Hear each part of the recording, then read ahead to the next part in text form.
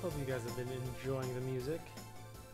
Let me get everything finally set up, and then we will begin diving into Case 3 of the Grade. Say that I'm excited to continue this game is a little bit of an understatement, though I do hope that the pacing picks up a little bit. It's a good game, and the stories are good.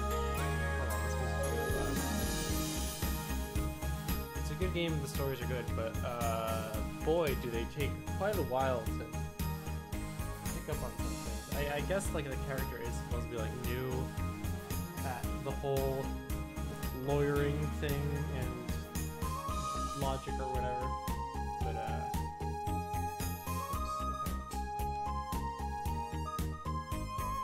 jeez, can you do that faster? You know? Wow. Okay, let's just switch over real quick. All right. For anyone who's there, I hope you're having a good day. My week is coming along real nicely. I'm enjoying that. Okay. I'll also, why is this not showing?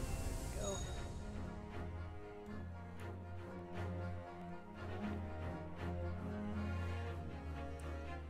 All right.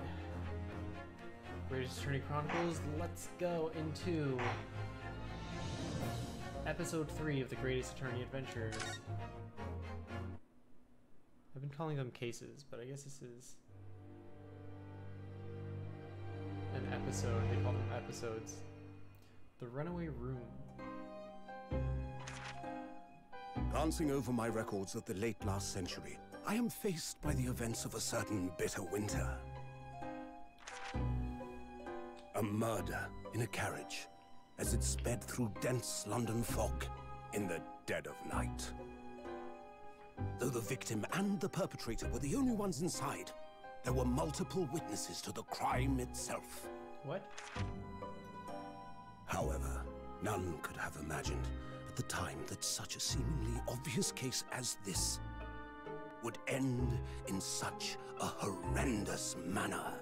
Oh no. My friend, Mr. Herlock Sholmes, once said of the incident, "I believe that perhaps that case was indeed the prelude. The beginning of a long concerto that impressive Japanese student and I were to play together." Interesting. Hey, look, we got a little anime. We're in England. Amazing. Is this really just a railway station? Railway station or not, I've never seen such an enormous building before. And look at all the steam locomotives. This country is incredible.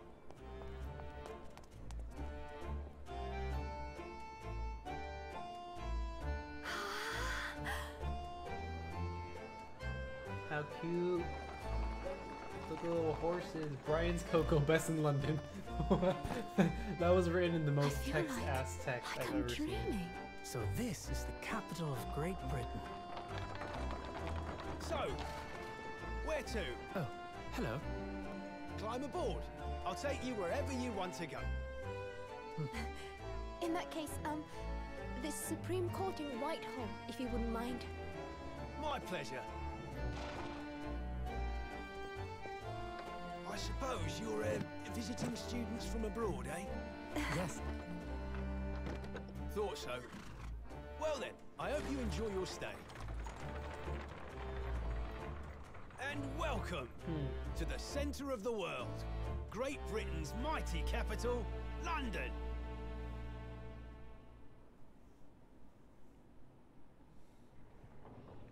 I feel like that's very unrealistic to just arrive in a country and they'll be like, hey, I'll take you where you need to go.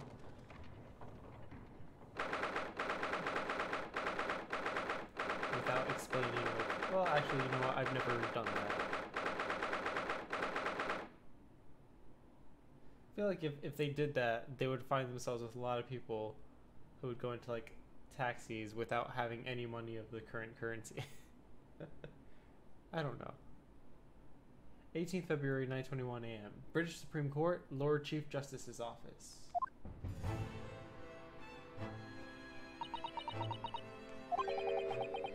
What an incredible place.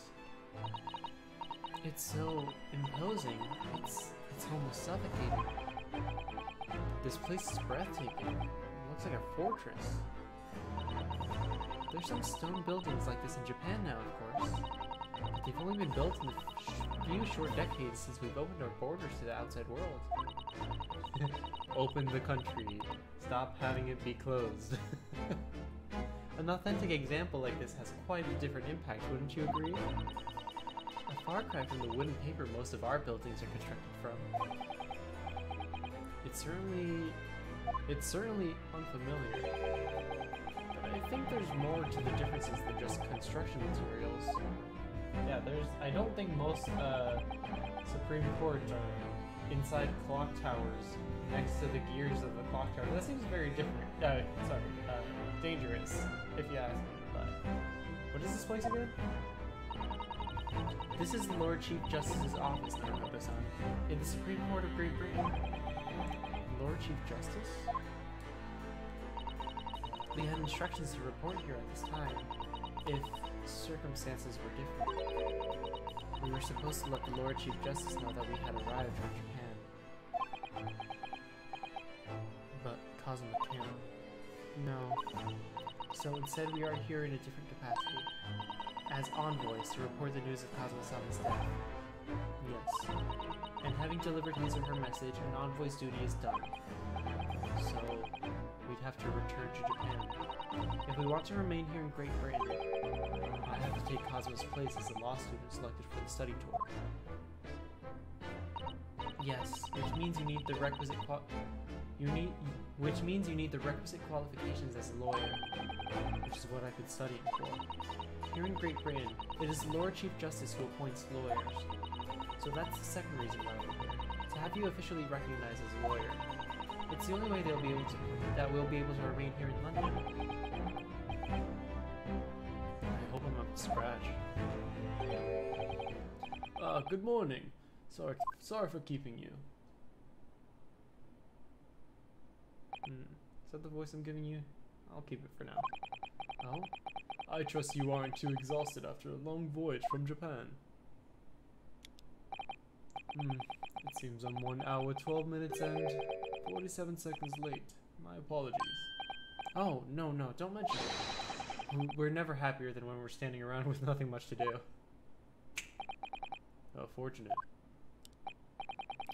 So, introductions. I am Male Strongheart, Lord Chief Justice of the British Empire. And I feel like a little mouse under an elephant's foot. Come on, Mr. Naruhodo, don't be a mouse. Oh, it's an honor to meet you. Sorry. It's an honor to meet you, Lord Chief Justice Strongheart. I'm Ryunosuke Naruhodo from the Empire of Japan. Well, Mr. Naruhodo. Welcome to London, the capital of our glorious British Empire. Yes, thank you.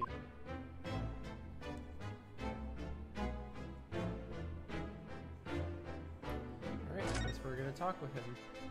And we have to give him the news. The sad, sad news. Well, let's talk about London first. Get the lighthearted stuff. So what are your impressions of our capital so far? How do you like London? Oh, well, I've been so nervous ever since I got here that I can't remember a single thing about the city. It's simply splendid, isn't it, Mr. Naruhodo? Oh? We had a wonderful view of some of London's streets from the carriage on the way here from the station. Everything is so impressive and grand. I must say I'm almost at a loss for words. I'm glad to hear you like it. The city boasts tramways, piped water, and gas, even cables supplying electricity. We spearhead every revolutionary new technology in the world. Every visitor to London is astounded. Oh yes, astounded is the word. Thanks for saving me, Lord Sato-san. Everyone seems so jolly and full of vigor. Yes. There's so much excitement about the upcoming great exhibition we'll be hosting here in London. Great exhibition? Cultural and technological achievements from around the globe are to be exhibited here in our great city. It will be the greatest spectacle of its kind in history, and we will make Paris's World Fair look like a toy shop. Gosh, I can hardly imagine how magnificent it's going to be. Great Britain's capital city is nothing but magnificent. London is the center of the modern world. Even if you do say so yourself.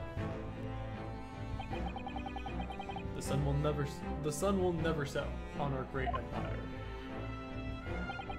Perhaps it is fate that in these progressive times we welcome visitors from the land of the rising sun.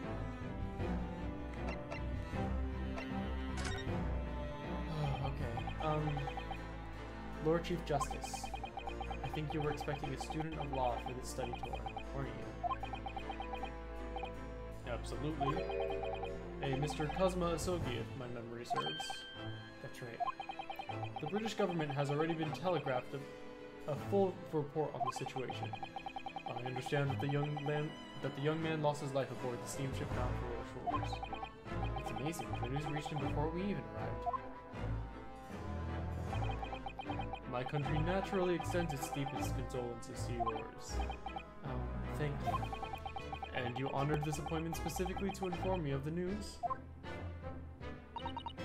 Yes. We are here in the capacity of envoys from Japan to report the sad news in person. They tell me you Japanese are people of protocol and courtesy. I see that's true. And it is with some regret that I must inform you that the death of a young lawyer means the study tour arrangement can no longer proceed. If you would just hear us out, Lord Strongheart. What do you have to say, madam? It's about the study tour. Mr. Naruhodo here would like to make a proposal. Would he now? Well, Mr. Naruhodo. This is it then. The moment of truth.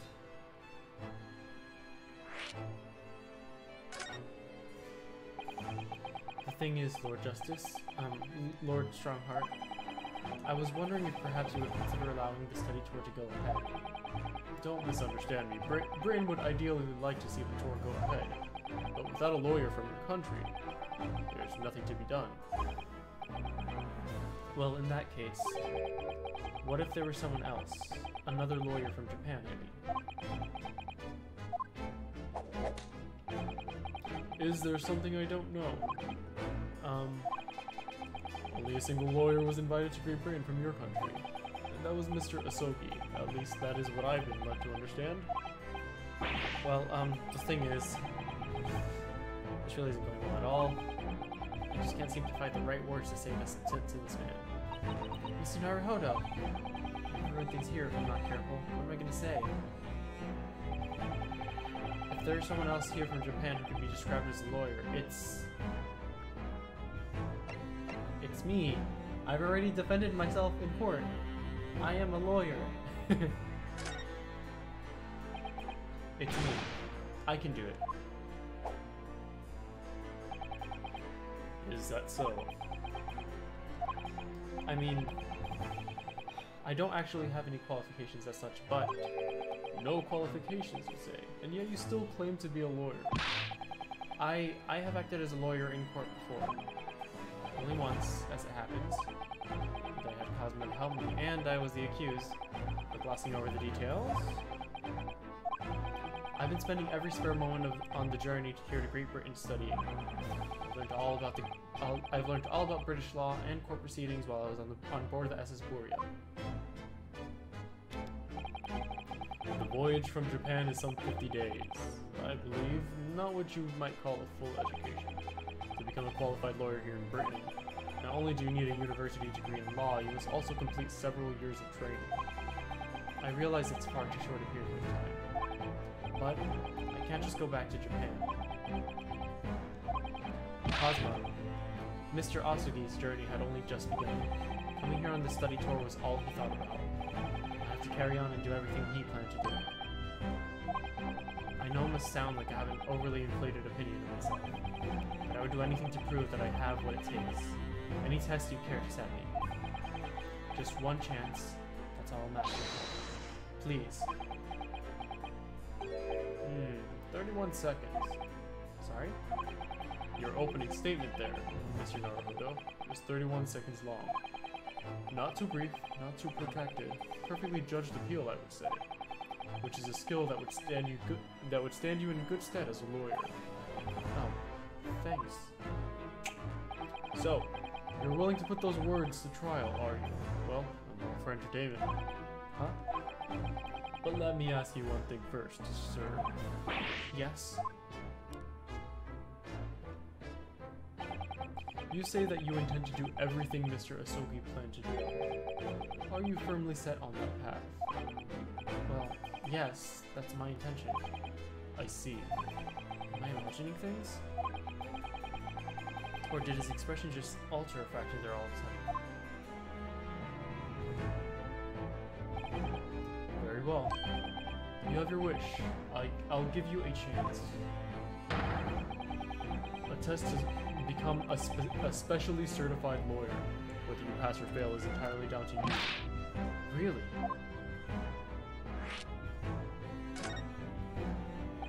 So, what form will the test take exactly?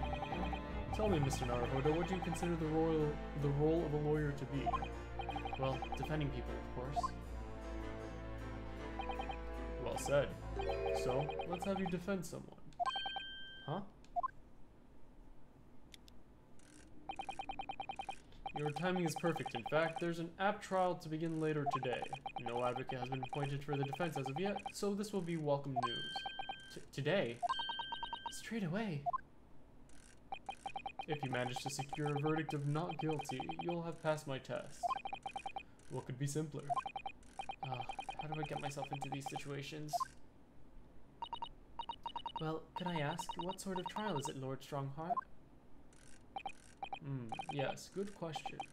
Ah, I remember. It's a murder trial. A murder? An extremely simple case, I understand. You really can't lose. That's easy to say. But I should mention, just in case, if the defendant is found guilty, he will of course be sentenced to capital punishment. Capital punishment? He'll be put to death? Here in Great Britain, murderers are sent to the gallows without exception. Presumably, you read that much in your short sea-based introduction to British law? We can't possibly agree to such a test. We'll be toying with a man's life. I am the Lord Chief Justice, and I've decided it's acceptable. But you can't do that, can you? There's no need to overcomplicate this. All you have to do is ensure that you don't lose. So the defendant may live or die depending on how well I perform in court? If I lose, he'll be hanged. Mr. Naruhodo, you come to me claiming to be a lawyer. If you want me to take you seriously, you need to prove you're willing to do a lawyer's job. And you say you intend to see through the will of your compatriot, Mr. Asogi. I would like to understand just how far you're willing to go in order to make that happen. He's testing the resolve. What's the matter? You've fallen silent. I'm sorry, but time is pressing. The trial begins shortly. I need an answer from you now. What's it to be? What do I say? Do I agree to this absurd test? I'll do it, yeah. Alright then, if I have to give you a decision now, my answer is... I can't do it, I can't get the words out. 15 seconds. Your decision-making needs work if you want to be a lawyer. It was too slow.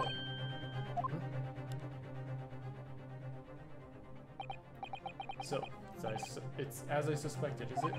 Sorry? You have noble intentions, but lack the resolve to see them through. The test is cancelled. Thank you for stopping by. Go and acquire your ticket for passage back to the east tomorrow. This conversation is over. Yes, Lord Strongheart. Thank you for offering me a chance. Mr. Naruhodo. I'm sorry, Mr. Sato, but what could I do? It's alright. I understand. You do? It's not an easy decision to choose whether to defend a man in these circumstances, but resolve has absolutely nothing to do with it. What are you trying to say, madam? I think what Mr. Sato means is that no matter how badly I'd like to be recognized as a lawyer and stay here in Great Britain, To risk another man's life by treating his one and only chance at a trial so trivially would be utterly unforgivable, and I feel exactly the same way. I'm sure the defendant won't see his trial as a test, as some kind of experiment. A lawyer may fight for his clients in court day after day, but for each one of those clients, the particular day they stand in the dock may be the only chance they have to fight to prove their innocence. No, I was wrong. I'm not qualified to do that job yet. I'm sorry for wasting your precious time, Lord Chief Justice.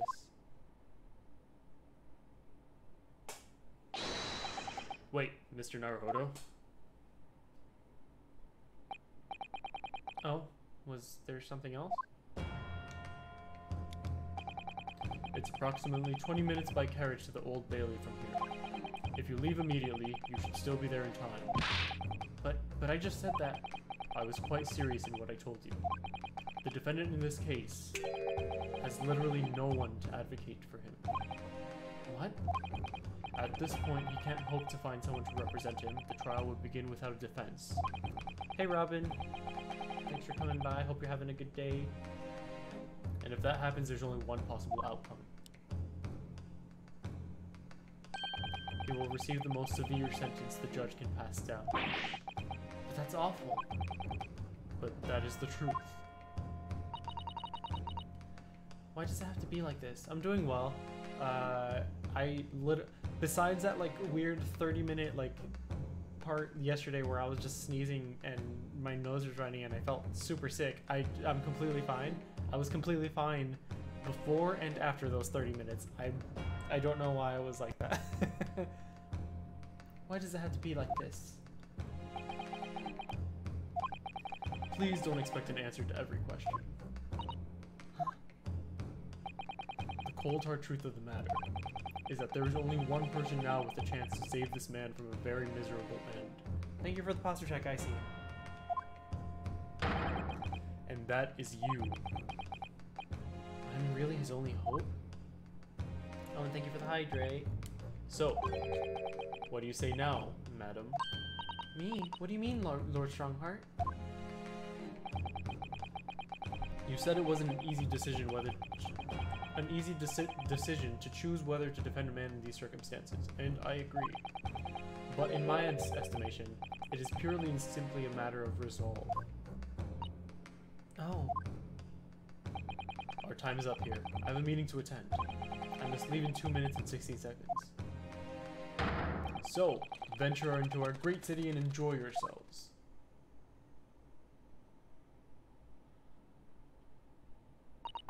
He's gone. The Old Bailey.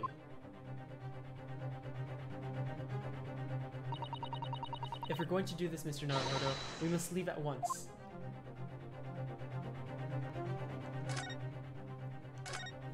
What to do? Mr. Sato, can I just ask you something? Careful, from this position, I can perform a Sato takedown in an instant.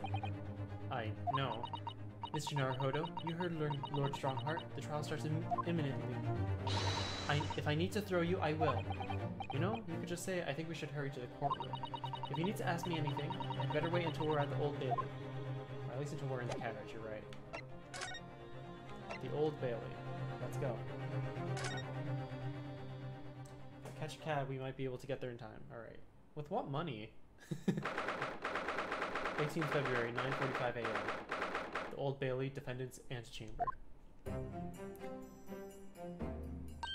Oh, thank goodness, we're in time. There's still 15 minutes until the trial begins. I never knew a horse-drawn carriage could go so fast. I thought my teeth were going to rattle loose.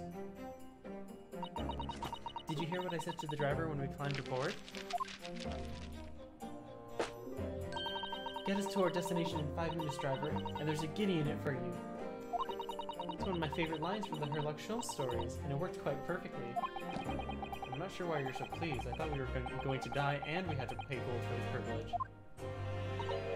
Well, at least we arrived here before the trial started.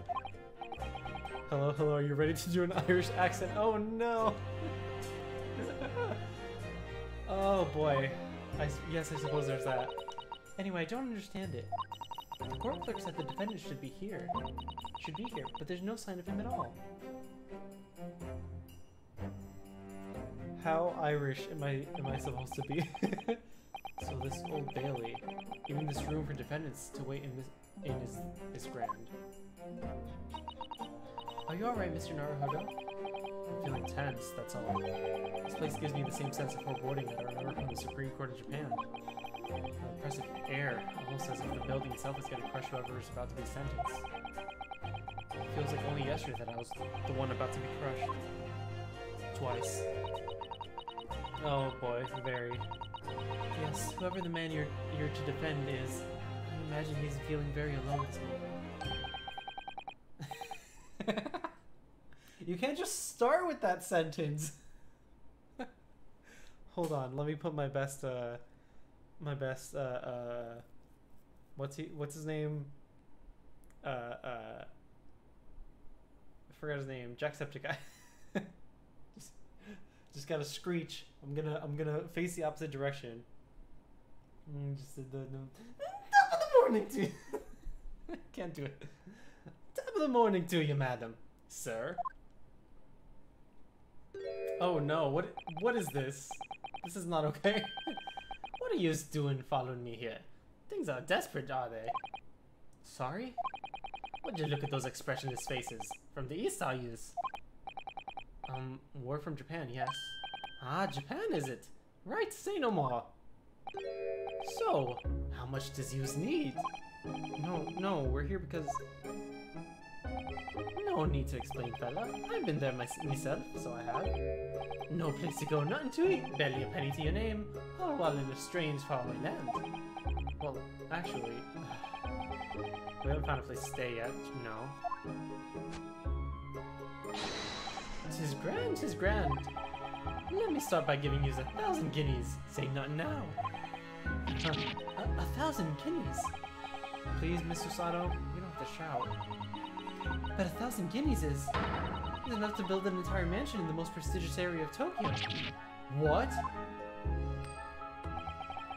'Tis nothing to me at all. I'd like to ensure I have sufficient funds to weather a rainy day, you see. I have enough wealth to buy the city of London 2 or 3 times over. Could that much rain even fall in one day? Well, even so, we couldn't possibly accept such a large sum of money. Ah, that hit me in the eye. Don't get me wrong, fella. I'm not giving it to you, no strings attached. I'll be wanting you to do something for me. Oh? To be honest, it's a little embarrassing. The trial that's about to begin, you see, is for me, good self here. I'll be in the dock. So now what I want you to do is come along with me and stand there beside me. Officially, you'd be my lawyer, but that's just a little detail now. Oh, well, the thing is, don't worry about it, dear. All you have to do is stand up there next to me, nothing more. Otherwise, you see, the trial is going to start without me having any kind of representation at all. So it's true. The Lord Chief Justice wasn't making it all up. I'm terribly sorry to have to ask, but does that mean you're the defendant in this trial? Bluster and blazes, do yous? Do yous not know who I am? Me, one of London's biggest names? No, sorry, we've only just arrived in the city, you see. I see. I suppose it isn't altogether impossible. Well, just next to Hyde Park, there in the center of London, is another beautiful park. Sorry, a park? What? 'Tis called the Gilded Park, full of blossoming flowers in the spring and singing birds and whatnot. I donated to the city, I saw I did. An entire park? In central London? It's a city of smiles. That's my vision for London. There's nothing Magnus McGilded wouldn't do for the city and its square of old people. That's amazing. I mean, really extraordinary. But now they've the gall to say I'm a good-for-nothing criminal. Me, Magnus McGilded. What is the matter with the London police, I ask you? Alright, don't pass out. Mr. Naruhodo, perhaps now would be a good time to introduce ourselves while the gentleman catches his breath. Good idea.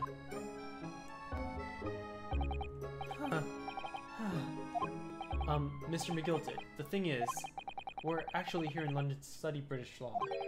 We're law students on a study tour from Japan, you see. Huh.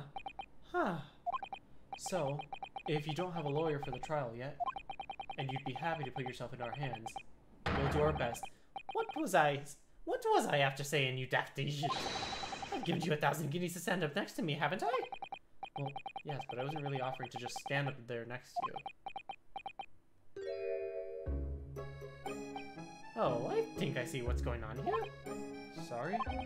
I know what you're thinking. This Chancellor fella claims to have more money than the Queen. But if that's true, why the blazes can't he hire the finest lawyer in all of England? Because he did it. That's the only explanation.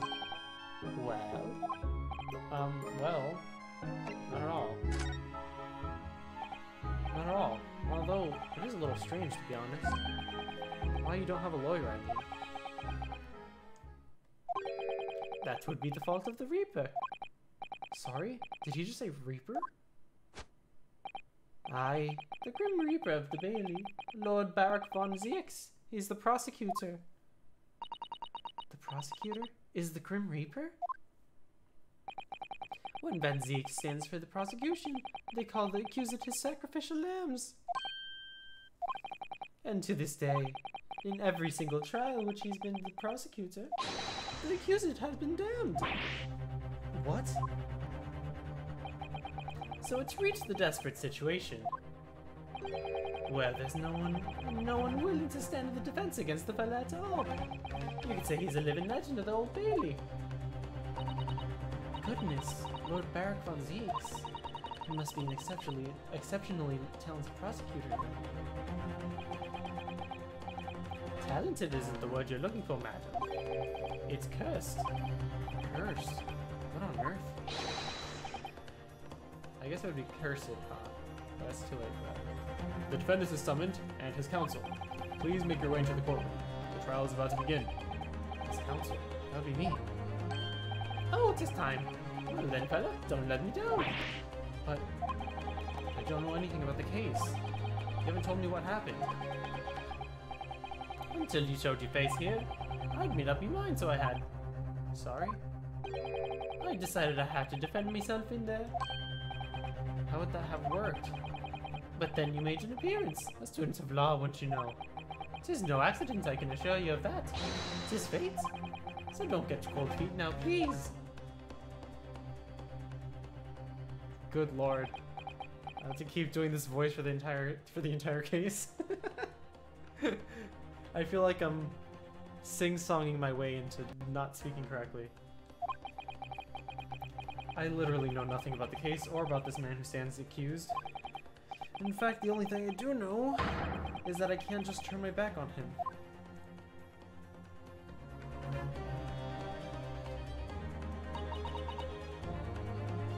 Mr. Naruhodo? The man has no one. He'll have to stand alone in that courtroom armed with nothing to defend himself. Oh, that's what she said. Okay. Yes, something that Cosmo would have never allowed to happen. Counsel for the defense, what are you doing? If you're late for the start of the trial, you will lose your right to stand. I'll be right there. Oh, I'll be right there. Let's see what the English court's doing. It's happening then. My first trial in a British court. I hope you're watching over me, Cosmo. Because I have no idea how I'm going to manage this.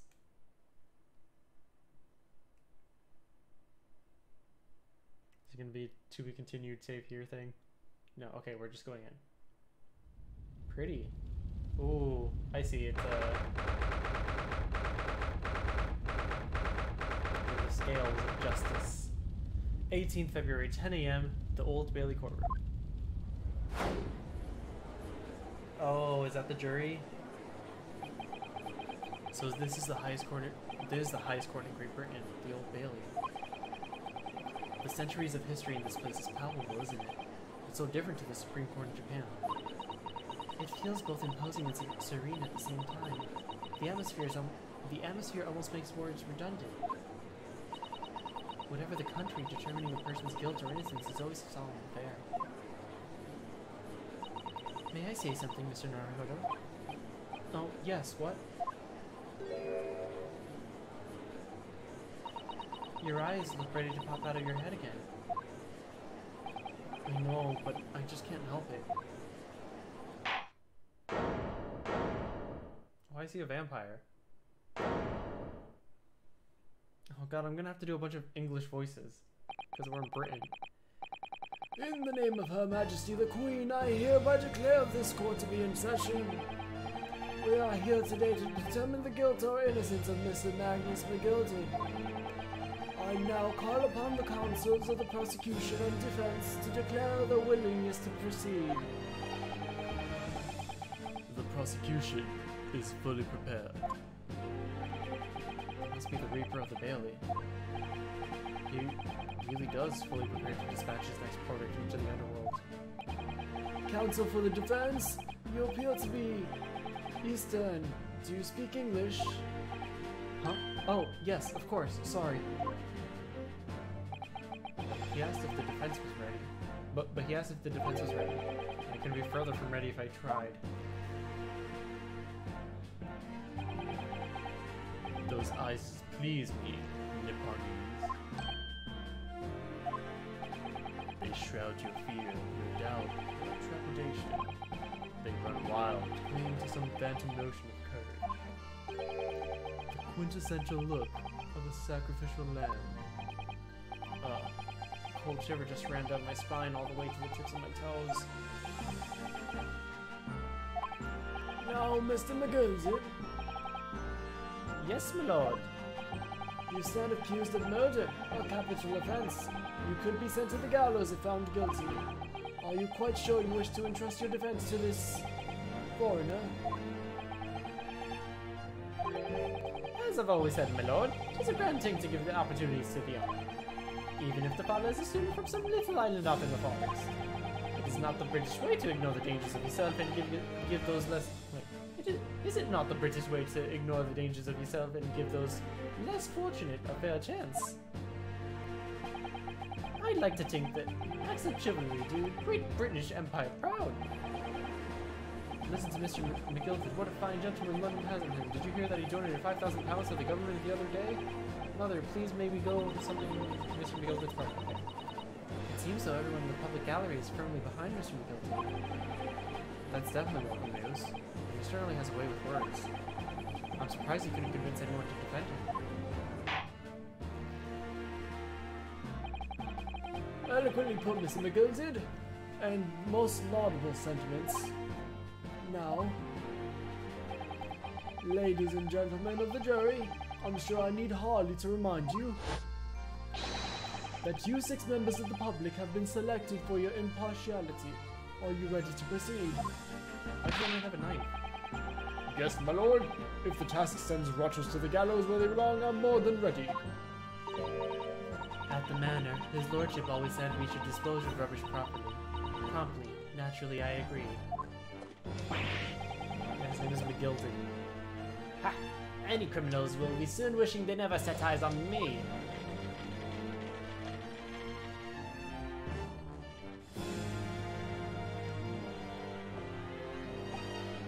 I feel a chill.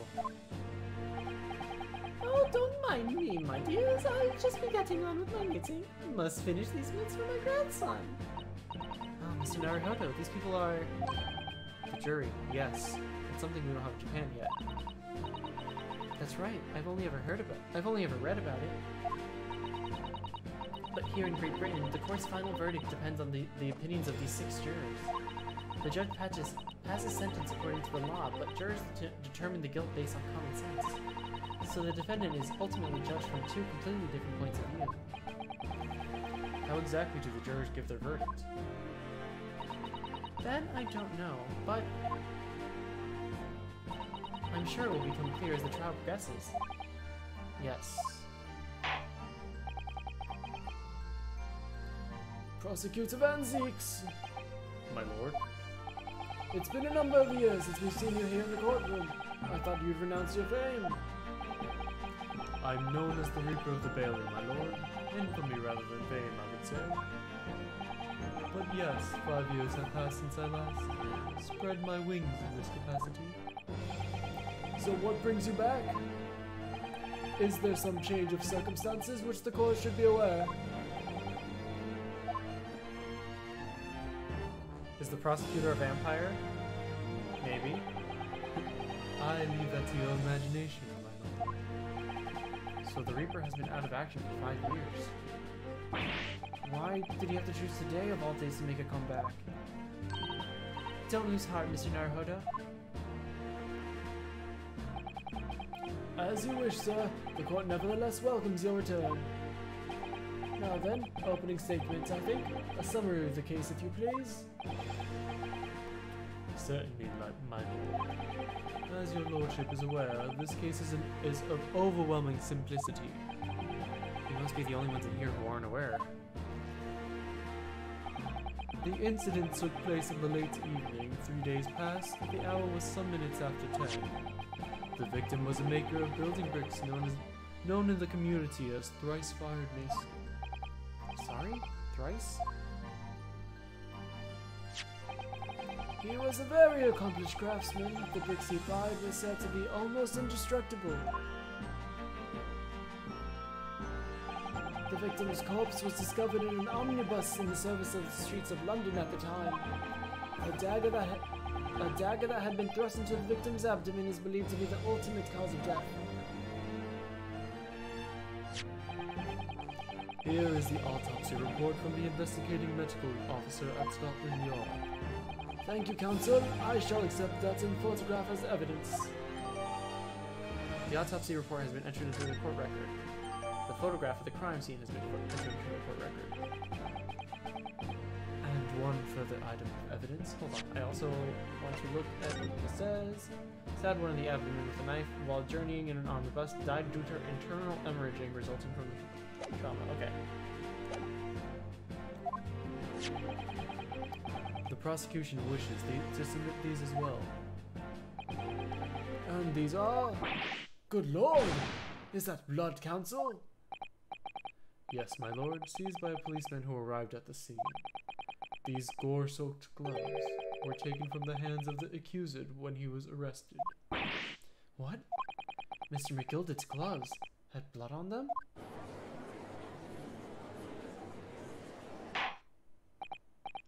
Yes, I will accept these as evidence as well.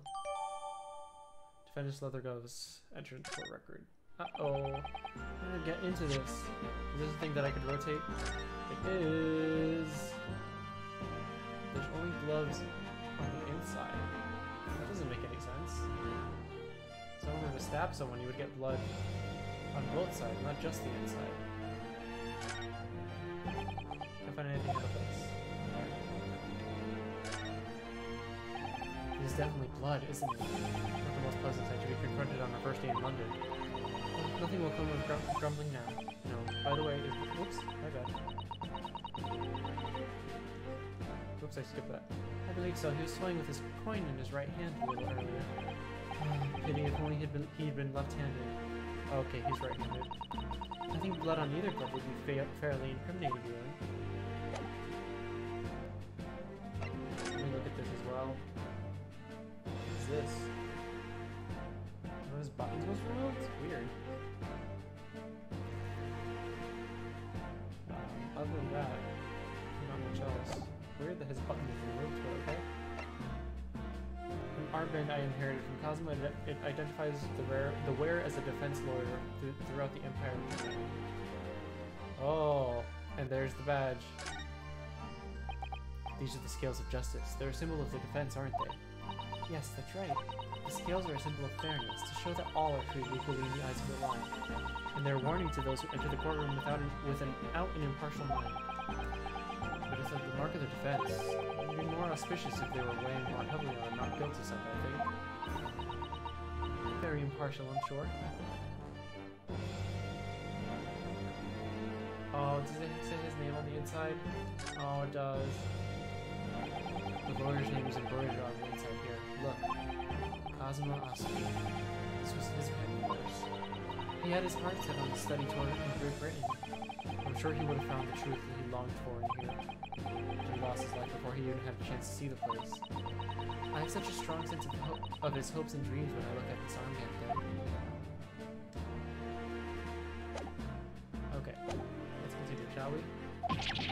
went back into a corner before I even started. Continuing. Oops. According to the driver of the omnibus, there were only 2 passengers traveling inside the vehicle at the time. Only 2. Obviously, one of those passengers was the deceased brickmaker, Mr. Mason. The other was the accuser, Magnus McGilder.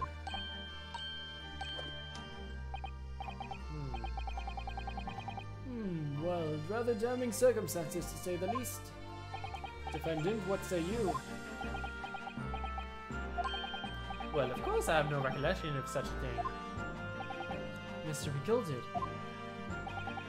To be sure, I rode the omnibus that evening.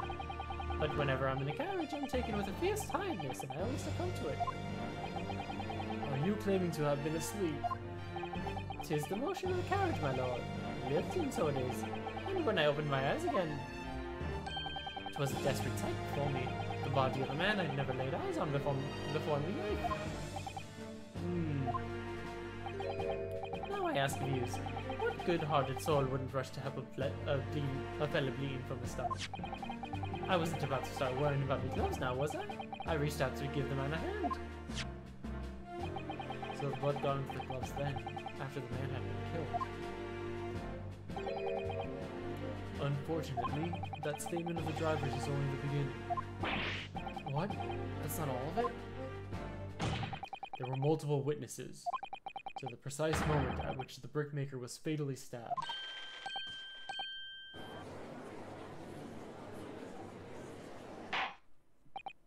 Order! Order! Order! When the killing took place, only the victim and the accused were inside the carriage, and there were witnesses to the crime. This is not just a case of compelling evidence, it's the nail in the coffin for the accused. Huh? Thank you, counsel. The circumstances of the crime have been made quite clear. I think we will now hear testimony. I think we will hear testimony from these witnesses first of all. Your wish is my command. Bailiff, bring the witnesses in at once. Why is he so cold? It's not that cold in here. There's 3 of them. Witnesses, your name and occupations. My name is, well, everybody calls me Beppo. I drive an omnibus in the East End. Bruce Fairplay. I'm a banker in the city. My name's First. Lady First. I make hats for gents. Lady first. Like ladies first. Let's begin by confirming the facts. 3 days ago, at a short time after 10 o'clock in the evening, all of you present in the stand were in an omnibus and witnessed the aforementioned incident. Is that correct? Yes, sir. Quite right. Yes, sir. That's right, sir. Very well, then let's proceed to your formal testimonies, please. Each of you will tell the court precisely what you saw.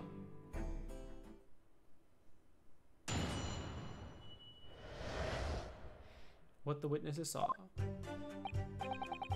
It was the last bus of the evening, so I had a few customers. I remember it well. The victim and the man accused of killing him were sat next to each other inside the bus. Then, out of the blue, the accused just reached over and plunged a knife right into his guts. That's right. He stabbed him. I screamed, I did. I couldn't help it. As soon as I heard the scream, I stopped my bus, and then I saw it too.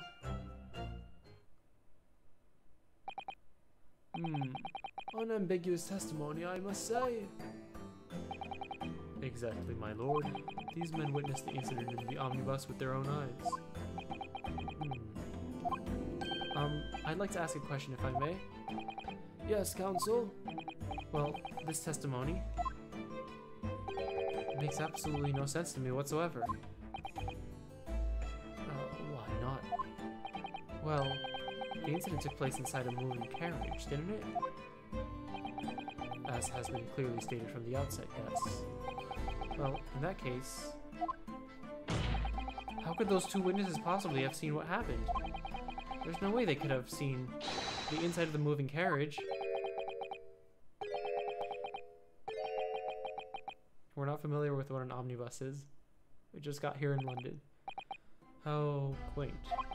I read that civilization of the Eastern Islands nations was a good century behind our own. But you're here in London yourself. Are you really so ignorant about our omnibuses? Huh? Tell me, my Nipponiese friend, have you even traveled in an omnibus? Well, no. We only arrived in London this morning. No matter. I've arranged for us all to see ourselves, the actual scene of the crime, that is. What do you mean, the actual scene? How? A carriage is designed to be moved, after all. Presumably you understand that much? Yes. The omnibus in which this bloody crime took place is here today, in this very building. Here? What? The entire carriage? Bailiff, bring forth the stricken omnibus.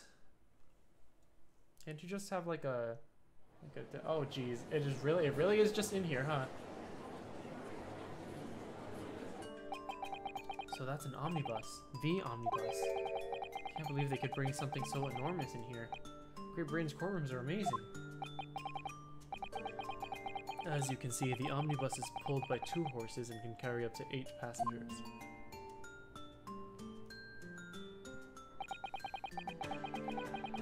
Four passengers seated inside the enclosed cabin, and another 4 on the rooftop deck above. Every Londoner knows that the best views of the city's architecture and sights are to be had from the top of an omnibus. And I should point out to our foreign guests that there is a skylight up in the roof, allowing a view of the interior from the seats above. Ah, skylight. Oh! The penny drops at last, I see. These 2 gentlemen were occupying the rooftop seats on this omnibus when the murder took place. That is how they came to witness the grim incident. Through the skylight. Ah, that makes perfect sense. Well, counsel, this is a first. In all my years behind the bench, I've never experienced the crime scene itself being brought into the courtroom. There are a number of important clues remaining inside the carriage, my lord. I would like to submit the omnibus itself as evidence. That is the prosecution's wish.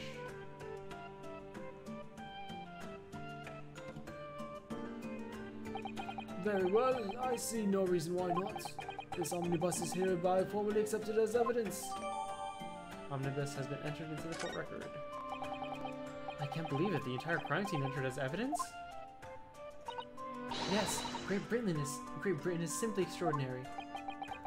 I could help myself a lot by giving that omnibus a thorough examination, seeing as it's here. Yeah, let's do it. Let's look inside first. Well, let's open the door and go inside, shall we? Oh, that was right. Oh, the scene of a murder is horrible. Oh, I hate that door. I understand why it's like that, but I hate it. That's blood soaked into the seat. The victim's, obviously. Yes, and that seat would be clearly visible from the roof deck. Did you really stab someone in full view of other passengers like that, I wonder? Well, it was after dark. There was a lamp on in here, so perhaps the culprit couldn't see anything outside through the skylight. Whichever way you look at it, it doesn't seem like it was a planned attack.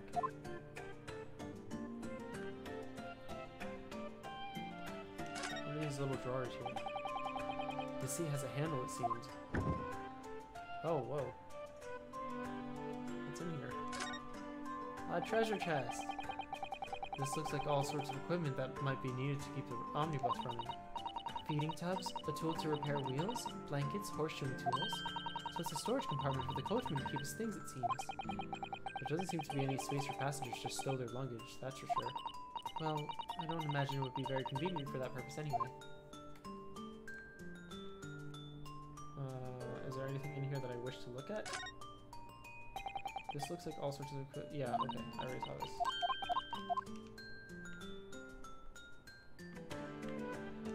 A picture of London. That's a poster for the great exhibition that's due to start 6 months from now. There's a lot of focus being drawn to the Crystal Tower, the centerpiece of the whole exposition. Oh, the Crystal Tower.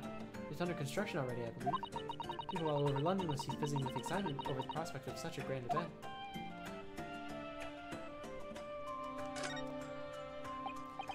That's a poster for the great exhibition that's due. Oh, okay. Same thing, apparently. And the skylight. It's quite a large skylight, isn't it? Yes, quite large enough to afford a good view into the cabin from the roof deck. There doesn't appear to be a handle or catch of any description. I suppose it can't be opened from the inside, the cabin at least. Interesting. Have you seen enough? Let's step back outside then. So there's a little thing that they can store things in there. Let's look around here. So this is the roof deck of the omnibus. Oh, you must have a wonderful view of London Street from up here. So people sit all the way up here on bitter winter nights with the cold air rushing past them? And yet they have to pay money to do so? Ugh, I can't imagine how cold it must feel. That just made me think of something horrible. Can you imagine being dragged around in the city in the freezing cold as punishment? Perhaps that is the real price you pay to stay out late. Now, let's see it from the top. Certainly see inside the carriage through this opening, that's for sure. Yes, and there's a lamp in the enclosed cabin. So I'm sure the witnesses would have been able to see quite clearly. It's not good for us. This is where he sits. Can't find anything out of place. With the seats. So this is the roof deck of the omnibus. Oh, you must have a wonderful view of the street. Okay, yeah, I already saw this. So anything else out of the ordinary? Phoenix Wright Omnibus. You can't just write that on there. And what's this light? No. Nothing special with lights. Nothing special here. Nothing special with the ladder. Is there anything under? Can't see under it, so I assume not. Let me look inside once more. I want to see the rest of that seat.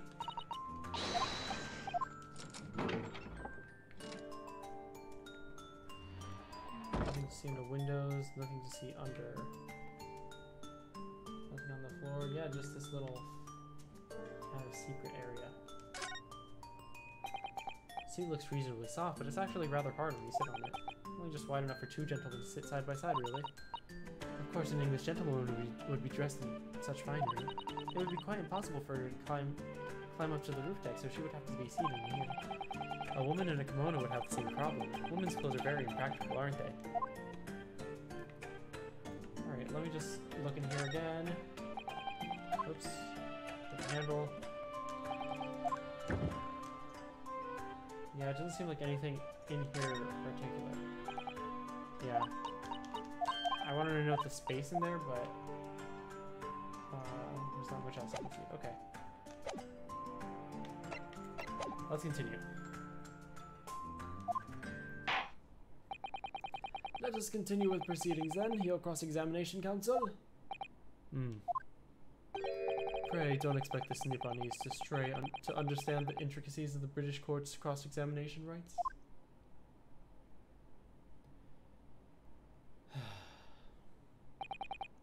Alright, my first cross-examination in a British court. Focus, Ryunosuke. Focus. Cross-examination. What the witnesses saw. It was the last bus of the evening, so I had a few customers, I remember it well. Okay, victim and men. Accused were sat next to each other inside the bus. Is that correct? Let me press that. Hold it! Hold it. We saw them through the skylight in the roof of the carriage. That's right, when you sit up on the top deck, the window's right there at your feet.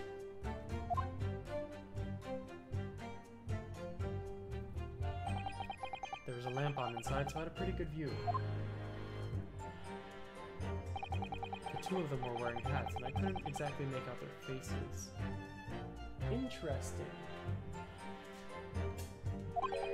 But there's not a shred of doubt in my mind that it was Mr. McGilded. How can you be so sure? Well, how can I put it politely? Mr. McGilded is a gentleman of rather small stature. I couldn't have mistaken him for anyone else. Let's not forget that when the evidence came to a halt, the only people inside the enclosed cabin were the deceased Mr. Mason and Mr. McGilded. There's no room for doubt here. I really wish there was. Then, out of the blue, the accuser just reached over and plunged a knife right into his guts. Hold it! Hold it? You actually saw the exact moment when it happened? Didn't I already testify to that?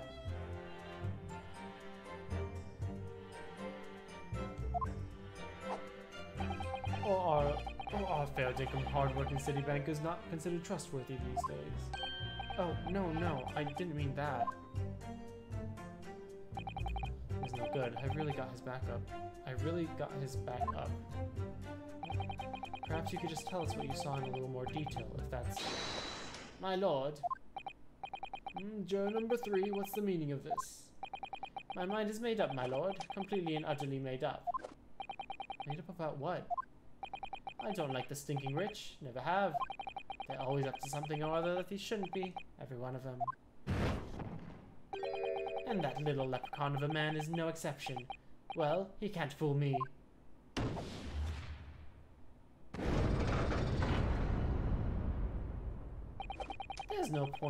There's no point in wasting time listening to any more of this. That's my opinion on the matter, anyway. That is precisely what I was about to say. As the foreman of the jury, it is my duty to set a good example for my fellow jurors.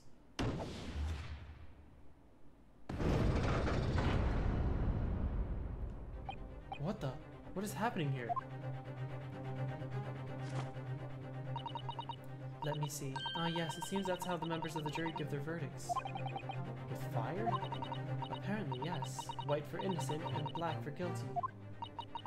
As the 6 members of the jury make up their minds about the case, one by one they each cast a ball of fire into the great scales of justice, just as we saw a moment ago.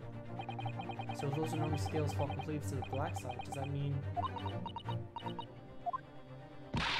Let's do our very best to make sure that doesn't happen. Now I'm even more worried than I was before. Very well, the court acknowledges the change in the jury's stance. Counsel for the defense, please continue with your cross-examination. This is a nightmare. That's right, he stabbed him. I screamed I did, I couldn't help it. I screamed I did, I couldn't help it. Hold it! He stabbed him, you say? And you were sitting up on the roof deck, were you? That's right, sir. I was up on the roof seats. Wait, what happens if I press A here? No, let's pursue. I don't want that. I remember seeing the little gent sitting next to the fellow that was stabbed. Been thinking about a new hat design, you see? So I was just gazing absent-mindedly around. But then I happened to look down through the skylight. It was sticking right up from his belly, that huge great knife. Wait, so you didn't see the moment of the murder. You just saw the knife sticking out. A grim sight indeed. Ah, that didn't help me at all. The jury looked like they're even more convinced my client did it than they were before. That appears to have made everyone more dubious that Mr. McGilded is telling the truth. If only we had some evidence to counter their suspicions. Mr. First. Oh, yes, sir. Is this the knife you saw? Oh, good grief, yes, that's it. The very one, sir. Is that? Yes, counsel. This is the blade that was driven into the victim's belly like a stake through the heart. That is a blade of considerable size, counsel. It is, and furthermore, the scabbard is emblazoned prominently with a certain initial. The letter M, which seems oddly familiar. Oh, please, no. For Magnus, perhaps? Or McGilded, possibly. Take it big. Seems this particular big name in London made a magnificent Objection! Objection. But there are M's everywhere. Yes, like in Mason. Objection! This blade is far too extravagant for a poor brickmaker to have owned. No, this weapon of murder almost certainly belongs to the accused. Not conclusive, but certainly compelling, counsel. Okay. My lord, if you'll forgive the interruption. Juror number 2, go on. Mr. McGilded is a pillar of society and a gentleman's words should be sacrosanct. However, those of us in service know we must accept hard truths. Wait, what are you about to do? Dispose of the rubbish?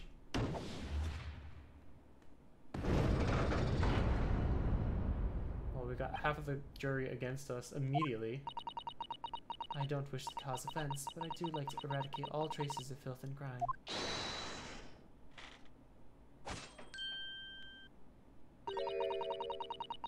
Hold it.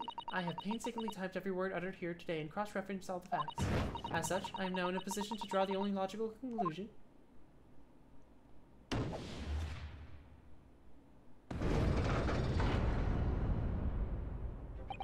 Not again. That's 4 out of 6 jury members who propose a guilty verdict. There are only 2 left. We've had it. Every time I press these witnesses for more information, I just make the situation worse. Nevertheless, what we need more than anything at the moment is more information. We're still very much in the dark. I suppose I'll just have to keep pressing the witnesses, knowing that more sparks may well fly. We mustn't give up hope that we'll uncover something that will give us a way to fight back. But... alright, I'll keep trying. I can't give up. I just need to keep calm and listen to the witnesses' statements again.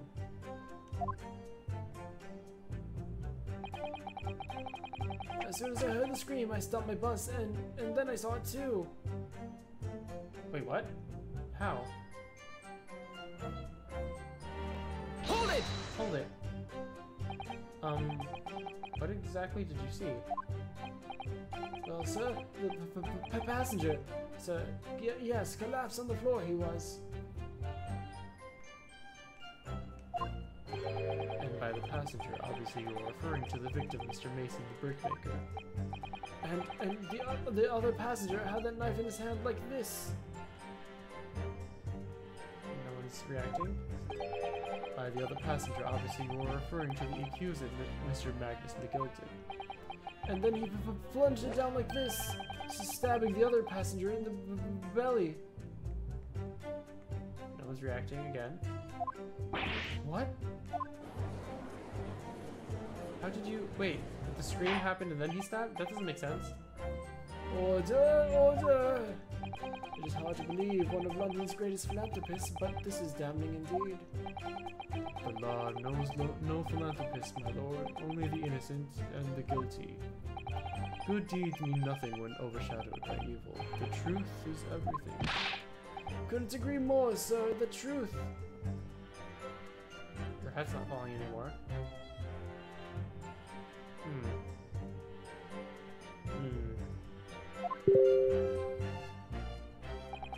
Alright, so when it happened, only 2 people in the enclosed cabin area were the victim and the defendant. So help me. 3 whole people witnessed the man trying to defend your deed. I don't like to be pessimistic, but we do seem to be in a rather difficult situation. What am I supposed to think here? Well, there's no window for him to have seen it from here. If he was sitting here, he couldn't see this seat over here. He would have to get up and walk around or go under. There's no window for him to see. So, that's something that we can present. Mr. McGilded really innocent? Or could it be... Before we jump to conclusions, our first task should be to gather information. We need to understand the case much better than we do at the moment. Yes, you're absolutely right. Let's listen to those witness statements again. A little more carefully this time.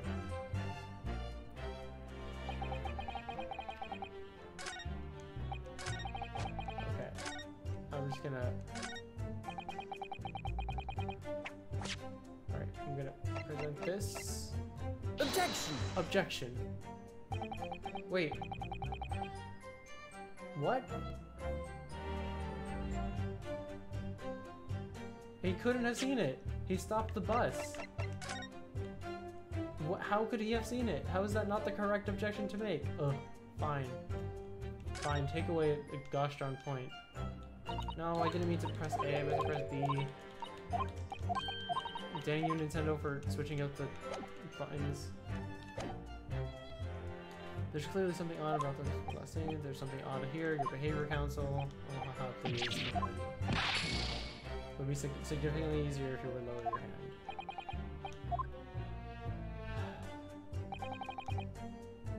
Then, what do I... As soon as I heard the stream, I stopped my bus and then I saw it too. Hold it! No, I didn't. Oh, I meant to press side. Collapse on the floor. Wait, that's not correct.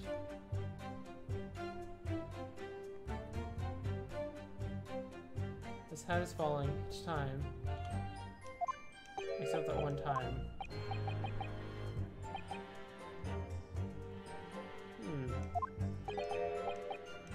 Interesting.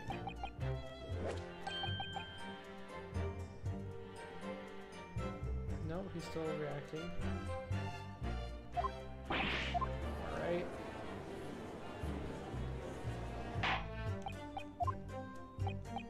Alright. The truth. But now he's not doing anything. So I'm gonna pursue. Excuse me! Excuse me. Mr. First. Oh, how can I help you, sir? That last statement, did it trouble you in some way? Oh, not particularly, sir. No. If anything, he's troubling me with that hat of his. Does he grease his head? Oh dear, sir. Oh, my hat's not troubling you, sir. I'm still just an apprentice, you see. Mr. Naruhodo, even the witnesses can see what's going through your mind. You really must be more careful. Oh, I wish it were that simple. Well, right, so what happened to the only two people?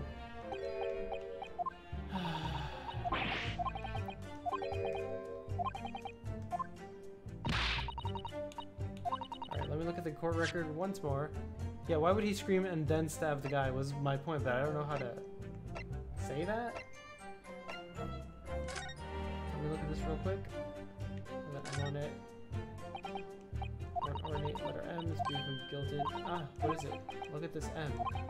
You turn it upside down, it becomes a W. This could change everything. W. Yes, this is one of those, you know, turnabout cases. I'm sure of it. I'm afraid I don't know about it at all. But what I am sure of is that this is an M. Well, that idea was quickly quashed. Is there anything else that I can look at on here? Can I just take it off? There's the sheath, isn't it? Are you alright, Mr. Naruhodo? I'm sorry, yes. I just don't really like blades. Oh, those don't seem like the words of a man with a large katana slung from his waist. It's not a blade, that's Kazuma's soul. Anyway, there's no sense in flaying it. Let's see what the blade looks like. There's the blood. Let's look at the blood. Oh, it looks like a lot of blood. Surely is blood, the victim's. An Englishman's blood looks a lot like Japanese man's blood. Did you think it wouldn't? Sorry, it's just that we've only just arrived here in Great Britain. Finding it a little hard to adjust. Yes, I do understand.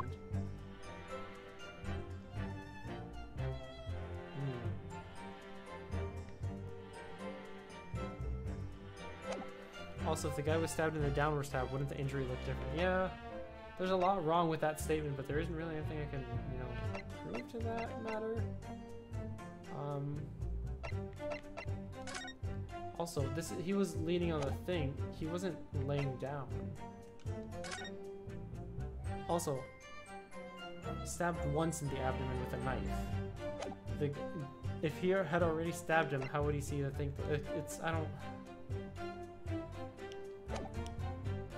It doesn't let me present things in the middle of them saying things, so.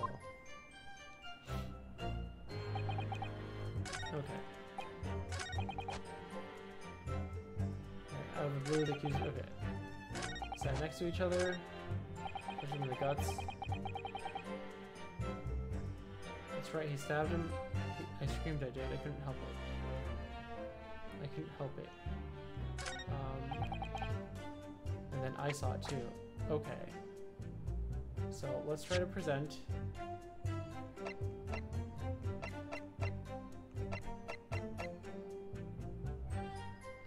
But then that's not clear. Like, I don't know what to do here. Set the knife to Wumbo. Yes. The victim and the man accused of killing him were sat next to each other inside the bus. Did I press this one already? Hold it! Were they sitting next to each other or across from each other? That's right, when you sit up on the top deck, the window's right there at your feet.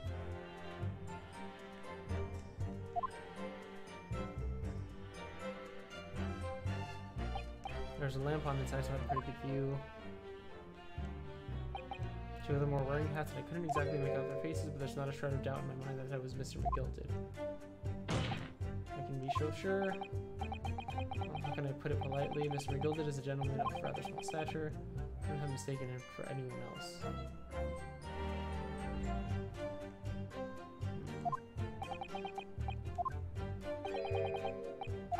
Okay. When the vehicle came to a stop, there was only the two people there.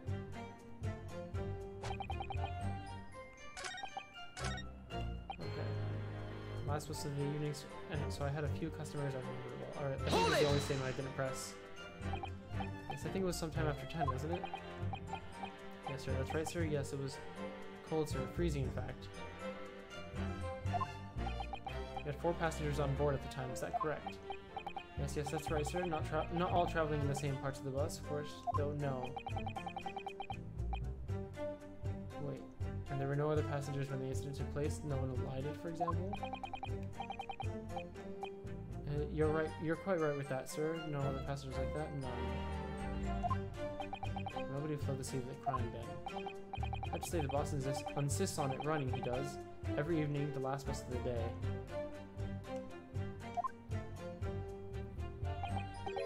I do wonder sometimes if it's altogether worthwhile, I'm sorry to say. What do you mean by that? Well, what with it being so cold and everything, only making 20 pence on the run, you see.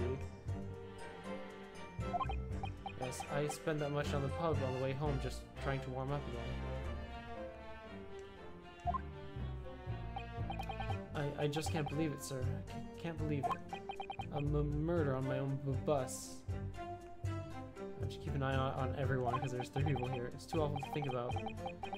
I haven't been able to shake this cold ever since it happened. My lord, I wish to speak. Yes, juror number 5, do I take it that you too, as a master of the London Guild of Coachmen, the idea of murder being committed in one of the city's carriages is utterly abhorrent to me.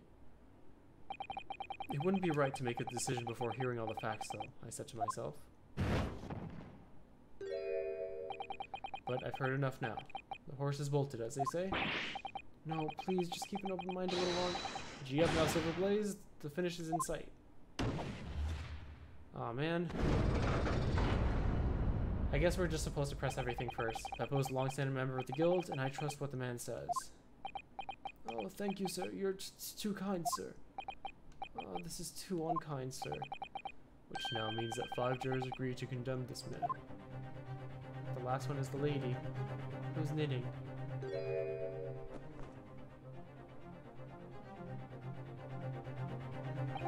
Madam Juror number 6? Yes, dear? What can I do for you? Thank you for that hydrant. Heard the testimonies of the witnesses in the stand?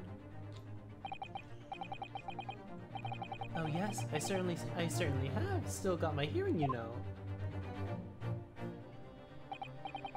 Then, pray tell, why are you yet to pronounce your meaning? Well, dear, the thing is, I'm a creature of habit, I always go to the park at around this time of day, and sit on a nice bench and get on with my knitting. There's a lovely little park just near where I live. The Gilded Park is called. Oh. The gentleman donated it to the city, you know? To put a smile on the Londoners' faces, he said. I can't imagine such a fine young gentleman would have it in him to take another man's life. He was always doing wonderful things for the city. That's right, a man like that wouldn't stop so much, surely. Mother, may we go to the Gilded Public Library after to borrow some important books? How many Londoners live with their heads in the clouds? Do you people not know? What kind of a man Magnus McGilded really is? What kind of a man is he? The philanthropist Magnus McGilded has enough wealth to purchase the entire city he claims to value so highly. But where did all that wealth come from? Your client is a Shylock, sir. One with the very darkest of souls. What? Stone the Crows!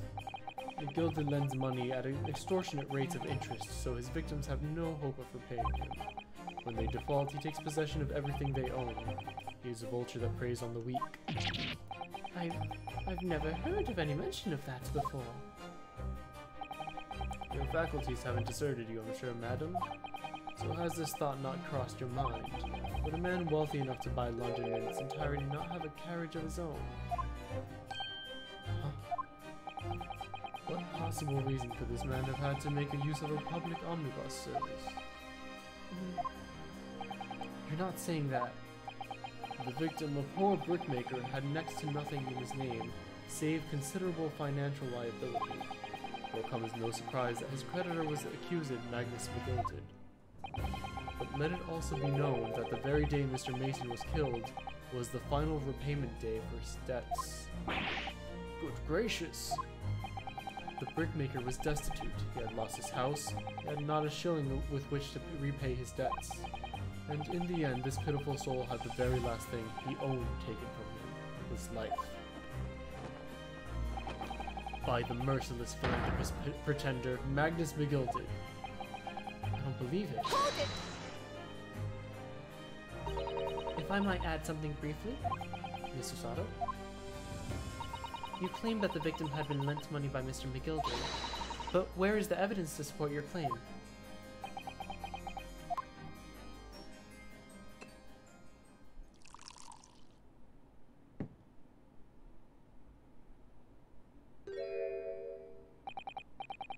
Pray forgive the discourtesy of filling my hallowed chalice in a court of law. Aha, there it is! Lord Van Zeek's hallowed chalice! How can this be considered acceptable? But I find myself in unexpectedly good humor. I had heard ladies from Far East could show great courage, but I didn't expect to see it myself. As judicial assistant to the defense, I am simply doing my job. What a pity that your display of courage is in vain. This is the debtor's ledger, which details all monies loaned by the accused. You will find the victim's name clearly recorded inside. Oh. Allow me to present this ledger as evidence. And pray forgive the discourtesy of raising my chalice in a toast to the enigmatic East at the same time. A marvelous toast, Counsel. I would gladly accept this new evidence. Thank you. I need that. Yes, 20 guineas. The victim owed a considerable sum. Open this. This portfolio must contain all sorts of secrets of London's gentry. Oh dear, do you really think we ought to look inside? Well, it's not as though we know any of London's gentry personally, is it? Apart from our great detective friend, perhaps. Actually, I wonder. I assure you will not find Mr. Sholmes' name inside. Well, let's see what we find.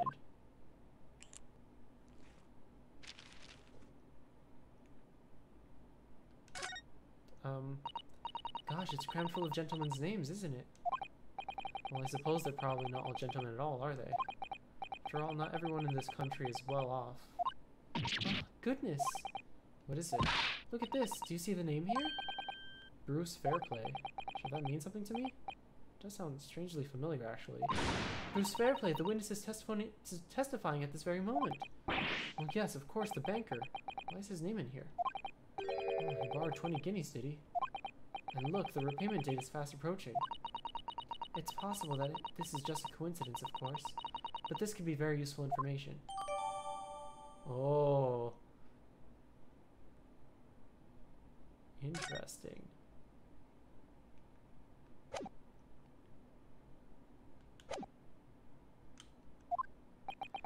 And the accused made quite certain he had ample recompense. Well, it would seem I've had the wool pulled over my eyes. Regrettably, madam, that is the modus operandi of the accused. It's such a pretty little pock, too. What a scoundrel. Still, maybe it's all for the best. Oh, wait a minute. Let me think about this. I don't stand for nonsense.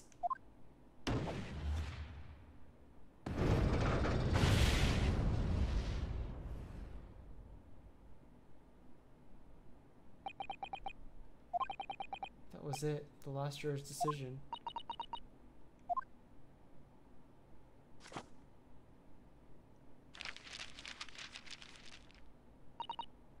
According to this encyclopedia of British law, when all members of the jury have concluded that the defendant is guilty, court proceedings are suspended, and the presiding judge will deliver the final verdict and sentence. That's what it says here. The final verdict. It's over then. Oh! There's a footnote, though. A footnote. However, the defense... All 6 members of the jury are now in agreement in the case.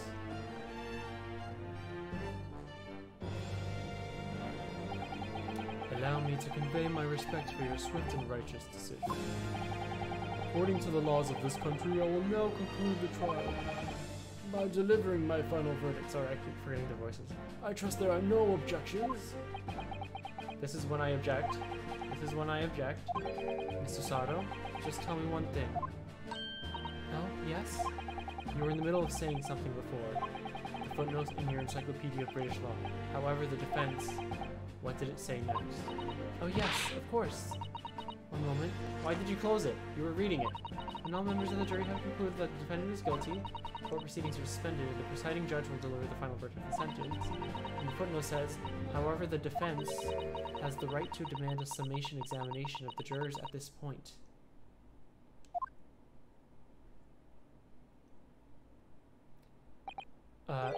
Summation examination? Objection!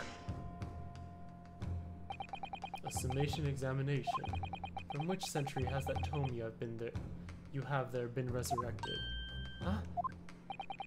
Judging from the binding, I would say the book is at least 50 years old. Any modern text on British law wouldn't even give such an antiquated procedure a mention.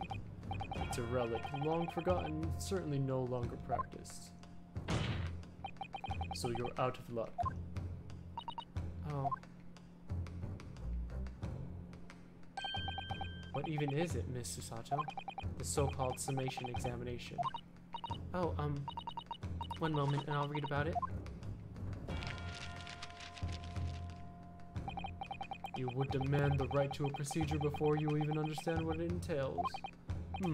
Typical Nipponese. Alright, Mr. Naruhodo, I think I understand. Seems that under this procedure, we would be able to appeal to the members of the jury. To do what exactly? Appeal to them to change their leaning and reverse their decisions, as it says here that... If successful, the proceedings of the trial must be resumed. Make them reverse their decisions. Yes, in times gone by, barristers would use a summation examination to attempt to influence the jury's decision. But that procedure became something of a formality with no practical benefit, really, so it rather fell out of use. I wonder why. Because it was devoid of purpose. Huh? Changing just one member of the jury's mind would be hard enough, let alone several. No self-respecting defense barrister would even assert his right to this day and age. Still, I don't see any mention of the procedure actually being formally revoked. What are you suggesting? I'm suggesting that although it might be antiquated and largely forgotten, it isn't yet extinct. Huh? What do you think, Mr. Naruhodo? That still doesn't make sense. Yeah, no. It's... There's a lot of things that I could have pressed during their actual thing. Like the guy was like, "Oh, I stopped the bus and then I saw it too. He stabbed him." No, you clearly couldn't have seen that because the order of events doesn't make sense. Second of all, like, were the people all sitting together? Like, was that a thing? Like, we didn't ask them that. That's what I needed to figure out. 2, could you open the skylight from the top? Because then someone would have been able to open the skylight from the top, go down, murder the person, then get out and go back up the stairs. If the guy with the hat was sitting up front and the guy without the hat, I'm sorry, the banker was sitting in the back, he had both a motive and the way to do that. Because the guy with the hat that's falling off all the time didn't seem to have actually seen the time of the murder, like the actual part of the murder. Anyway, we're gonna assert our right. The defense wishes to assert its right to a summation examination, my lord. Objection! London is the capital city of the most powerful nation on earth. We have a duty to the world to exemplify the very highest standards of judicial procedure. Summation examinations are an embarrassment that should remain buried. Objection! Objection. But if it's our right, it's our right. I believe it could prove vital in this trial. The defense's position is perfectly valid. The court will proceed with a summation examination. This is madness. Foreman, are you and the remainder of the jury ready? Eh? Well, I'm not, there was no mention of this in the letter I received, you see, so... All members of the jury will be asked to explain on what grounds they have reached their decision. On what grounds? You must all justify your decisions and explain why you believe the defendant to be guilty. Well, my lord, you're rather putting us on the spot. This is most irregular. No mention was made of this before. I don't really hold with all this justifying law. It seems to have thrown the jurors off. Seems none of them have experienced this before. Alright then, the summation examination, a defense procedure no practicing lawyer has attempted for years, is it? Well, just maybe, it might be the opportunity we've been looking for to turn this trial around. So be it then, ladies and gentlemen of the jury, the court hereby calls upon you to state the grounds on which you find the defendant, Magnus McGilted, guilty of this most serious crime.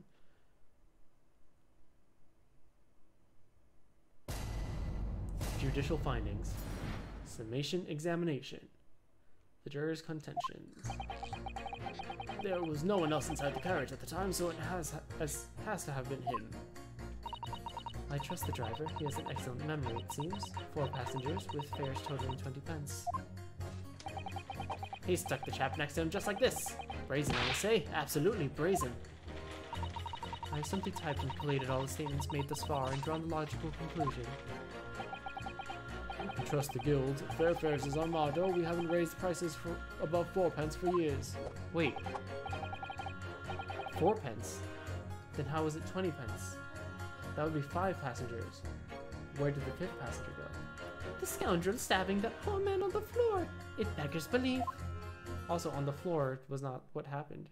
I'm starting to wish I haven't pushed for this now. Some of the jurors don't seem to have wonderfully formed arguments, though, do they? Well, let's see what we can do. We need to get these 6 people to change their minds. To throw everything I can at them. Use some very persuasive language. Just a moment, Mr. Naruhodo. Don't give me a tutorial on how to use basic controls. According to the book, that's not quite how it works. Oh? I was going to have to thaw their icy minds with some heartwarming rhetoric about the defendant.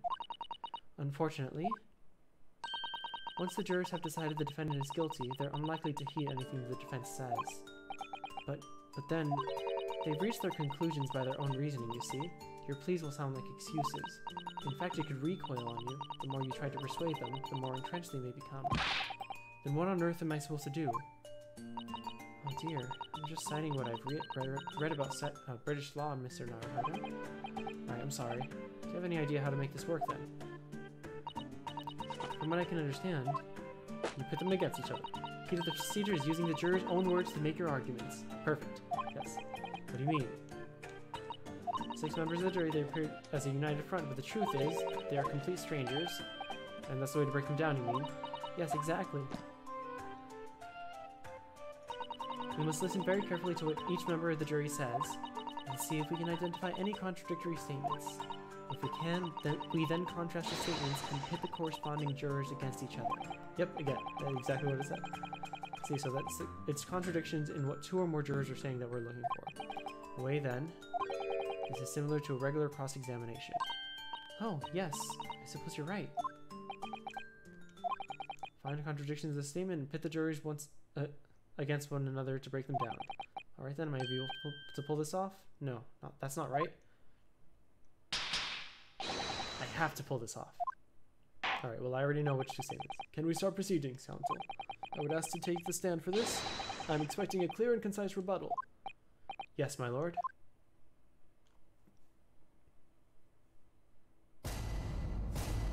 Jury examination. Defense's rebuttal.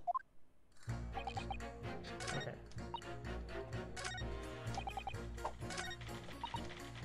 I pit you. Oh, sorry, no, not you. I pit you against you. 4 passengers, fare totaling 20 pence, but we haven't raised prices above 4 pence for years. So therefore, objection! That's a contradiction. Those 2 statements clearly contradict each other. They do. Explain yourself, counsel. Me? Oh dear, what have I said? I swear on Silver Blaze's maiden name, I haven't the first idea what you're talking about. According to the group testimony we heard so far, there were 4 passengers on the omnibus on the night of question, and according to the coachman, Mr. Beppo, he took 20 pence in fares. Quite right. I have those precise details typed neatly here in front of me. And juror number 5 also told us the following. The fare for the omnibus is always 4 pence. That it is a fair and convenient single price, just the way in London's carriages should be operated. But that doesn't add up at all. In fact, it leaves a glaring discrepancy in the facts. Why, man, why? 4 passengers paying 4 pence each, if you do the multiplication. It would be 16 pence. Exactly. As I said, it doesn't add up. The figures are different. By 4 pence, in fact. Or precisely, 1 person's fare. Also, hello, Mr. Labrador. Sorry I didn't say hi when you came in earlier. Hope you're having a good day, Labby. 1 person's fare? Yes. Oh. Yay! Thank you for the raid, Miss. Thank you for the raid, Yin Yang. Fox. Let me give you a shout out. What were you streaming? Hope you had a good stream. Okay, there we go. You were playing Destiny 2. Yeah, I hope you had a good stream. We are in trial in Britain, trying to protect our good Irish rich man friend from being accused of a murder, which we don't think he is actually the proprietor? No, that's not the word. Perpetrator. Perpetrator is the word I was looking for. No. Yes, in other words, on the omnibus that night, it's distinctly possible there was another passenger we've heard nothing about. Good gracious. This can't be right. The coachmen of the guild are good, honest men, one and all. Trustworthiness is our watchword. The figures your coachman claims most certainly do not add up. Your watchword is good. Your watchword, good sir, is a fallacy. I beg your pardon? Mr. Guildmaster, I think you ought to consider that if this trial were to end now, the news would surely spread all over London. The news that one of your coachmen tried to hide the fact that he lets nefarious characters ride his omnibus. Oh. Alright then, how do I make it so this miserable trial doesn't end then? Well, according to my book here, you simply launch a ball of fire into the innocent side of the 7 scales. Now hold your horses there, coachman. We were all in agreement. Why do you have to go and... Wait till I get my hands on you, Beppo! There we go. The one fire we needed to continue. Oh, this is all very irritating. Begging your pardon, sir. I'm going to do the same.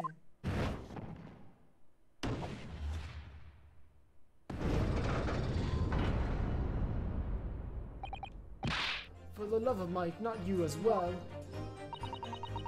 A penny can be the difference between a smile and a tear, after all.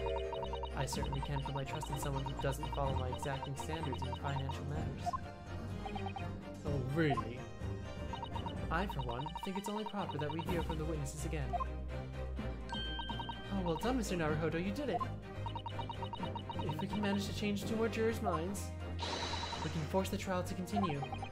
2 more, actually. There is something else that's been bothering me about a couple of their assertions. That's where you must strike next. I need to pit 2 more jurors against each other and show that there's another contradiction in their assertions. Exactly. You can do it. Shouldn't it continue with just 1 person? Well, the scales of justice have shifted, but they still weigh heavy on the side of guilt. Counsel, you have the floor again. Continue with your summation examination. Okay. Stuck the chap next to him like this. Brazen, I see. Absolutely brazen. Why didn't you change your mind? Okay.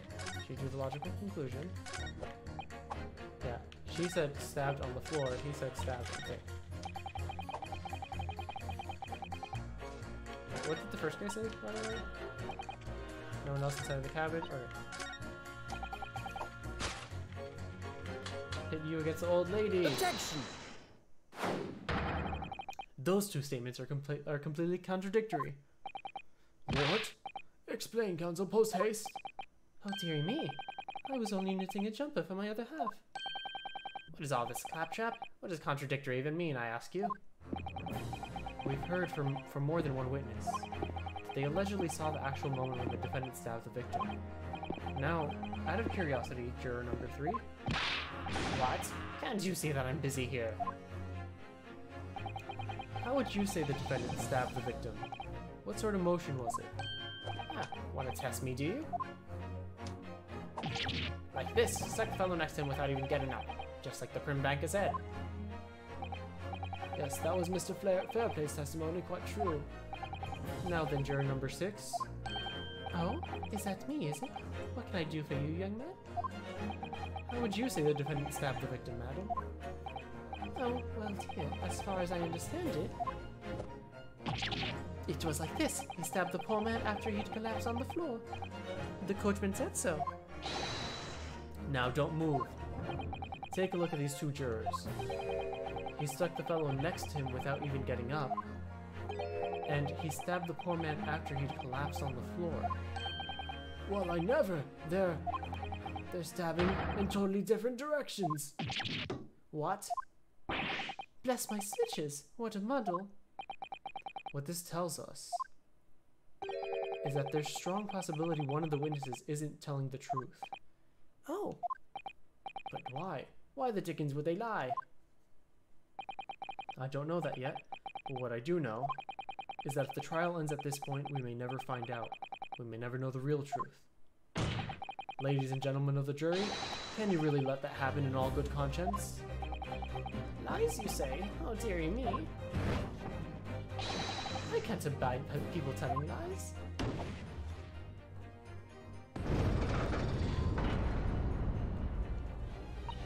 The scales. I don't believe it.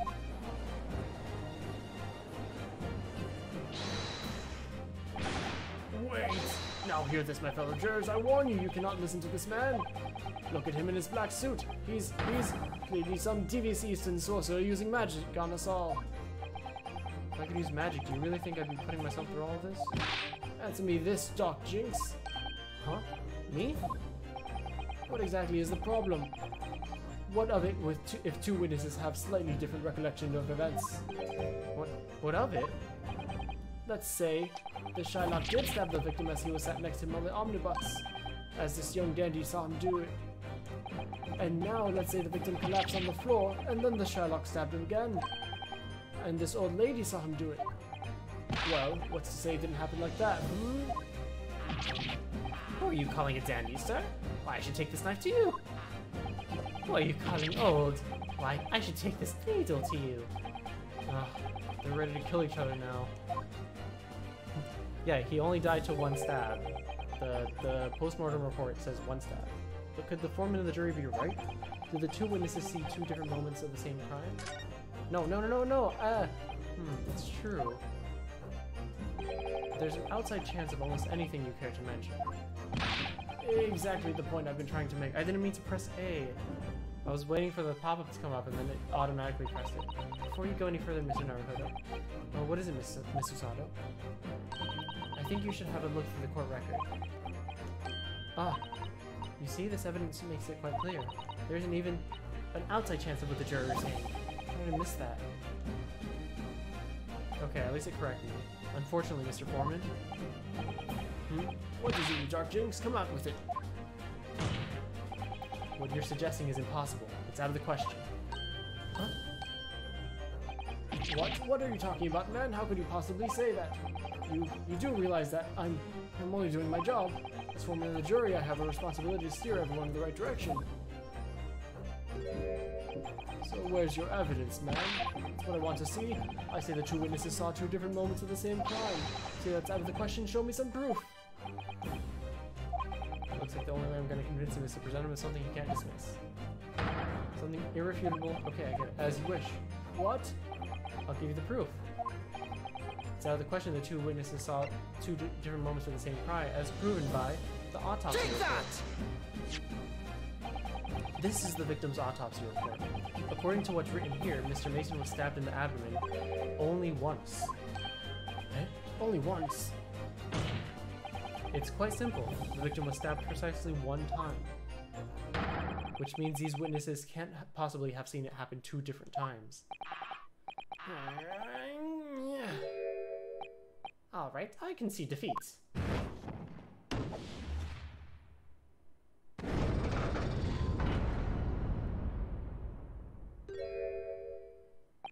Wait, that means four jurors are now leaning to not guilty. We've done it, Mr. Naruhodo. We've won. What are you playing at, you dandy fool? Shut your trap, sir. No one deceives me. But we had a consensus. I said shut your trap. I know a liar when I see one. If the chap ever dares to cross the threshold of my shop, I will take this razor sharp blade and shave every last hair on his head. Please tell me he's a barber. Yeah, we did it! Well, in quite a remarkable turn of events, the defense's summation examination has flipped the balance of the scales of justice. The jurors now stand at 2 for guilty and 4 for not guilty. Accordingly, there is no longer a large enough majority among the jury for me to adjudicate, and the trial must continue.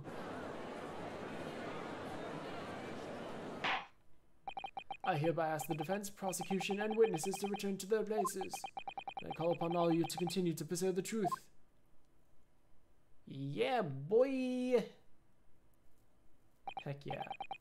So, Lord Van Zieks, continue to substantiate the case for the prosecution, if you please.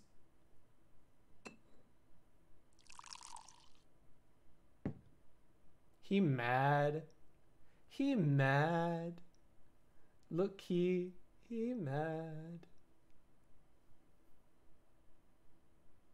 He doesn't even know what to do. Having savored the rich aroma of the carmine contents of this hallowed chalice. That is totally blood. He is totally a vampire. It may seem crass to crush it to dust. Pray forgive the discourtesy. You just spilled wine all over the table and possibly the floor.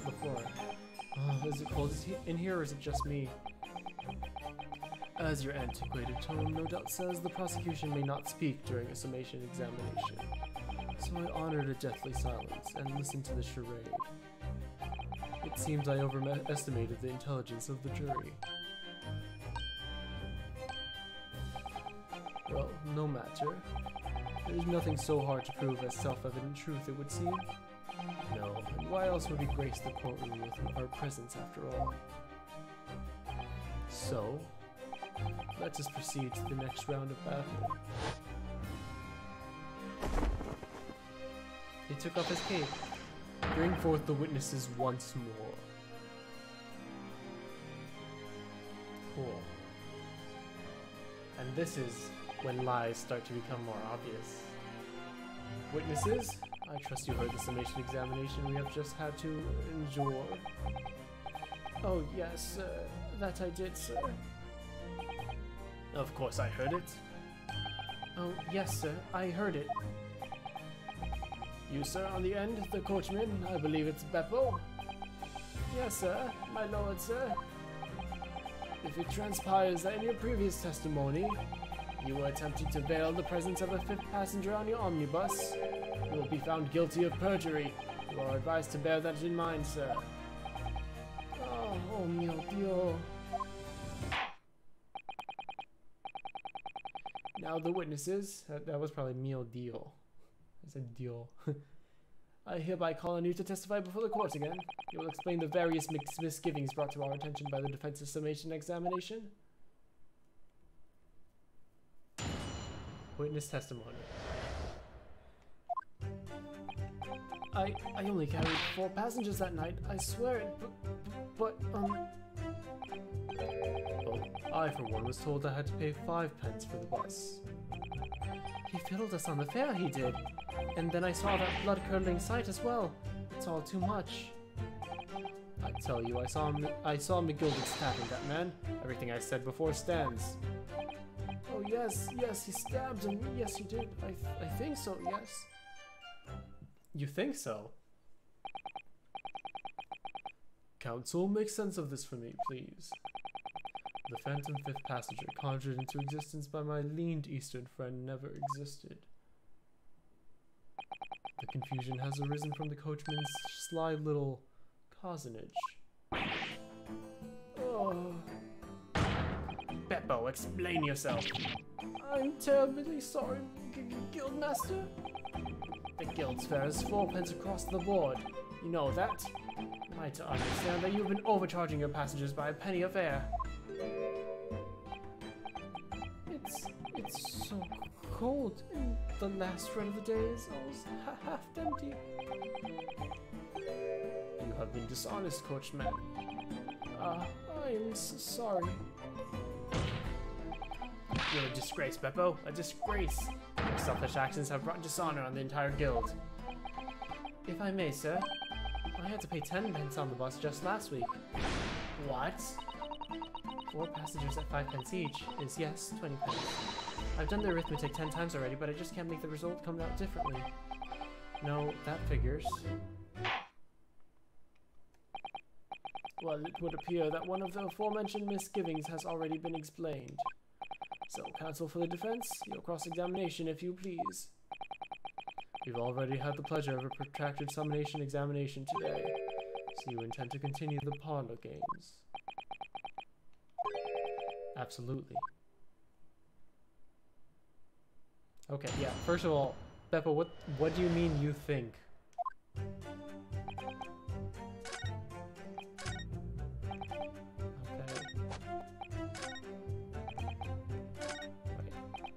So I saw McGill just stabbing that man. Everything I said before stands.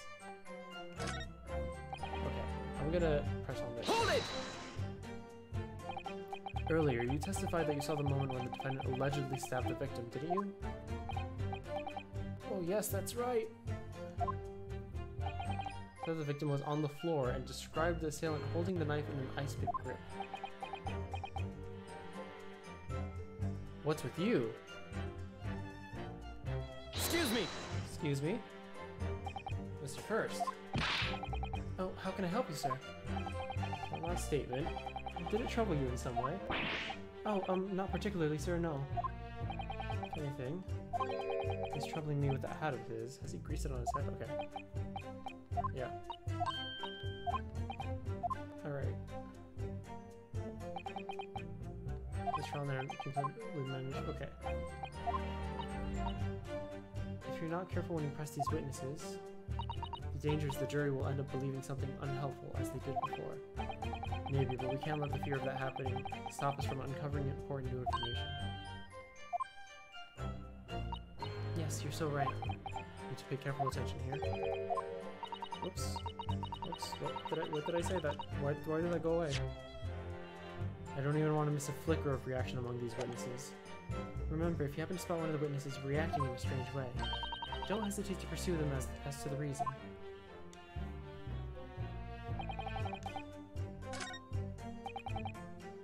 Okay. press this. Hold it! Hold it. You saw the defendant, Mr. McGillicuddy, stabbing the victim, Mr. Mason. Who was sitting next to him? That's what I said, isn't it?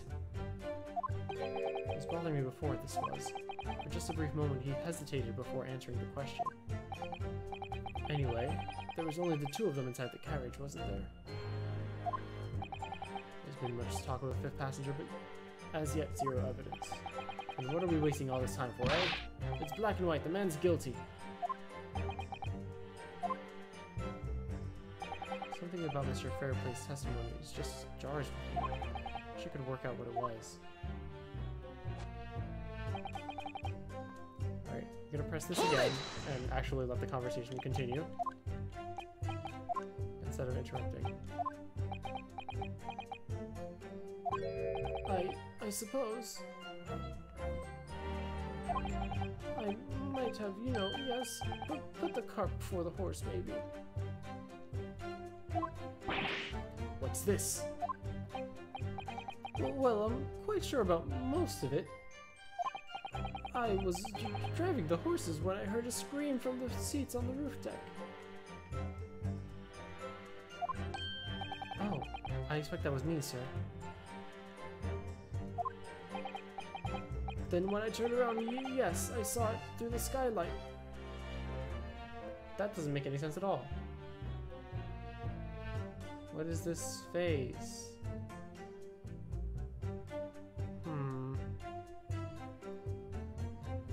I want to let him finish talking, but this... I wonder if that's the reaction I have to go for. The gentleman was on the floor and the knife was sticking up out of his midriff. That's right, yes. And the fellow holding the handle was the famous man, yes. So in short, you didn't see the moment when the victim was actually stabbed at all.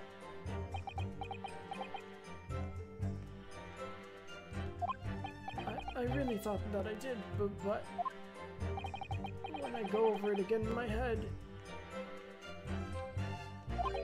No, I suppose I didn't actually see the precise moment of the stabbing, did I? Whoa, okay, never mind. They have very, very extreme reactions. Excuse me! Excuse me. Okay. Oh, thank you for letting me know. Keep it. Yeah, I guess I just figured that out. The reactions you need to have, you need to press have a noise and symbol pop up. Just like that.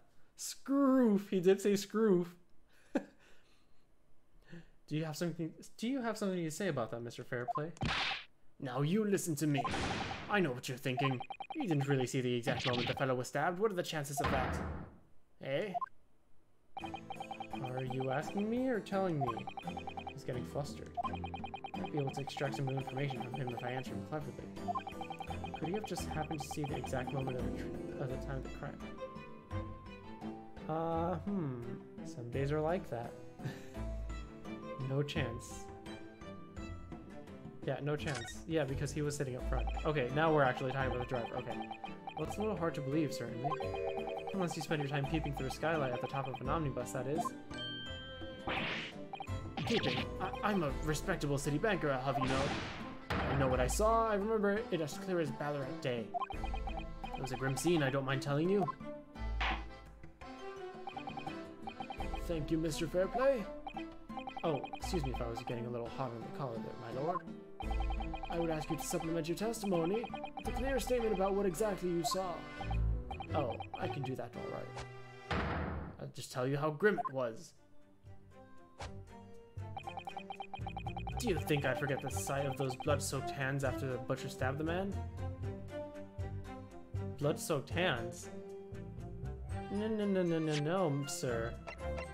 Objection! Objection. Blood-soaked hands? Well, I admit that soaked might be laying it on a little thick, but... But anyway, there was definitely blood all over them. Both of them were covered in it. Well, I'm very sorry to disagree, Mr. Fairplay, but that's more than a little peculiar. What?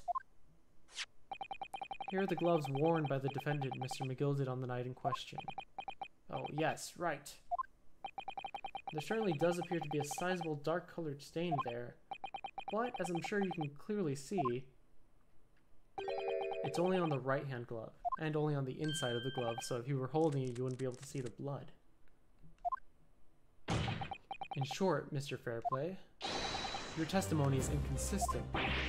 Yeah. But no, that can't be right. So you're the liar here, then? That's right, you were quite clear about it. You said here, and it was both hands. Mr. Fairplay, if your last statement was a lie, it calls your entire testimony into question. You say you saw the moment the victim was stabbed, but is that really the truth? Objection! It is a simple mistake. You can't justify accusing this man of lying. Yes, it wasn't both hands, it was only one, but the fact remains. The victim's blood was on the accused. Objection. No. Mr. Fairplay categorically stated he saw blood on all over both hands, which means there's a strong possibility that this witness was deliberately trying to mislead the court.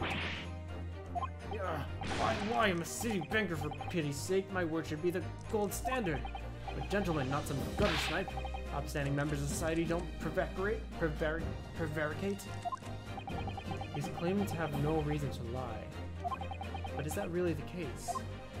Mr. Naruhodo, if we had some evidence to explain why Mr. Fairplay might be lying, it could turn the tide in this trial completely.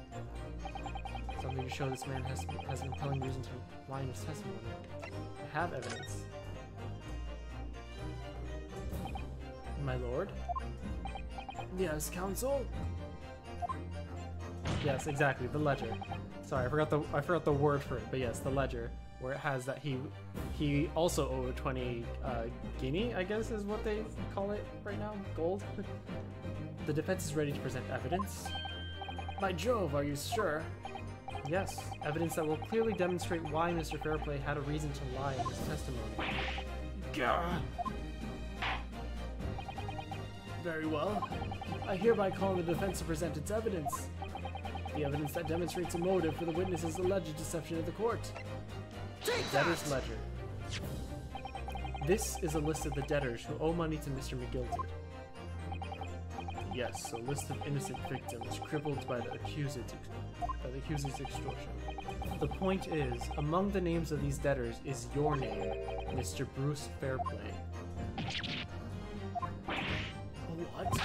Mr. Fairplay, are you currently indebted financially to the accused?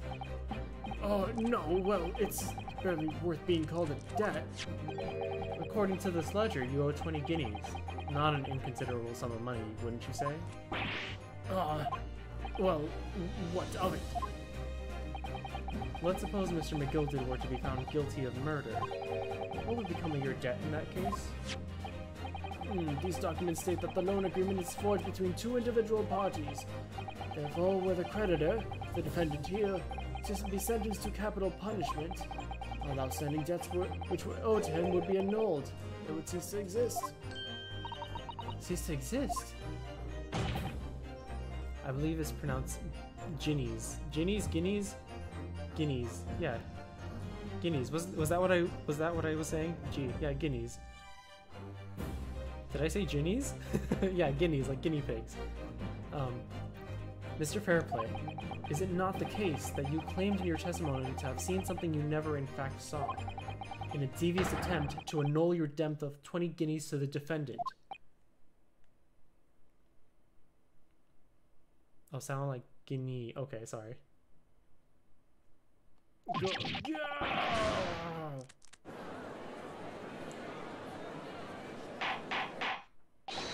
Order, Mr. Bruce Fairplay. Yes, my lord. Let me ask you again, and be aware that your answer may have the most serious implications upon your future, sir.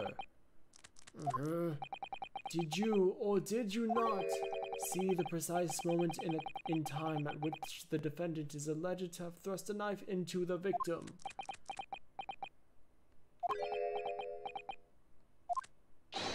Your silence speaks volumes. You did not tell the truth in your testimony. Alright, now let's not make melodrama out of this. Perhaps I did overstate the truth in a pinch. A pinch. But it makes no difference. I definitely remember seeing blood on Mr. McGildered's hands, both of them. Objection! And yet, only one of the defendant's gloves, which we have here as evidence, is stained. So you keep saying. I wonder if I may be allowed to speak, sir. Go ahead, Mr. First.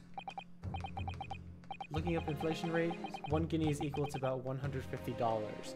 So, what was it? 20 guinea would be $3,000. That is quite an amount. Well, the thing is, I think I remember seeing it myself as it happens. Seeing what? The blood, sir, on the assailant's hands. I think? Yes. I think I'm almost sure that it was on both of his hands, not just one. What? What? Then whose gloves are these? It would appear that we're going to need further testimony from all you witnesses. This time, I would like to know precisely what you did and what you did not see. Do I make myself perfectly clear? Thank you, Isaac, for the posture check. I was very much slouching. Whoa. Mr. Naruhodo, this is good news. The course of the trial seems to have shifted slightly at last. Yes. I might be able to finally have a chance to turn things around here. I'm also gonna redeem a hydrate for myself, because I was thirsty. Oh, never mind. Robin just did it right before I did. What the witnesses really saw. There was blood on both hands of the assailant. I sincerely and distinctly remember that. However, I suppose you might say that I didn't see the exact moment of stabbing transpire, if that matters. I remember seeing the knife, and I remember seeing both the attacker's hands with blood on them. I didn't actually see anything myself. No, not until I heard that scream. Anyway, the fact remains, there can't have been anyone else inside that carriage, or we all would have seen. So take 2 sips. Oh, you're right. Second sip. 2 sippies. Well, lo and behold, in truth of the fact, not one of you was witness to the crucial moment of the crime was perpetrated. I apologize, my lord, but honestly, there was no one else inside that carriage, and the man's hands were covered in blood. That much incriminating evidence is tantamount to saying we saw the man do it. That's really not what testimony is about. Let us examine the interior of the omnibus once more. The victim's fresh blood is clearly visible on the seat, corroborating the witnesses' accounts. In other words, there is no substantial nor significant change in the facts of the case. Very well. Your cross-examination, please, counsel. Yes, my lord. Yeah, that's what I was thinking. I assumed someone was hiding in the seat box, but also, where were both of these guys sitting? Because if one was sitting up front and one was sitting in back, they would have different angles of view of what they would see inside. Because if you're sitting in the front, you can only see the back seat, and if you're sitting in the back, you can only see the front seat, because that's just how angles work. I'm not sure if that's gonna prove anything, but that does seem important to me. There was blood on both hands of the assailant. I sincerely and distinctly remember that. However, I suppose you might say that I didn't see the exact moment the stabbing transpired, if that matters. I remember seeing the knife, and I remember seeing both the attacker's hands with blood on them. Did I actually see anything myself? No, not until I heard that scream. There can't have been anyone else inside that carriage, or we all would have seen. Press. Hold it! And everything you saw of the incident was through the skylight on the roof of the omnibus? That's right, it was fiercely cold that night, but the glass wasn't frosted over. Oh yes, I remember I was shivering, it was so bitter. Which rather begs the question of why the pair of you were sitting on the roof deck in the first place. Well, I don't know about this young fellow, but I couldn't enter the cabin. Oh? Why not? It was locked from the inside. I tried knocking, but no one opened the door. locked? That's right. And it's a public bus service, for pity's sake. That's not what I call fair play. Yes, I had exactly the same experience. I tried knocking, but the gent inside just gestured at me to clear off. So I had no choice but to climb up on the roof deck and look down longingly into the warm cabin below. Well, I can assure I wasn't just looking down, I was glaring, long and hard. That's precisely why I can tell you with absolute confidence that if there was anyone else at all in that cabin, I would have noticed. Unequivocal, I would say. I'm not sure about these two witnesses. Could they really have seen everything inside the cabin through the skylight? There you go. They might not have been able to. Allow me to confirm one thing, Mr. Fairplay. You were riding this omnibus and witnessed the events in the cabin through the skylight on the floor of the upper deck. Is that right? That's right, yes. In that case, there's a portion of the cabin interior that would have been out of sight from you. Okay, there you go. That's exactly what I was talking about. What? By golly, really? Obviously, at this stage, we can't say for sure. But the possibility cannot be denied that at the time of the incident, there could have been another passenger in the enclosed cabin of the omnibus. Objection! Enough hypothetical meandering, my Nipponese friend. The prosecution demands that you substantiate your claims. After all, it seems the crime is here in the flesh. Very well, I will uphold the prosecution's demand. You will identify the area on this cross-sectional plan of the omnibus. Where exactly in the omnibus are you suggesting that potential extra passenger could have been situated? Take that! Both rows are seated on the roof facing the direction of travel, whereas the seats in the enclosed cabin face each other, which means the visible part of the cabin which passengers on the roof deck can see through the skylight is as I've drawn here. Ah, that's right, my lord.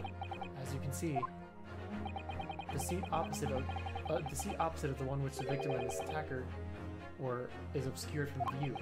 In other words, if someone had been sitting on that seat, it's quite possible that these witnesses would have been completely unaware of it. Objection! it's quite possible some phantom was sitting there. You Nipponese have a forbidding habit of obscuring the truth with ambiguity. I concur with the prosecution's rejoinder. In the British court of law, evidence is paramount. I cannot entertain this conjecture, counsel. That is, unless you're able to put a name to this mysterious passenger to whom you allude. Can you, Mr. Naruhodo? I don't think yet. I honestly don't know. Who could it have been? Yeah. Who do I have in my list of people? Strongheart, Magnus McGilded. Yeah, we don't have an extra person. But I need more information about them. Where were they seated? Who could have been in the other seat, which was out of sight from the witness on the roof deck? I have no idea. Oh, I have literally no idea. As a proud citizen of the Japanese Empire, you will look to the sky and walk, making sure all signs of tears are gone. Go on. This isn't just a case of going on, Mr. Sato. Alright then, I'll go on. The defense would like to put forward a name. Okay, I guess we're just gonna put fair play. Yeah. Do you know who are on the top portion? You are a fool. That response was a desperate attempt by a man who has no notion of his own limitations. A toast to hard lessons not yet learned. It is not delay, counsel. The defense is still to name the passenger in the other seat. This could be it. This could be the chance I've been waiting for to turn the trial in my favor. And that night, on the night of the murder, person occupying the seat in the omnibus cabin that was obscured from view was none other than Bruce Fairplay himself. I don't know. I really don't know. That's the only person I can think of. Unless it was Magnus McGilded. And the person sitting next to the guy was... Take that! That's what it is. Ah, I get it. The passenger in the enclosed cabin that the witnesses on the roof deck failed to see has to have been Mr. Magnus McGilded. Mr. McGilded? What are you talking about, counsel? That's the name of the defendant. Objection! Where are you getting all these cups from? If I desecrate this chamber by smashing my hallowed chalice, do so forgive the discourtesy. Lord Van Zeeks. People talk of those Tile Island nations in the Far East as having the learning and culture of their own. But I see they use the terms ill-advisedly. What are you trying to say? He is hella racist, but everyone is racist at this time. It is the 18th century, so racism is very much the norm. Yeah, we've experienced a lot of racism within like the past 2 cases as well, but like it seems to be part of the characters and story. Like, you're not supposed to like the fact that people are racist. They're just looking back at time and going like, wow, that time sure sucked. Let me explain in terms that even a student of an artless backwater such as yourself might understand. When the bloody scene unfolded, the victim and his assailant were sitting side by side. Multiple witnesses have attested to the fact. It's the very premise on which this case is built. Objection! But that premise may be wrong. What? If the victim really was sitting beside Mr. McGilded, creates an inconsistency that can't be reconciled in any way. What inconsistency, counsel? The defendant's gloves, my lord. Both witnesses made the same testimony. They claim that there was blood on both hands of the person sitting next to the victim. Objection! Yet we know the truth to be otherwise. Only one glove bears the gore of the Objection! Why am I objecting? We're agreeing. The point is, even in the face of this irrefutable evidence, both witnesses have maintained their stance.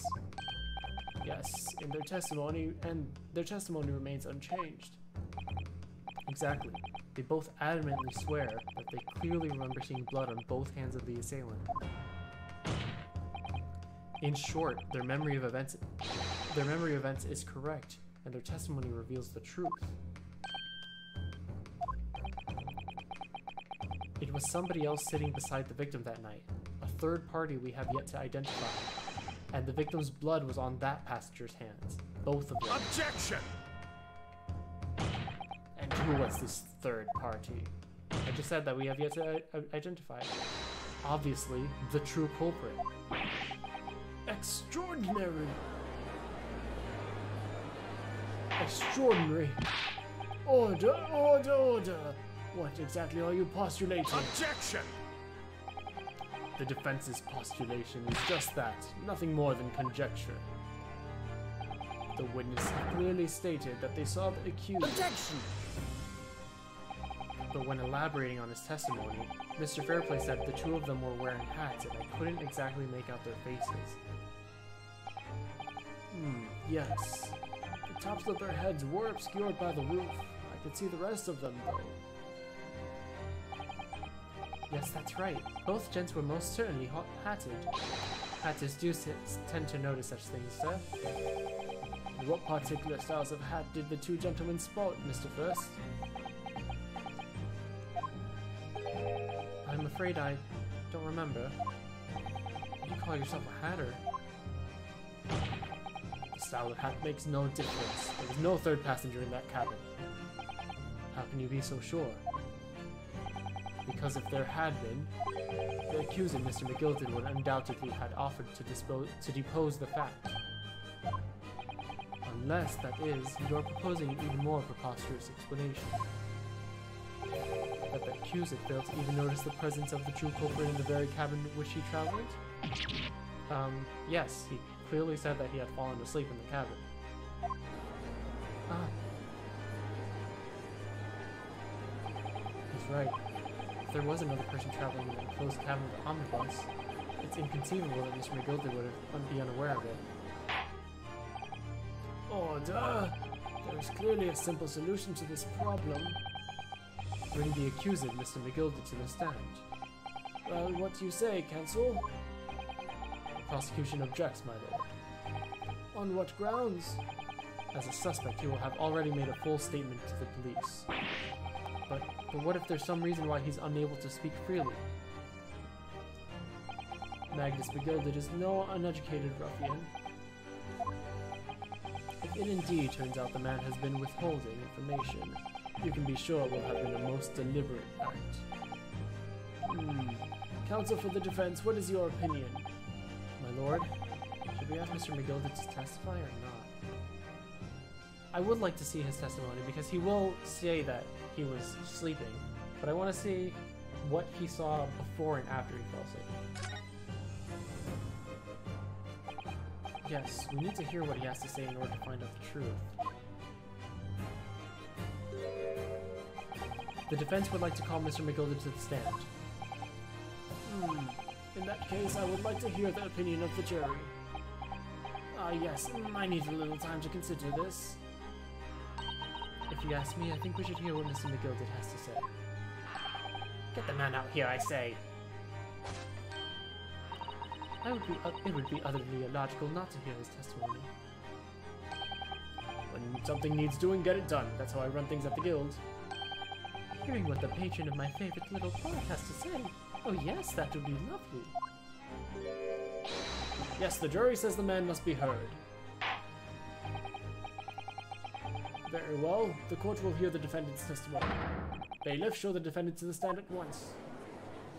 So the first guy just doesn't make it. He doesn't make an opinion until everybody else made the opinion. That is his personality. Now maybe what actually happened that night will finally become clear.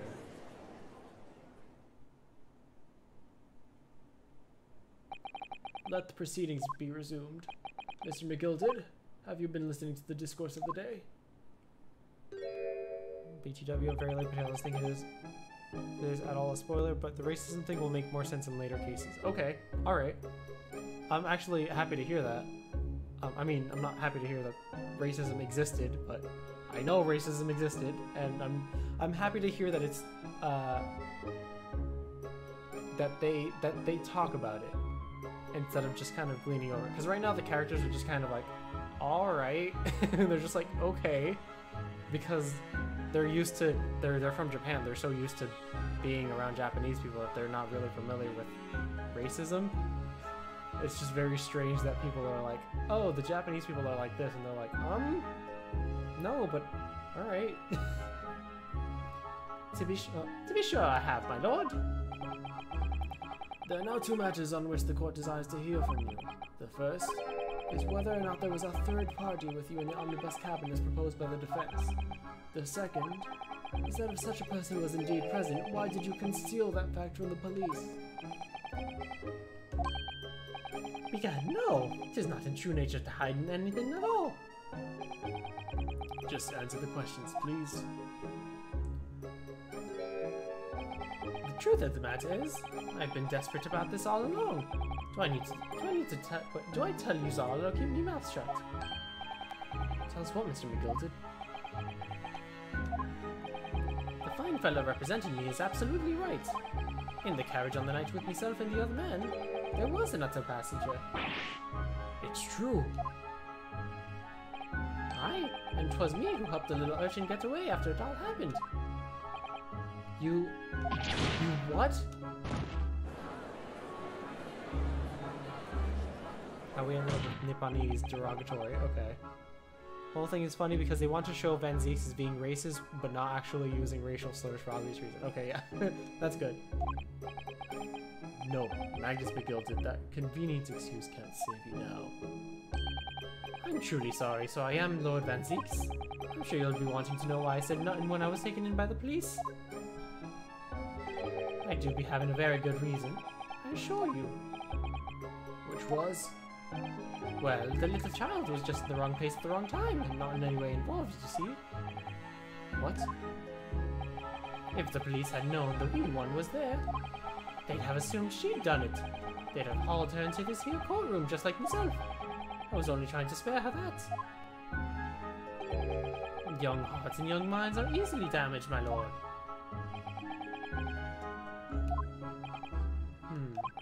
And who is this young child of whom you speak? That I don't know. You don't know. Aye, well, the wee thing just happened to be in the carriage that night. I never saw her before or since. Objection! We have absolutely no reason to believe this man. The prosecution calls for the witness's statements to be disregarded by the court. You know, I wouldn't be surprised if the urchin isn't here in this courtroom as we speak, listening to the proceedings. What? Whoa. Ah, smoke. Fire, there's a fire! Look, someone's trying to get away! After them, it's no use, cough cough, I can't see anything through all the smoke. What is going on? Be careful, Mr. Naruhodo, cover your face! Bailiff, don't let the accused escape. Secure the omnibus. I hereby call an emergency recess. Bailiff, ensure the defendant is in custody and clear the courtroom.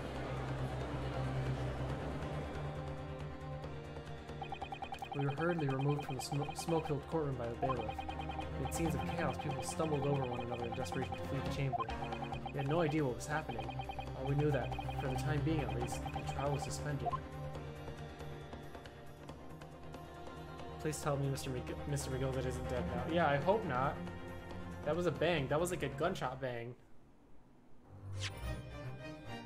Okay, this is our first little intermission here. Let me save the game, and I'm gonna get some more water. You guys have a quick little water break. I'm not even gonna go into BRB. I'm gonna talk to you from distant my kitchen and see how you guys hear me. Speaking of water, hydrate. I have to get the water first. Jeez, hold on. Hold on. See, I don't know if you guys can hear me from all the way over here, but it does look like you can maybe hear me just distant.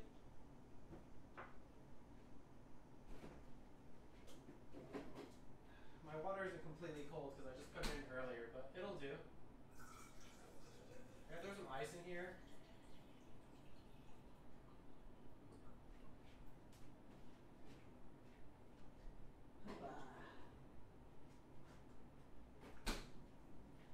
I do have ice. Let's put ice in this water. How about?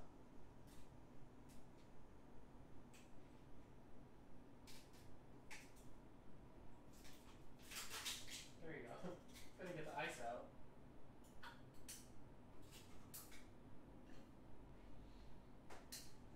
Okay.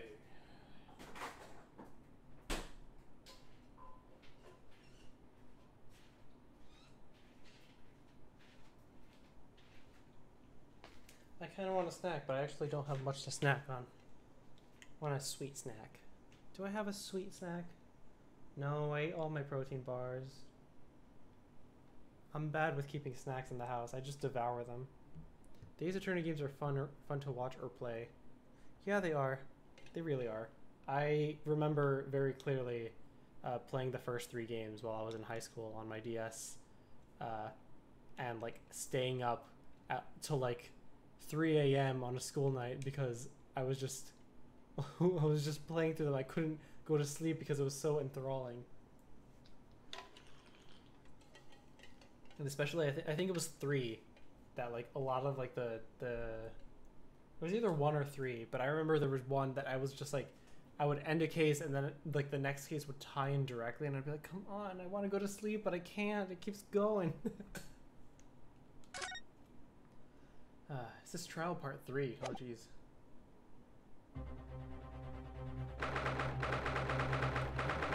February 12:52 p.m.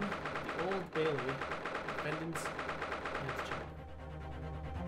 I do too many. I know how you feel. Yeah, no, like I usually buy a bunch of like protein bars or like granola bar or something like that, like bars, to like serve as like a sweet kind of filling-ish kind of snack.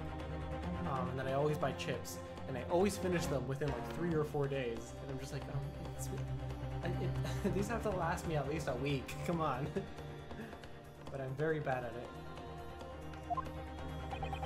What on earth just happened in there? Mr. Naruhodo, I managed to find out what happened. Mr. Sato, I was told it was an advanced form of smoke grenade, a type of exploding device that releases smoke. A smoke grenade? Sounds like the sort of thing ninjas use. They're just making sure everything is safe now. I think the trial will start again before long. Yeah, no, I absolutely do the same with chips as well. Yes. I'm very bad with snacks. But who would have done something like that? The police managed to catch someone who was trying to flee the courtroom, apparently. Flee the courtroom? Why? Well, it's a young girl of around 15, I hear. A young girl? Could it be? The other passenger that Mr. McGilded was talking about? My thoughts exactly. So he wasn't lying. Oh, what's become of Mr. McGilded, actually? There's so many things I need to ask him about, but he's not here. I think he was summoned to the prosecutor's antechamber to answer questions, along with the young girl. Who is she, I wonder? And what was she even doing here at the trial?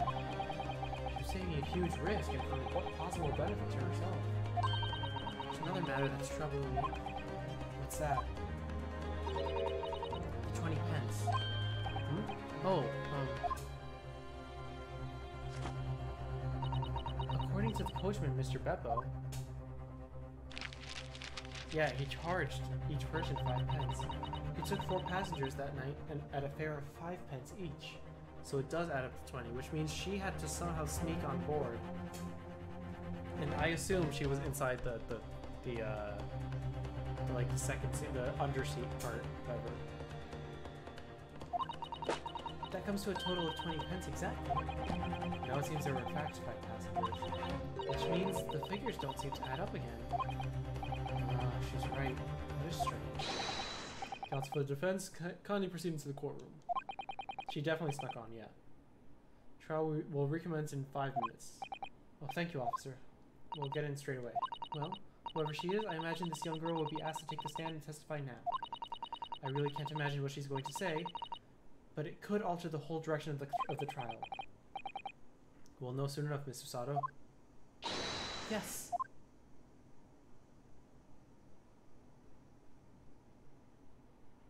It's so weird when they like just say yes like that, because it's not something that we do in English, but in Japanese, like it would be very normal for her to end that with like "Hai," like I understand, like understood, or like copy. Like it means more than just yes. It means a lot of different things depending on the context. Look at her. I love that outfit, actually. There's a young girl next to Mr. McGilded. Look. She must have been the one who caused the disturbance before. Hold on, I am actually gonna crunch on a cracker real quick.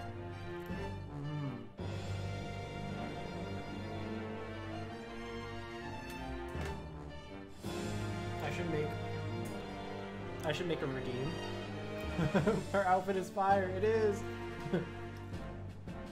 I should make a redeem for me to just eat a snack thing. Now then, Lord Van Zeeks. My lord. I believe you have established the cause of the smoke which failed proceedings earlier. It seems to have been an advanced form of smoke grenade, a sort of typically employed by the army. Good gracious, the army? What in the devil's name? It was an elaborate attempt by a young girl to cloak her escape from the public gallery. She was caught. She now occupies the stand. Redeem Cruncher Cookie. Your name, girl? Wait, I can add it from here, can't I? Hold on, is that a thing I can do? Edit my redeems? No, I have to do it from the redeem thing. Is it here? Rewards. Channel points. Oh, I can do it! Hold on. I'm gonna add it. Add new custom reward. Munch. take a bite of snacky. I'm gonna put, that one's gonna be 250, but I'm gonna limit it to every 5 minutes. Cool down 5 minutes.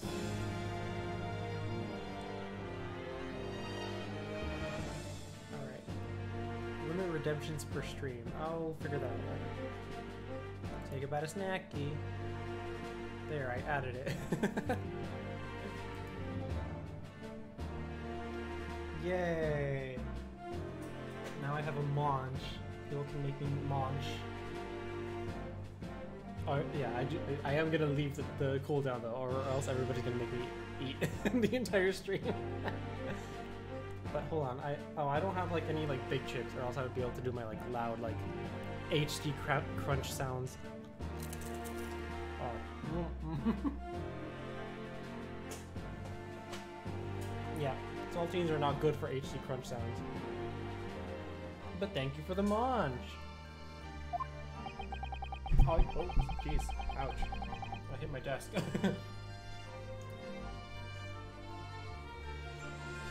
The entire stream is just your munching ASMR.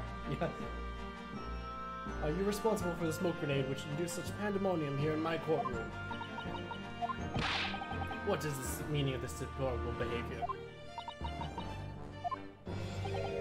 Ahem, if I may, my lord. Yes, Mr. McGilded.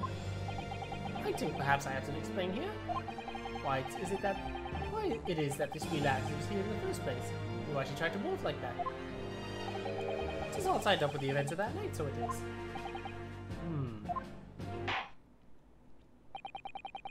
Very well, Mr. McGilded. Give your testimony. You will explain to the court exactly how this young woman is involved in the case.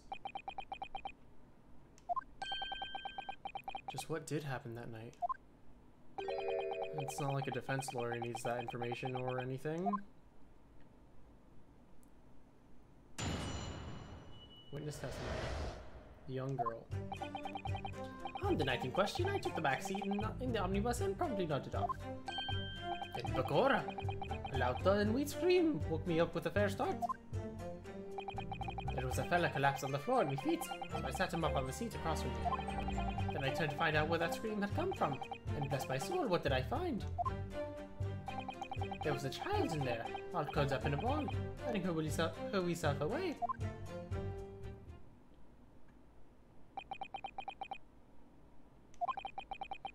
I remain somewhat baffled, I confess, from what I gather on the night in question. This young girl was indeed riding the omnibus, is that correct? It is exactly as the defense counsel said. This last was the 5th passenger, my lord. So was she like rolled up inside the little thingy then? Because he said he saw her curled up in a ball. Very well. The defense may now cross-examine the witnesses. Are you ready, counsel? Yes, my lord. Or rather, no. I have no idea where to start. I love that. When he just looks over to the side, like, with like empty expression, just like, huh, what do I do? On the night question, I took the back seat of the omnibus and promptly nodded off. Then Bagora, a loud thud and a wee scream woke me up with a fair start. Hold it! A loud thud, you say? And a scream. Aye, that's right. How can I explain it? It was like the sound of someone falling to the ground. That sort of noise. So you think it was the sound of Mr. Mason falling to the floor having been stabbed? Well now, you would remember I was asleep at the time, so I wouldn't like to say. And when the sound woke me, I opened my eyes. There wasn't a soul to be seen in the carriage, but the fell on the floor. I didn't see anyone. But at the same moment, we did hear a scream. Oh, from the seats above you on the roof deck, I presume? Not above me, no, my lord. Just from inside the cabin. But I wasn't altogether thinking about the scream. No, I was too stunned by the desperate sight before my eyes. There was a fella collapsed on the floor at my feet, so I sat him up at the seats across from me. Then I tried to find out where that scream had come from, and bless my soul, what did I find? There was the child in there, all curled up in a ball, hiding her wee self away. Hold it! You say she was hiding herself? Aye, that's right. It was hard to see in the dim lamplight, but she was all curled up in a wee ball. When I met, well, my heart nearly stopped beating in my chest. You're really overacting this. Still, all in all, I pulled her from under there, and sat her on the seat opposite so I can have a wee chin wag with her. The seat opposite? That's right, just next to the dead gentleman there. You sat this young girl next to a corpse, sir. Well, as I'm sure I mentioned, a gentleman in my position can often find himself in mortal danger. So, I needed to find out just who this surgeon was, you see? And while I was in the middle of talking with her, I heard another scream. A fella's voice this time. Presumably that scream was Mr. First, who was sitting on the roof deck seats. Right you are again, I would say, sir. Looking down through the skylight, he must have seen this young girl and the gentleman with a knife in his belly. In other words, the previous witnesses did not in fact see you at all, Mr. McGilden. What they believed to be yourself and the victim was in fact this girl and the late Mr. Mason. Aye, my lord. And I think everyone understands, sat in the back of the carriage out of sight.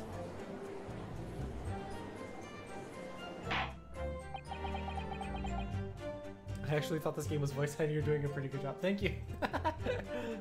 It is certainly plausible. The defendant is somewhat diminutive in stature, and readily confused perhaps with this young girl. After that, of course. With the scream from the gentleman over us, the driver realized something was wrong and pulled up the horses.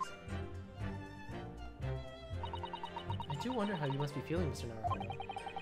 Being the defendant's lawyer and yet finding myself as stunned as everyone else at his testimony? Well, let's just say it's trying. We certainly had precious little time to talk to Mr. McGilden before the trial. But we mustn't be dispirited. We must try to learn all the facts we can. When we arrived in London this morning, I didn't see my day panning out like this. Mr. Naruhodo, no grumbling, even in your head. Oh, how did you know? I don't know, she's been reading my mind this whole time. Okay. I already read this. I took the backseat in the omnibus, properly nodded off. Whoops. Okay.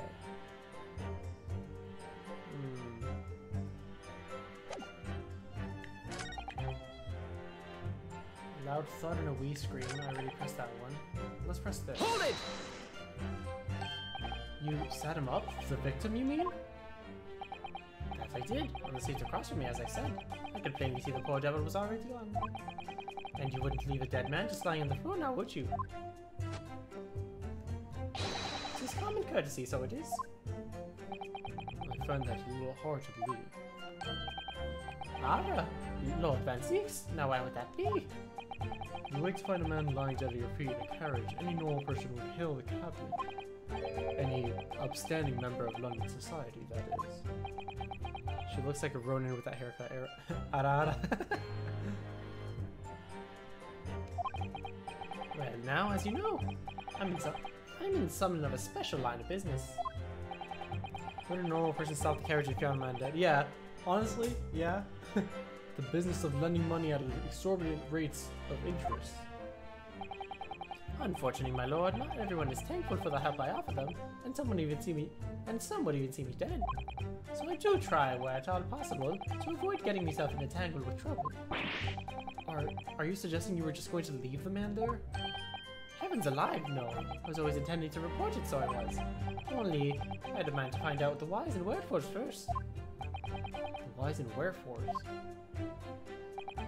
Right you are. There were some details I wanted to understand before anyone else got to meddle. The wee scream I heard, for example. Wouldn't your good self do just the same? Yes, the scream he says he heard at the same time as the thud of the victim collapsing.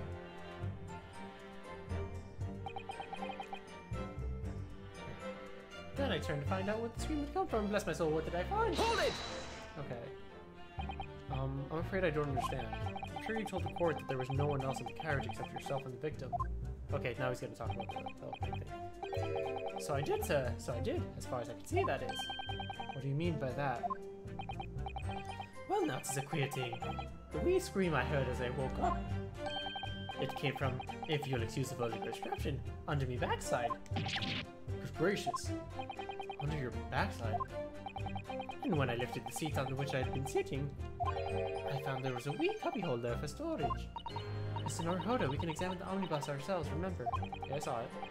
Yes, of course, the whole bus was submitted as evidence. This would be a very good time to have a thorough look around inside. I already did. I did that earlier. That's when I found her. There was a child in there, all cuddled up in the ball, hiding her wee self away. Okay. But would she have fit? Like, I feel like she would have. Let's go back in. Oh, there is blood on the floor. I missed that. That's blood, isn't it? I'm glad they're keeping the Japanese names in motif. Yeah, because the story is that they're coming from Japan, so it wouldn't make sense to change their names at this point in time. We would just have to assume that in the English releases, at some point between Ryunosuke Naruhodo and Phoenix Wright, like, the lawyer gene passes through, like, the female side of the family. Like, he has a daughter, and, like, she marries someone with the last name Wright. Like, that's probably what happens, right? Is something wrong? Oh, it's just, well, this bloodstain is so obvious, that's all. And yet Van Zieks had made no mention of it. I suppose that does seem a little strange. Why do I have such a bad feeling about this? I don't know how I missed that bloodstain the first time. Oh, okay, would you kindly? Okay, no. I have to open it right specifically there. Go. Oh, now it's empty. Whoa, whoa, whoa, whoa, whoa. It was not empty before. Hello? Did things change? Could you increase the volume of your mic a bit? The game is somewhat loud. Yeah, let me do that a little bit.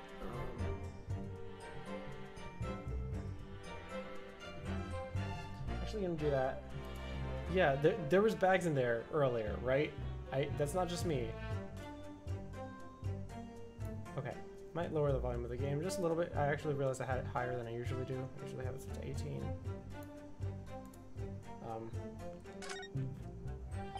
Yeah, 100%. What the hell? That's not how it was before. Was the bloodstain not there before then?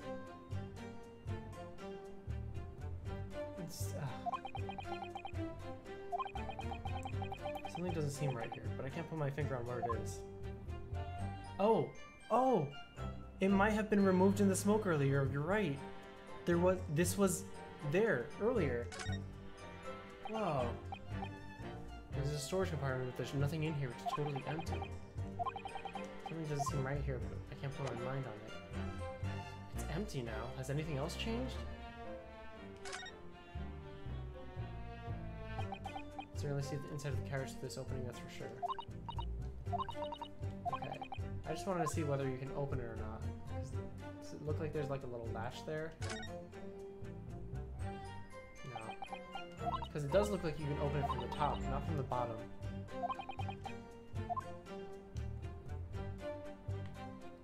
Whoa, that's bizarre. I never would have expected that. Like, a piece of evidence that you can examine changing in the middle of the trial. And, well, I don't know if the weapon would have been changed, because it might be the weapon removed. No, because we still have the weapon in here, so. But why was the rest of it removed? That's what I want to know. Okay, yeah, she's talking about, oh, maybe this is W.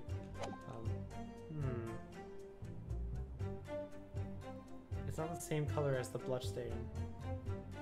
You're right, the blood that is on the floor does look more fresh than the one that's on the seat. And that would also explain why he didn't say it. Huh. Hold it! Oops. I did not mean to do that. Okay. Oh, is this game that advanced? I should definitely buy it. I mean, I didn't expect it. This is the first time I've seen it happen in any of the Ace Attorney series. As far as I can remember, anyway. Something changing in the middle, like something happening in the courtroom that affects something to change. Wait a second. No. I was about to say, do you think it could be the prosecutor? Like, doing this? Like, to maybe set something up to make it less... I don't know. That might be a reach. Okay.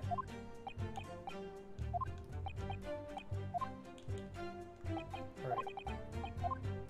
What can I present? Or do I have to press everything?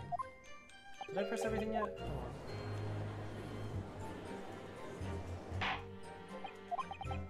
on. Okay. Alright, yes. I just want to speed through this. Did I press the first sentence? Oh, you're right. I think I did. Okay. Press everything. I took the bat seat in the omnibus. Yeah, I did press this. You're right. When you first got into the omnibus, were there any other passengers already on board?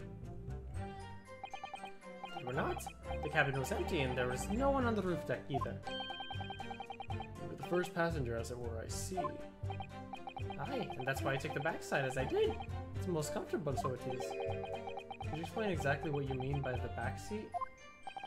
By all means, this is how you already described it earlier. I'm talking about the seat opposite the one in which the poor said the gentleman was stabbed was sitting. Like I said, it's the most comfortable, and where I feel most at ease. And of course, I enjoyed gazing through the skylight from time to time as well.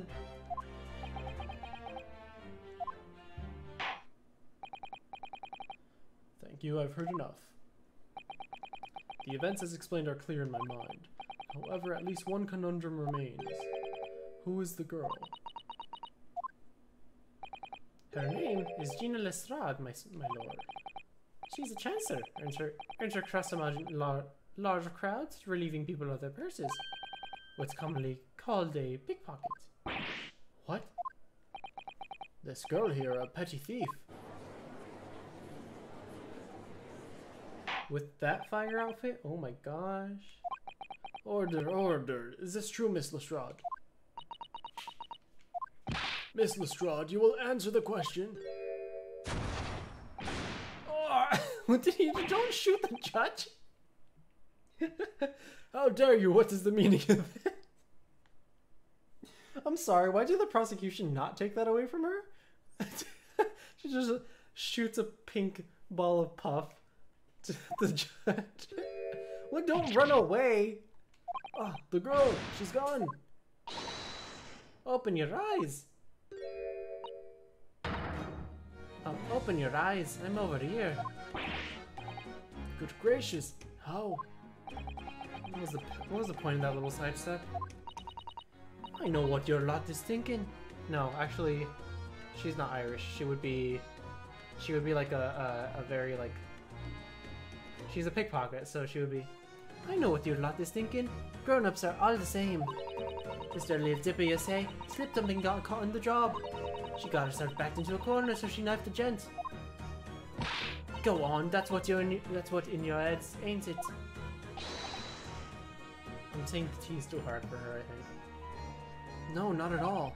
This is a court of law. We're here to determine the truth, not cast...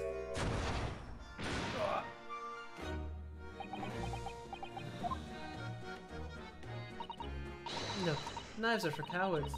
Only thugs use weapons like that. All I need for what I do is these fingers. I'm a professional, alright. Maybe not in your eyes, but I got pride in what I do. Let me guess, you don't count smoke guns among weapons for thugs? Oh, this? Yeah, this was in a bag I lifted the other day. Down where they keep the four-wheel drags. It's nice, innit? I like the pink the best. Oh, do not wave that thing in my direction again. He doesn't care, he's just gonna drink his wine. He's gonna drink his blood. So, you admit that you were riding the omnibus on the night in question.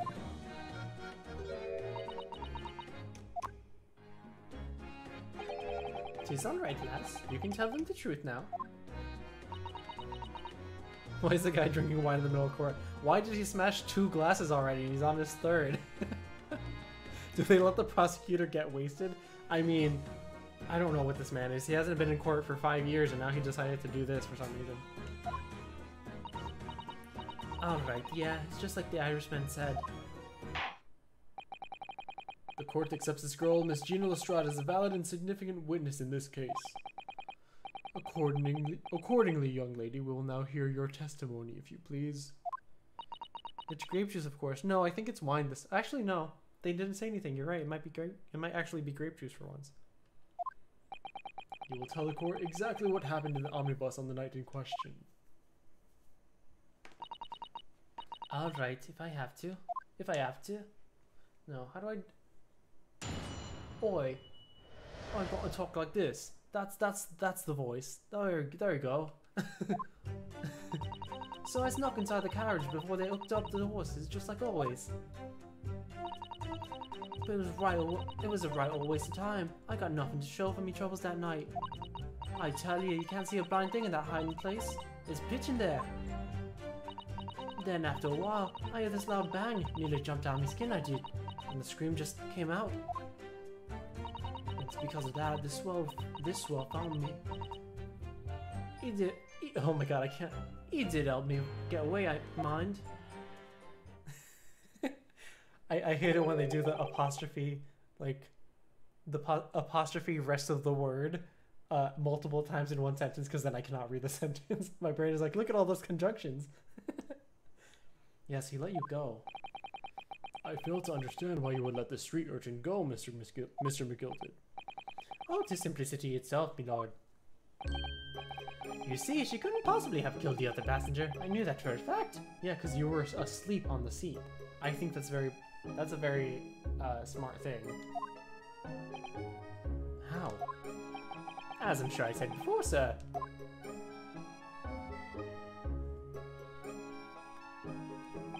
I was sitting right on top of the place where she was hiding herself. I think a demonstration is called for. This is where I sat that night. And the cubbyhole of which you have spoken is underneath the... Oh, and the cubbyhole of which you have spoken is underneath the seat, I presume. Yeah, where the heck did everything inside there go? Yes, it does appear just large enough to accommodate someone of the girl's stature. Aye, but of course the wee lass was stuck in there. Because I'd parked myself on the seat for the duration. Oh. So you see, that's why I let the lass bolt. I knew that if the police found her there, they'd automatically assume she'd done it. But I couldn't live with myself if the young life was ruined when all the time I knew she was innocent. Even though you must have realized your action would result in your own innocence being called into question. Not at all, my lord, not at all. I knew in my own heart I was innocent. So I thought it was worth taking a punt on my own good name for the sake of this less fortunate lass. My goodness. What a perfect gentleman. My lord, this fine example of a man cannot possibly be guilty of a heinous crime like this. I'm ashamed of myself for ever doubting you, sir. Oh my god, don't change in the middle of the talking. With calm, calculated reasoning, one arrives clearly at the truth every time. Okay, now everybody's for not guilty, but we haven't found the truth yet. I'm not here for only getting a not guilty verdict. I'm here for finding the truth. Saints alive! All 6 members of the jury consensual in their leaning to a verdict of not guilty. There are jurors, yes. In this game there are jurors, because we're in England. Not in Japan, or not in the fictional San Francisco kind of deal that the other Phoenix Wright games are in English. They normally take place in Japan and Japanese, but for the American audience, for the overseas audience, they made it like LA, but also Japan, so the laws there are weird and different, which doesn't really make any sense, but that's how they figured it for that game. Mr. Naruhodo, well, Well, it must mean... It must mean what? That we're victorious! We've won? Are you sure? Objection! Could you not? Could you not? If the sight of my iron-heeled Wellington offends, pray do forgive the discourtesy.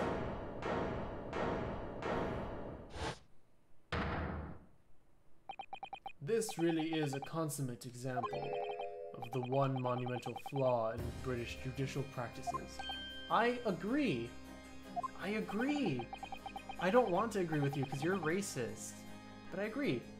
Where evidence and reasoning should be paramount, emotion rules the day. Okay, well, no, never mind. I stopped agreeing. Emotion? The witness's last statement gives us clear insight into his true nature. What do you mean, his true nature? Do you really think Scotland Yard would have made such a glaring omission? After the incident, the omnibus was comprehensively searched by officers of the police. Obviously, the interior of this cubbyhole, as the witness put it, was included in their investigation. Huh? The compartment under the posterior seat was full of the coachman's belongings. It's noted in black and white here in the police report. Yeah, that's what I saw earlier. Good lord!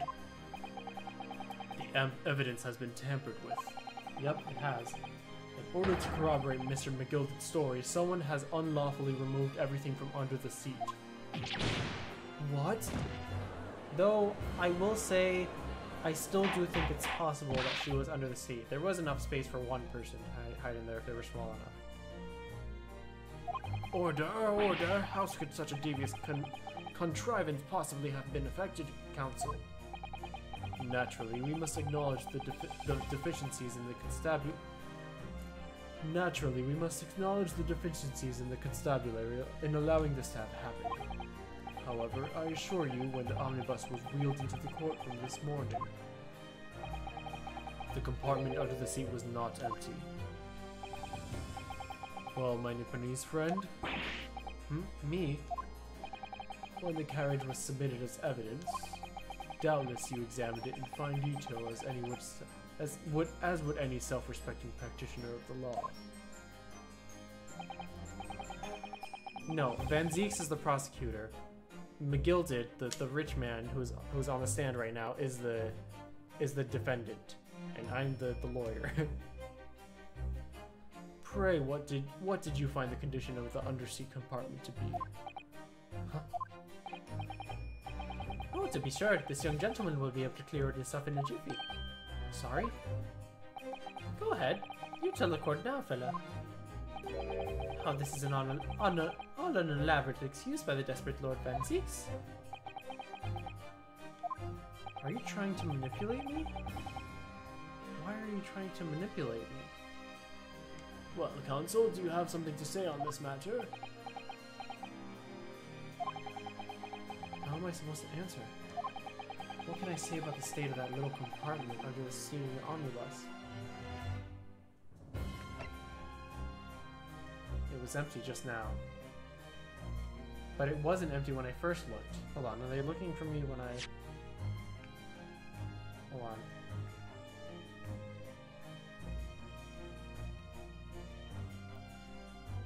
When the carriage was submitted as evidence, doubtless you examined it in fine detail. Yep. It wasn't empty.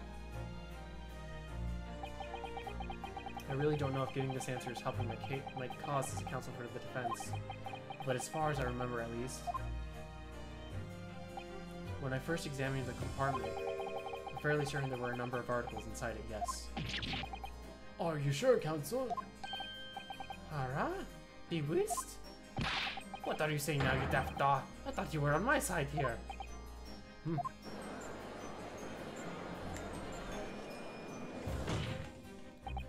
What game are you playing?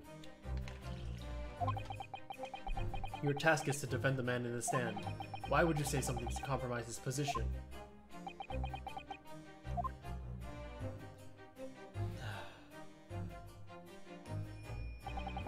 As the advocate for the defense in this trial, I confess I'm still not entirely sure where I stand, but it seems to me that I should state what facts I do know as clearly and honestly as possible.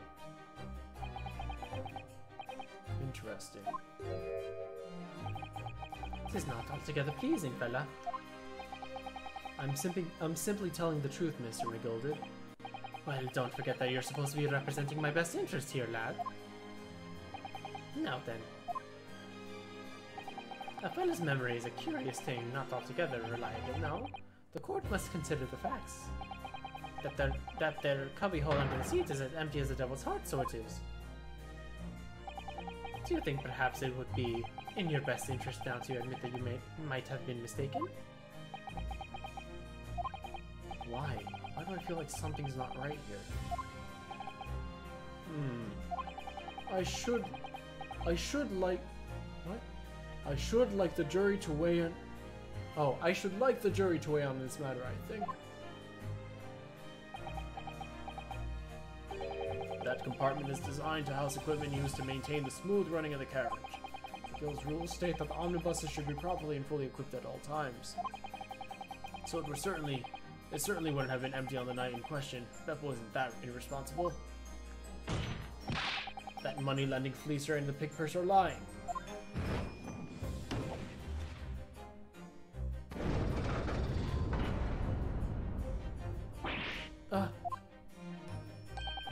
I can't believe I was nearly taken in.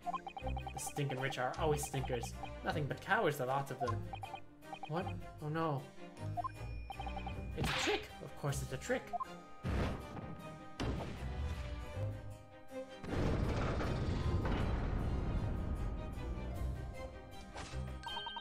Quite so, I must concur here. Come on! The jurors are moody. Yeah, they are. With calm, calculated reasoning, one arrives clearly at the truth every time. There's no truth yet. We haven't proved anything. Stop changing your mind. You're the one who's writing everything down. You should know that things haven't been cleared up yet. You have to keep going. Yes, but every time a different truth, it seems.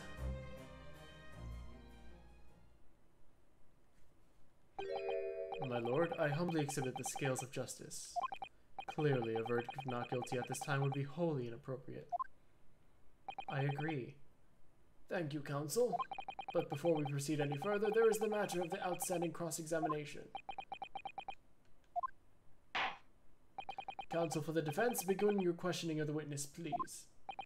Yes, my lord. What just happened? Whole balance of the trial just shifted almost beyond recognition. The Reaper of the Bailey is at work, it would seem.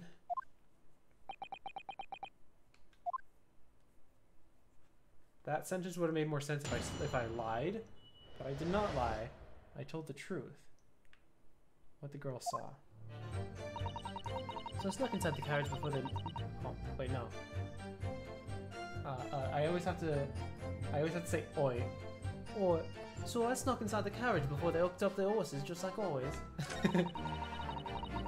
But it was a right waste of time. I got nothing to show for me troubles that night. I'll tell you. You can't see a blind thing in that hiding place. It's pitch in there. After a while, I hear this loud bang. Nearly jumped out of my skin, I did, and the scream just came out. Because of that, the squad found me. He did help me get away, I'm not. Let's see. What do you mean about this? Hold it! A waste of time? Why is that? Well, most nights I'm on my own and the God permit, at least some of the time. I beg your pardon, did you say God permit? Oh yeah, oh jeez. Oi. Oh yeah, well that's what my con call it. You'd say the omnibus, I suppose? What did you call it? The God... The what? The God permit. Point is, any normal run, the carriage ain't got no one on it for a while. That's when you come out of your hiding place and get away. Oi. It's funny because like oi is usually what you use for Australian, but this kind of like this type of like caricature of an English poor child is also oi. Because that's how they say I. Boy, that's it? Only that night? This cove was, it's like extremely posh, which is not actually how it is, but this cove was sat on me seat from the start. And he didn't budge the whole way, did he? Not 1 inch. I was totally stuck. Do you mean to tell us that you were present in the carriage for the duration? You were under the seat the entire time while events unfolded in the enclosed cabin. Yeah? Right, mister? To be sure, I was as shocked as anyone. You don't expect to lift the cushion you've been sat on and find a child now, do you? So this Mr. Lestrade couldn't possibly be a culprit then.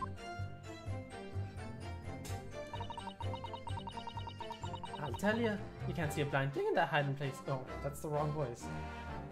Oh, I'll tell you can't see a blind thing in that hiding place. It's pitch in there. Hold it! So you couldn't see out into the cabin at all. Not a jot. Most days I push the curtain up with me head and look out the crack.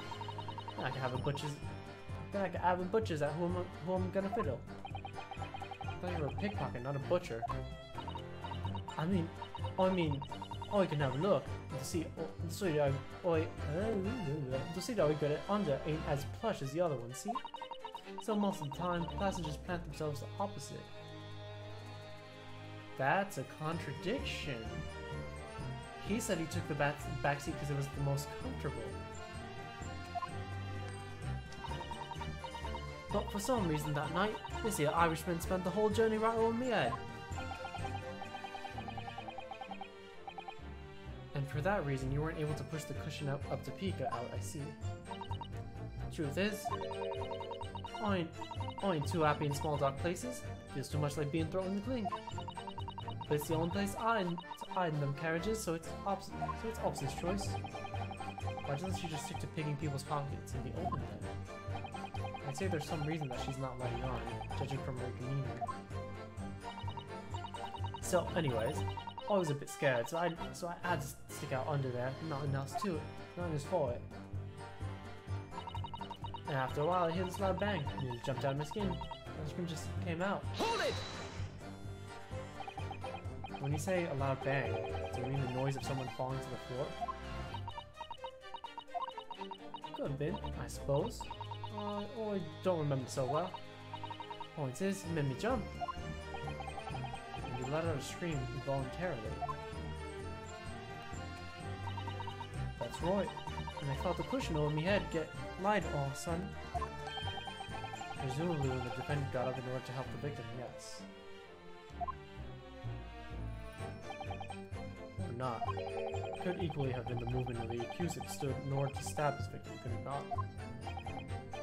Well, girls, did you see what happened at that crucial moment? Yeah, I saw it. Huh? I pushed up the cushion and added quick pushes while I had the chance, didn't I? The Irishman was sitting up the bloke who had fallen on the floor, the seat opposite.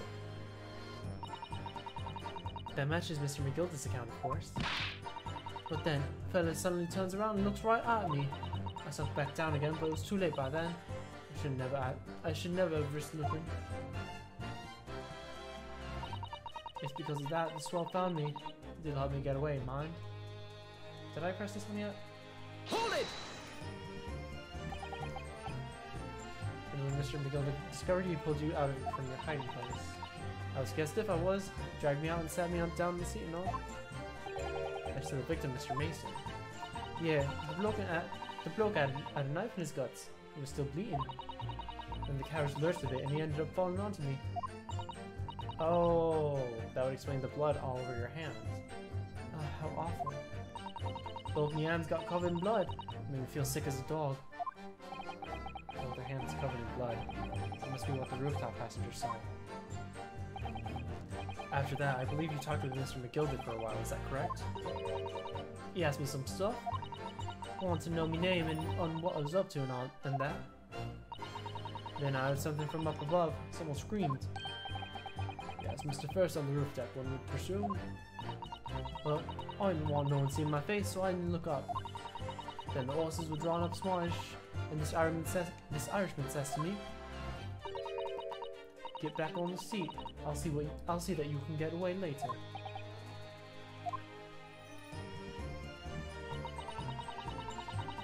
All 6 members of the jury had decided the defendant was innocent. For one brief shining moment, yes. It's clear that they are still very unsure. If we could just find some conclusive piece of evidence among this new testimony, I'm sure we would clinch the verdict we want. Yes, I think you're right, and I have this niggling feeling. Something's bothering me, but I can't quite put my finger on it. Did I press everything? Did I press Hold this? it! So you're already on the omnibus before it even set off in its run. Well, yeah. I mean, what's the point of spending Joey to make a few bob, eh? That's a rum idea, isn't it? Suppose she means there's no point in spending money to make money. It actually makes sense. Counsel, may I remind you that this girl is a petty thief. Kindly refrain from entertaining her tenants. Well, that does clear up the little mystery of the fares and all. She's having fun. Forward-paying passengers at 5 pence apiece, making the 20, to which Kevin testified, and to one of the scapegrace riding for free. The red conk of a driver always goes for some grub before his last run, see? That's when I slip into the carriage and get myself hid in under the seat. Nice and easy, right? Well, your hiding place is a storage compartment, full of equipment for the coach, no?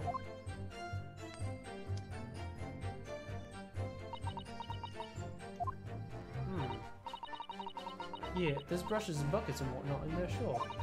I always chuck all that out and cram it in the corners, cramming it in a corner somewhere. No one ever seems to bother me much. And yet, according to the report filled by the police officer who first arrived at the scene, the compartment was full of such paraphernalia. Well, I don't know nothing about that. Like I said, I moved all that stuff out so I could hide under my seat. That's all I can tell you. Well, thank you for the posture check, I see. Seems we've reached the end of that line of inquiry. Continue. It was right, a waste of time. We got nothing to show from each other that night. Okay. What do I have?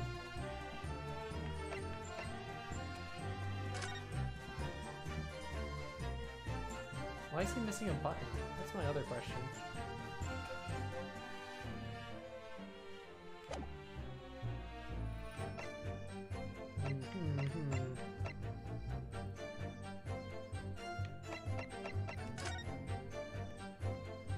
Okay. Alright.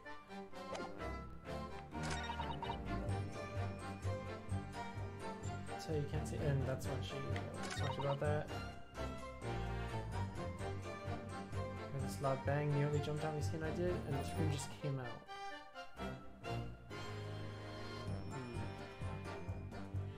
How come the other people didn't hear that?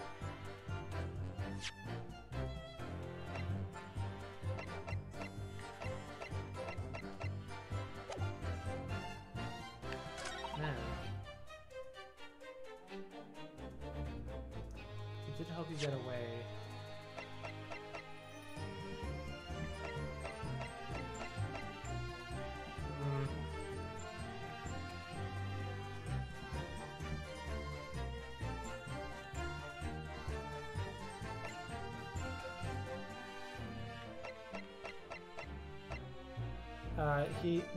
They did answer that. He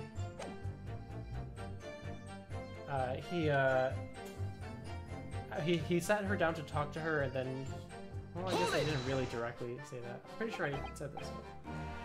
Or Mr. McBilly, he pulled you out of this. Yeah. Oh yeah, we did go through this. Yeah, because this is when we found out that he fell on her.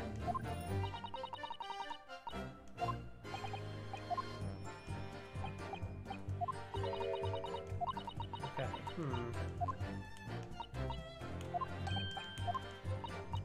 Okay. Okay.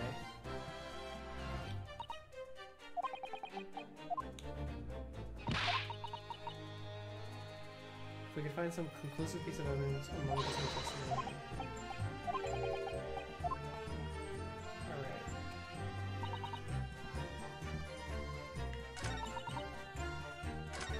So I'm gonna see if I can present this carriage. I'm afraid that I would lose points. Hold on. Can't see a blind thing in that hiding place. It's pitch in there. Hold on. Yeah, let's go back inside.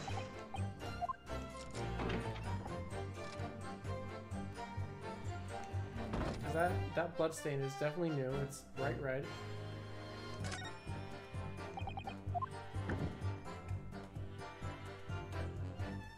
It is completely empty.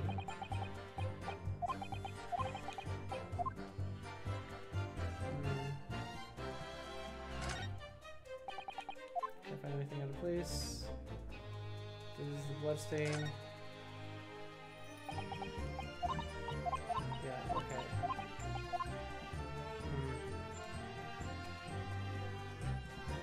Man, I don't know.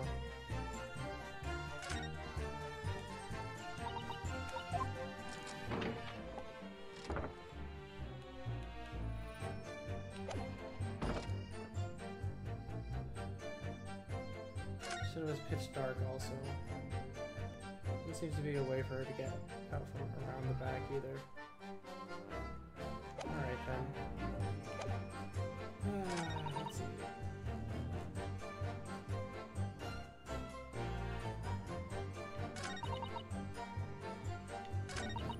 Pitch in there, got another shot. Alright, I'm just gonna present it here, see what they say. I really don't know.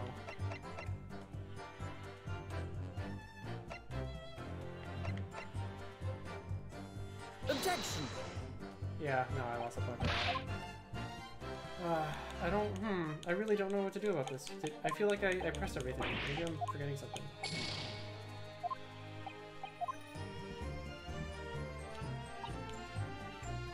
She's stuck in the carriage, and then we asked her if she did that. She says she puts the things elsewhere. She has nothing to show that night. And she was like, she's not going to waste money to spend money. She's not going to spend money to make money. Can't see a blind thing in there. It's pitch dark. I feel like she did talk about that. That she heard a lot bang. Let's press this again.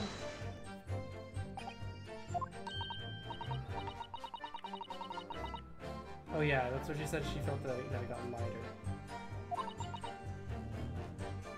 Okay.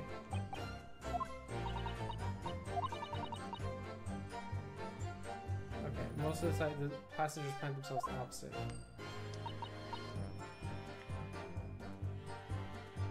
Can I pursue him? Excuse me! Do you have anything to say about the last statement? Okay. Ah. Okay.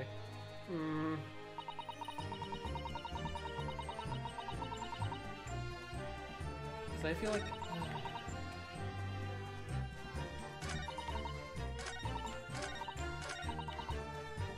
There hasn't been anything that I could present, right? Can I look at this again?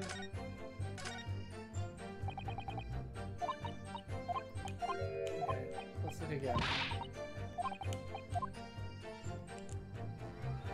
Just in case of maybe her name is now in there.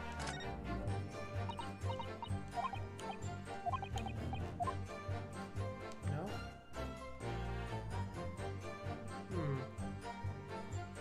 Now I have it upside down. Okay.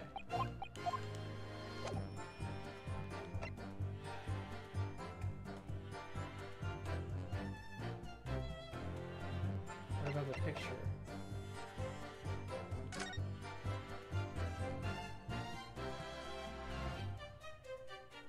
It's true, he is seated in the picture. But she did also say that he did get seated.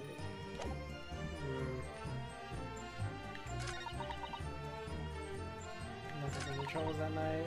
Can't see a blind thing in a hiding place. Loud bang.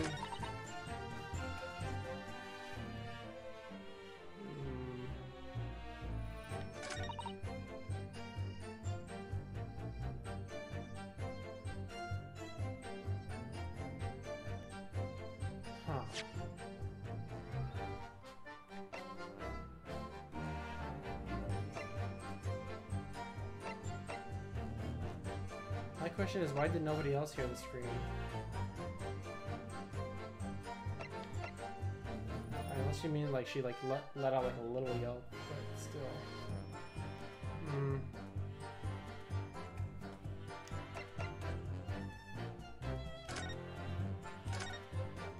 Let me check this again.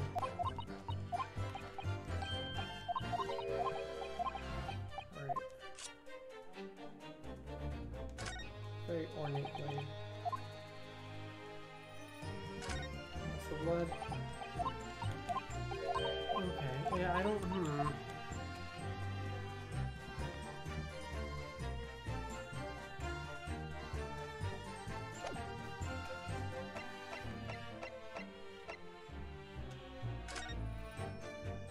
Stabbed once in the abdomen with a knife while journeying in the omnibus. Died due to internal hemorrhaging resulting from the trauma.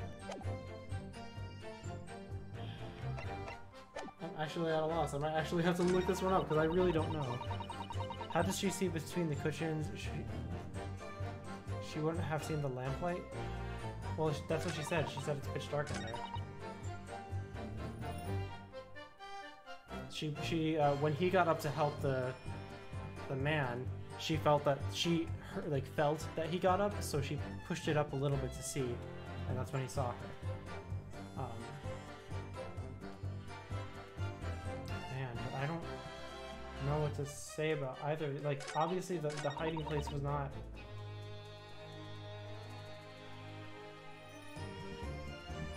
Yeah, she didn't make anything because she was stuck inside the seat. All of this makes sense. Except the fact that I don't trust that the seat was empty. I mean, I don't trust that the little compartment's empty.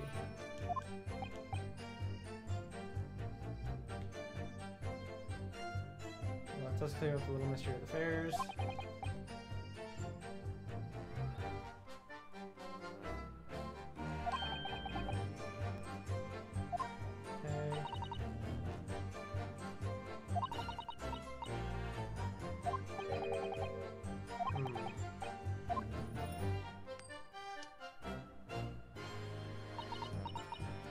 Why is she quiet here?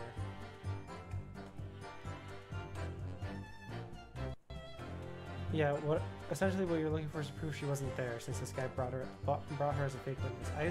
I feel the same as well. But I don't know how to prove that she wasn't there when they're relying on tampered evidence, which we know has been tampered. I've already said that it's been tampered.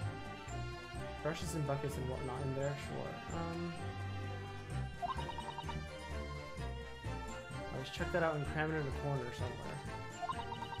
No one ever seems to bother much.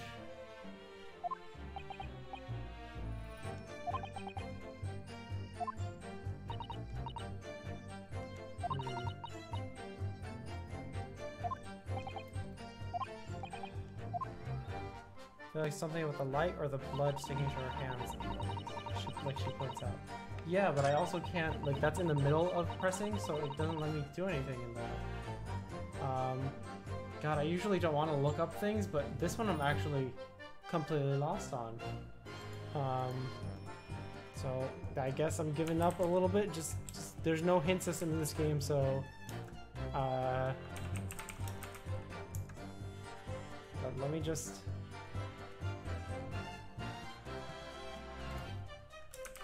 these three walkthrough. I hate doing this, but I genuinely cannot figure it out. Is this like a...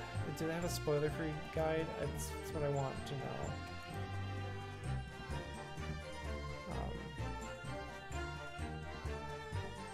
Press on 5th statement, then press on 3rd statement. Okay, so I did do it correctly. I just had to do it in a specific order. Okay. Whoops. Hold it!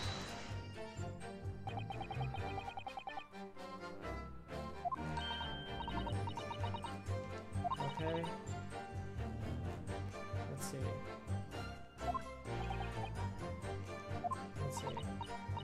look. The seat I get under ain't as plush as the other ones see. Most of the time the passengers find themselves on the opposite. Okay, Well, no. Oh, now he's reacting. Yeah, he didn't react before. Okay. Yeah. I literally just had to do this one at a specific order. Okay, cool. I just didn't expect it to change. Excuse me. There's something wrong, Mr. McGilded. Oh, I do apologize. Was there something the matter, Counsel? I'm just wondering if Miss Lestrade's last comment made something occur to you, perhaps. You seem to be thinking something to yourself. Oh, no. Oh, wait, no. I forgot. I have to give them their voices back. No. It was nothing important. No. 1, 2. I was feeling bad for the poor lasses all. I remember feeling desperate myself as a young lad. Shut up in the dark. Just terrifying, so it was. I see. Yes, I'm sure we can all sympathize. So scared of the dark now. Aye, and I don't know about yourself, but I find the darkness seems to make everything here that much louder as well.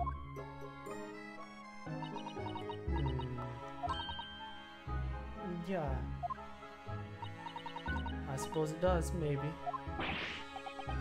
Miss Lestrade, did you hear something that night? Anything? An unusual noise, perhaps?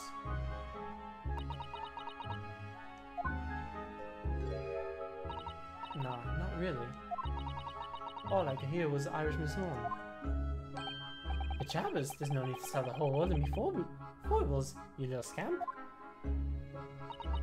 What a pity. If only Miss Lestrade had heard something, I'd have given us a vital new clue. Yes. What should we make of that last statement of hers? No! Damn it. Why does it make it do it? Well, I don't think we can draw any particular conclusions from that. It is important. What's the matter, Mr. Sato? Well, I don't know. Is that really true, do you think? It must be, surely. She said she didn't hear anything. Perhaps that's precisely the point. Could that be important in and of itself? Huh? The fact that she heard nothing? Continue with the cross-examination, Counsel.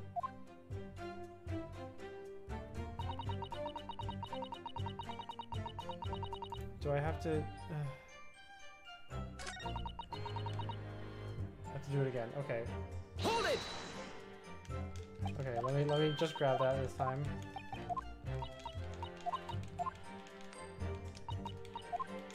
Okay. Well, Move no. over and then pursue. Excuse me. And then go here.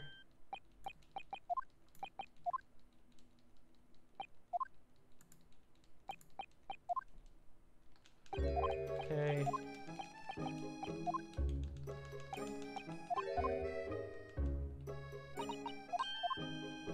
Okay.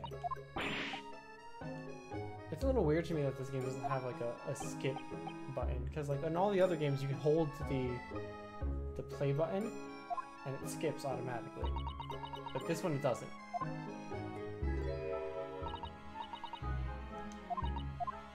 Oh, B. Okay, okay. B does it. Okay, never mind. I found it. My lord, I believe the statement just made by the witness is profoundly important. Profoundly important? But all she said was that she heard nothing. Yes, which is the profoundly important point. I'm almost sure of it. I'm almost sure that I don't understand the inner workings of your Eastern mind, Counsel. Nevertheless... That's racist. Don't say that. Miss Gina Lestrade, you will supplement your formal testimony by repeating the last statement, please. What? Supplement? What are you on about? Don't give me all your fancy talk. I know what you're trying to do. Well, it won't work on me. Oh, that's right. Insult the judge. Always a good move. I was straining my ears to work out what was going on, but all I could hear was snoring. That press? Hold it! I guess. So you were straining to hear what was happening the entire time, since the moment you hit yourself. Not exactly, no. Sorry? Well, there was no one in the cabin to start with. Or I could just push the cushion up and have a butcher's to see what was what. But then when I saw the swell getting on, I got Mia down so he didn't notice me. And Mr. McGilda sat on the seat under which you were hiding, correct? Yeah. Why, would you Adam and Eve in, eh? What a mug.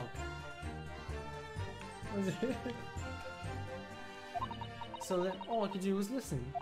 I was waiting to jump out of there as soon as I heard him leave, you see? But would he? Not likely. Even though we stopped in there, I never heard the door open. Oh, you never heard the door open? Huh. So when did the second guy get in? So I just had to stay put and listen to him driving his pigs to market. Snoring like an old dog he was.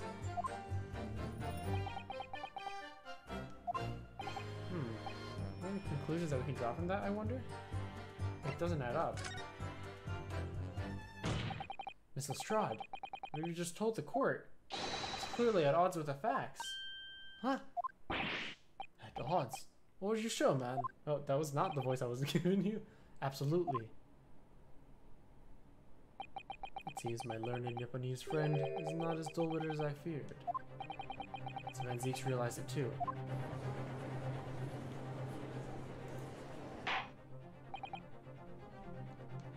Counsel, I must insist that you bolster your claim with evidence or some complicit party's name at the very least. Yes, my lord. I expect you to demonstrate this alleged contradiction to the court. According to Miss Lestrade, while she was hiding in the omnibus that night, she heard nothing but the sound of Mr. McGilden's snoring. But to think, Rihanna, she think. There's something else she should have heard. Should a person. Very well, my lord. Allow me to elaborate.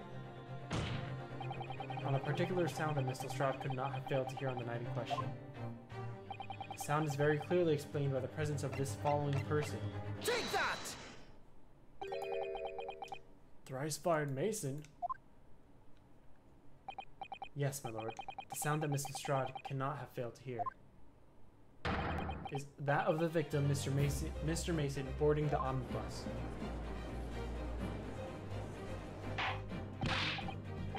Order, explain your reasoning, counsel. Miss Lestrade, allow me to confirm something.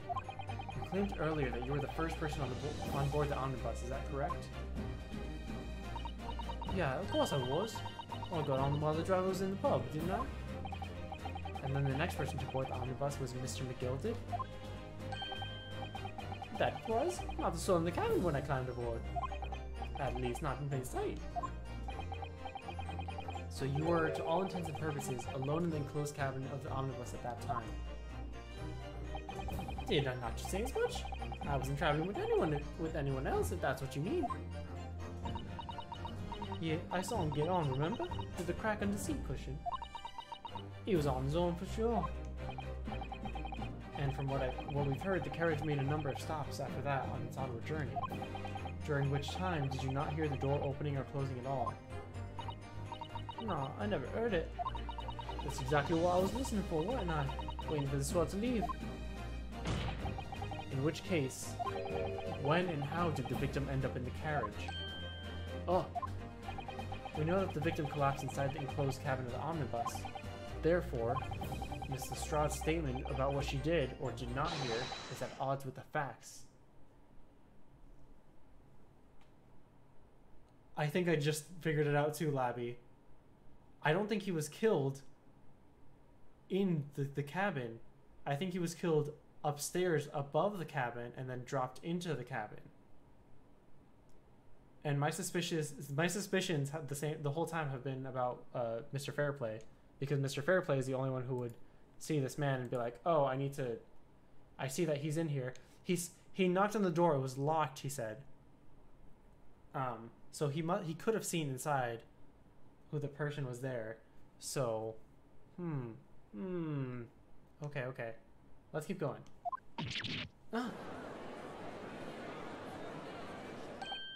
Yes, this petty thief's statement was clearly flawed. Lord Van Zeeks. Yes. He knew. He knew all too well that there was an inconsistency in Miss Lestrange's statement. It would seem words of thanks are in order for my learned friend. What are you talking about? You have demonstrated manners impeccably. This witness and her colorful statements are entirely unreliable. Her words are convenient untruths, nothing more.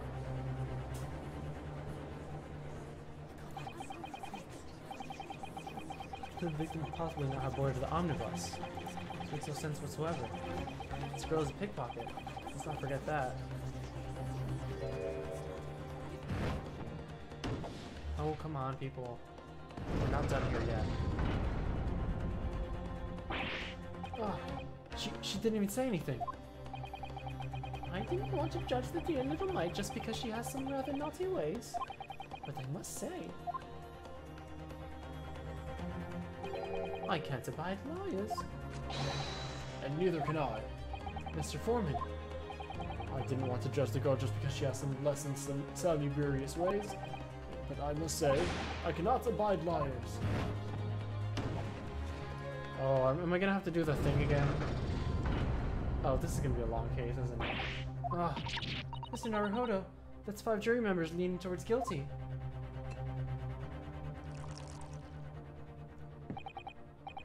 Well, your consideration for others is refreshing, my Nipponese friend. To the considerable troubles you have spared me.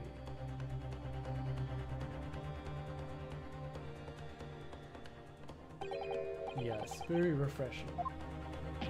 Ah. Untruth is such a fancy way to say lie. God, when are you playing that? Have you forgotten who you're working for? You useless Eastern Hamadan? Jesus. This is carnage. It's perfect. Juror number 2 is the only one left. Naruhodo, the way this is going, I know, if we can't find some new way to convince everyone of Mr. McGilden's innocence, the judge will rule and we'll have lost.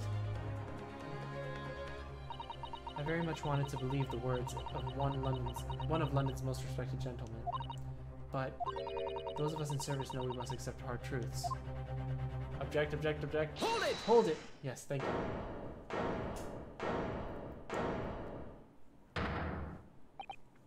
Yes, the witness's last statement seems to have revealed a critical inconsistency in her story. However, if we consider the possibility that her statement is in fact the truth, it may shed an entirely new light on this whole case. What are you saying? Counsel? I'm sorry, sir. Whatever do you mean? Counsel, I will not tolerate you attempting to prorogue my education. Explain yourself at once. When the accused boarded the omnibus on the night in question, the victim was nowhere to be seen. Subsequently, the carriage door was not heard opening a single time, as testified by the witness in the stand. And yet the victim's body was found inside the carriage. If this petty thief's words are to be believed, how do you explain the victim's miraculous appearance on the inside the cabin of the omnibus?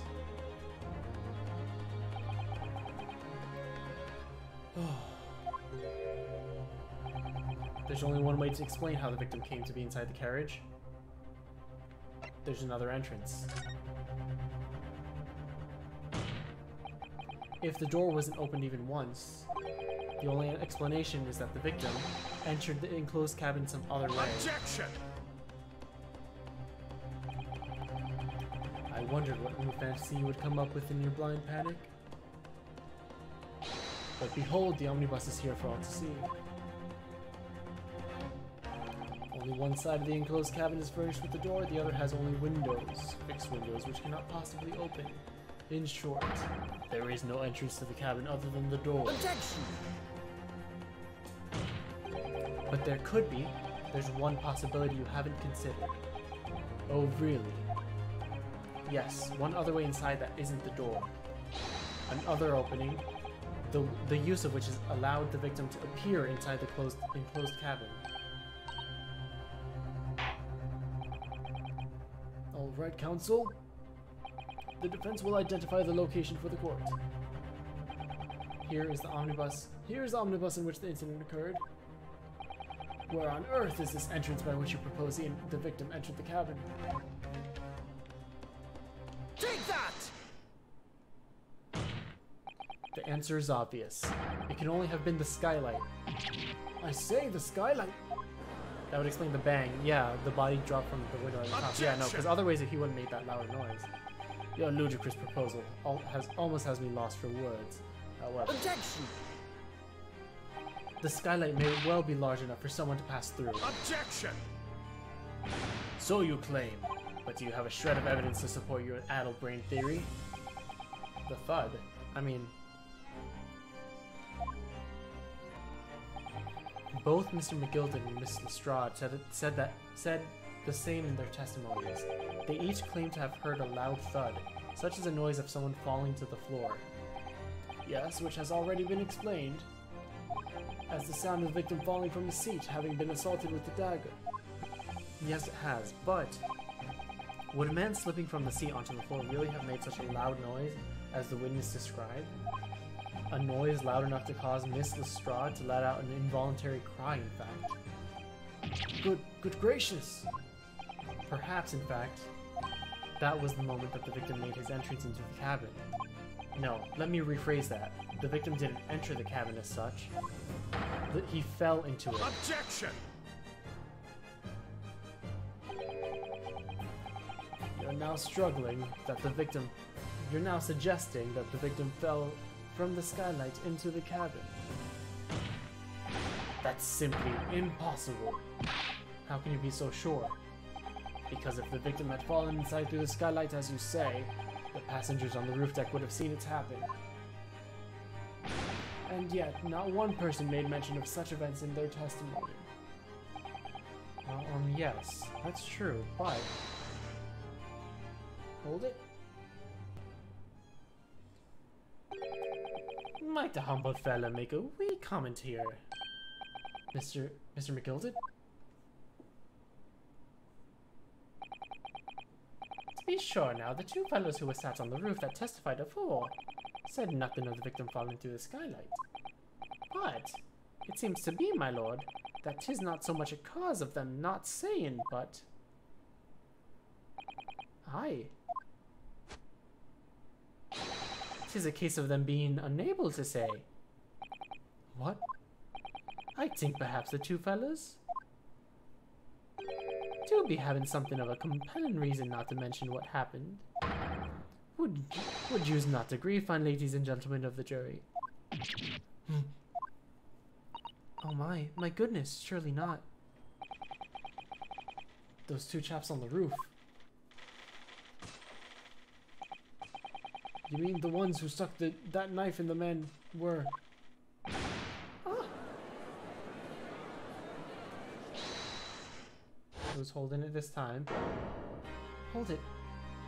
Hold it. Just what exactly are you insinuating here, you blitherer? You've rotter, he said, you've rotter. What are you insinuating? Look at him. This is a flaming outrage. I've got a good mind to give you a blinker in a minute. He'll give you a shiner in a minute, he said, and so will I. Mr. Fairplay, you're effectively accusing me, a city gentleman and a well-respected banker. And me, a very angry hatter. Suggesting that someone like me could have stabbed that man in the gut. It's a disgrace, it's scandalous, it's... Ugh! I protest in the strongest possible terms. That's right, I protest too, about you rotten scoundrel.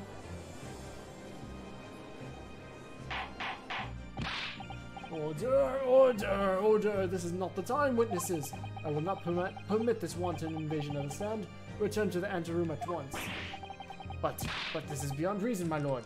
Oh, it's outrageous. It's very hurtful, you know. My lord, if I may comment. Go ahead, Lord Van Zieks. It was the defense that incited this outburst from the witnesses. My learned friend has seen fit to abandon all protocol and accuse the witnesses without proof. Accuse? I never intended to. seems, young Nipponese, that your command of the English tongue is wanting. You propose to this court that the victim fell through the skylight from the roof deck of the omnibus. That hypothesis cannot possibly stand without the rooftop passengers being aware of the events. You have branded these gentlemen liars. You have intimated the criminal guilt. In our British courts of law, that is what is termed a baseless accusation. I know it was rash to put this idea forward without any actual evidence, but you can't just dismiss it without a second thought. What are we wasting time for? Get them to testify! I thought there was something fishy about that hat from the moment I laid eyes on that fellow. We have to see this matter through now, one way or another. If there's filth and rubbish in our midst, we must dispose of it at once. Testicles. Testicles. That's what they're saying, right? Oh my god. What is this court, honestly? Alright, let me get a hydrate, a munch, and a posture check. Thank you for all three, Robin. Wow.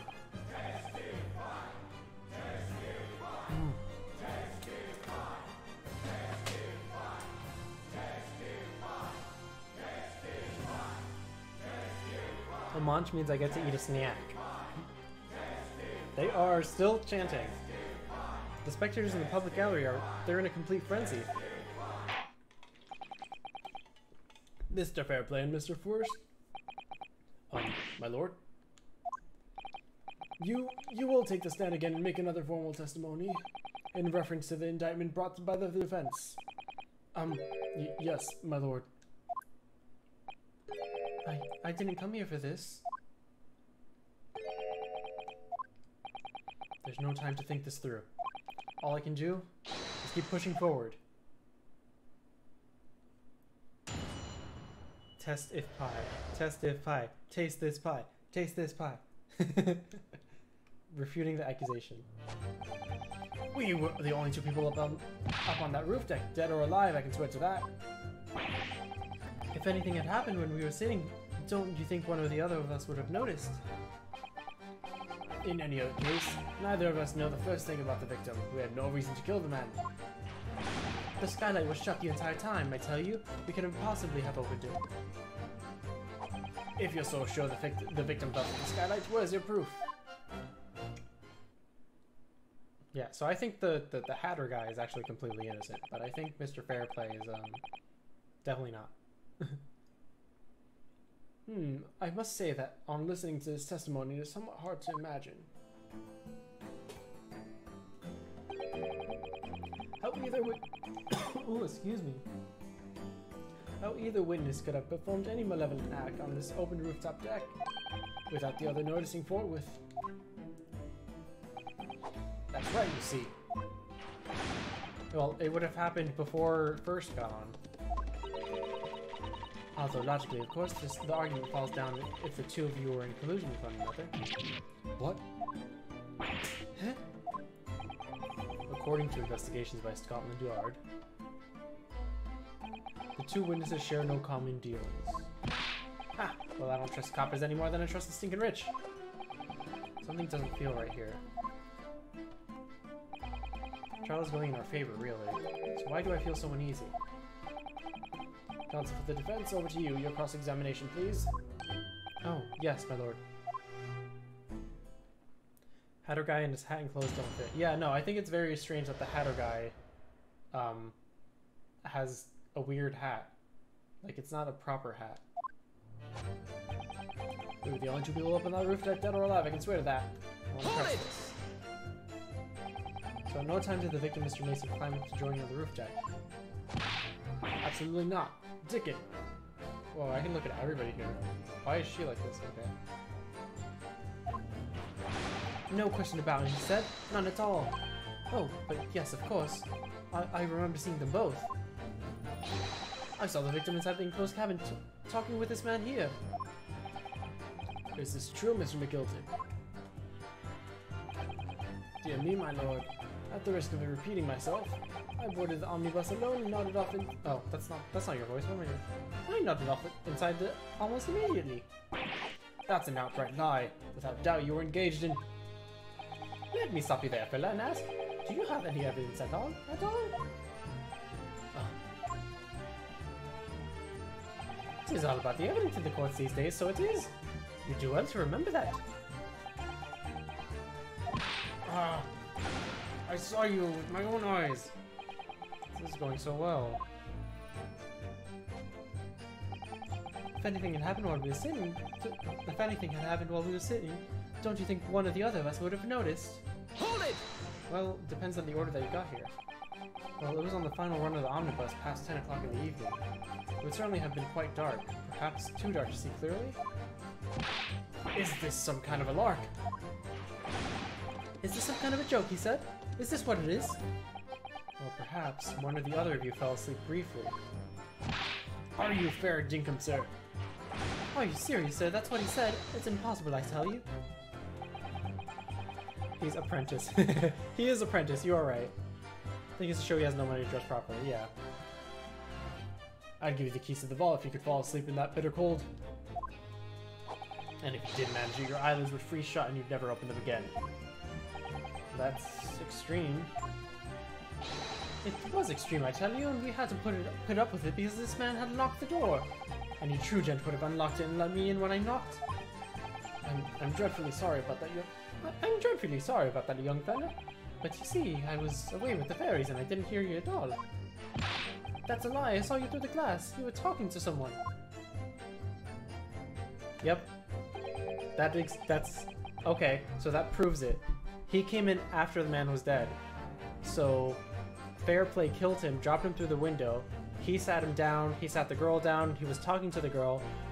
And then, this guy first came on board, he paid his thing, he tried to go in, but it was locked because McGill locked the door in order to talk to the girl.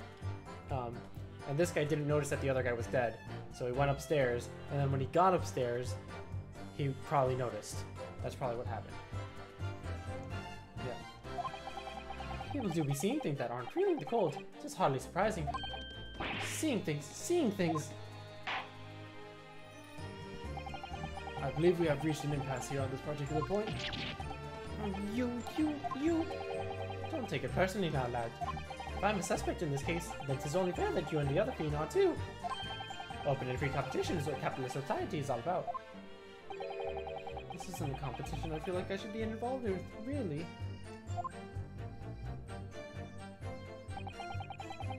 In any case, neither of us know the first thing about the victim. We had no reason to kill the man.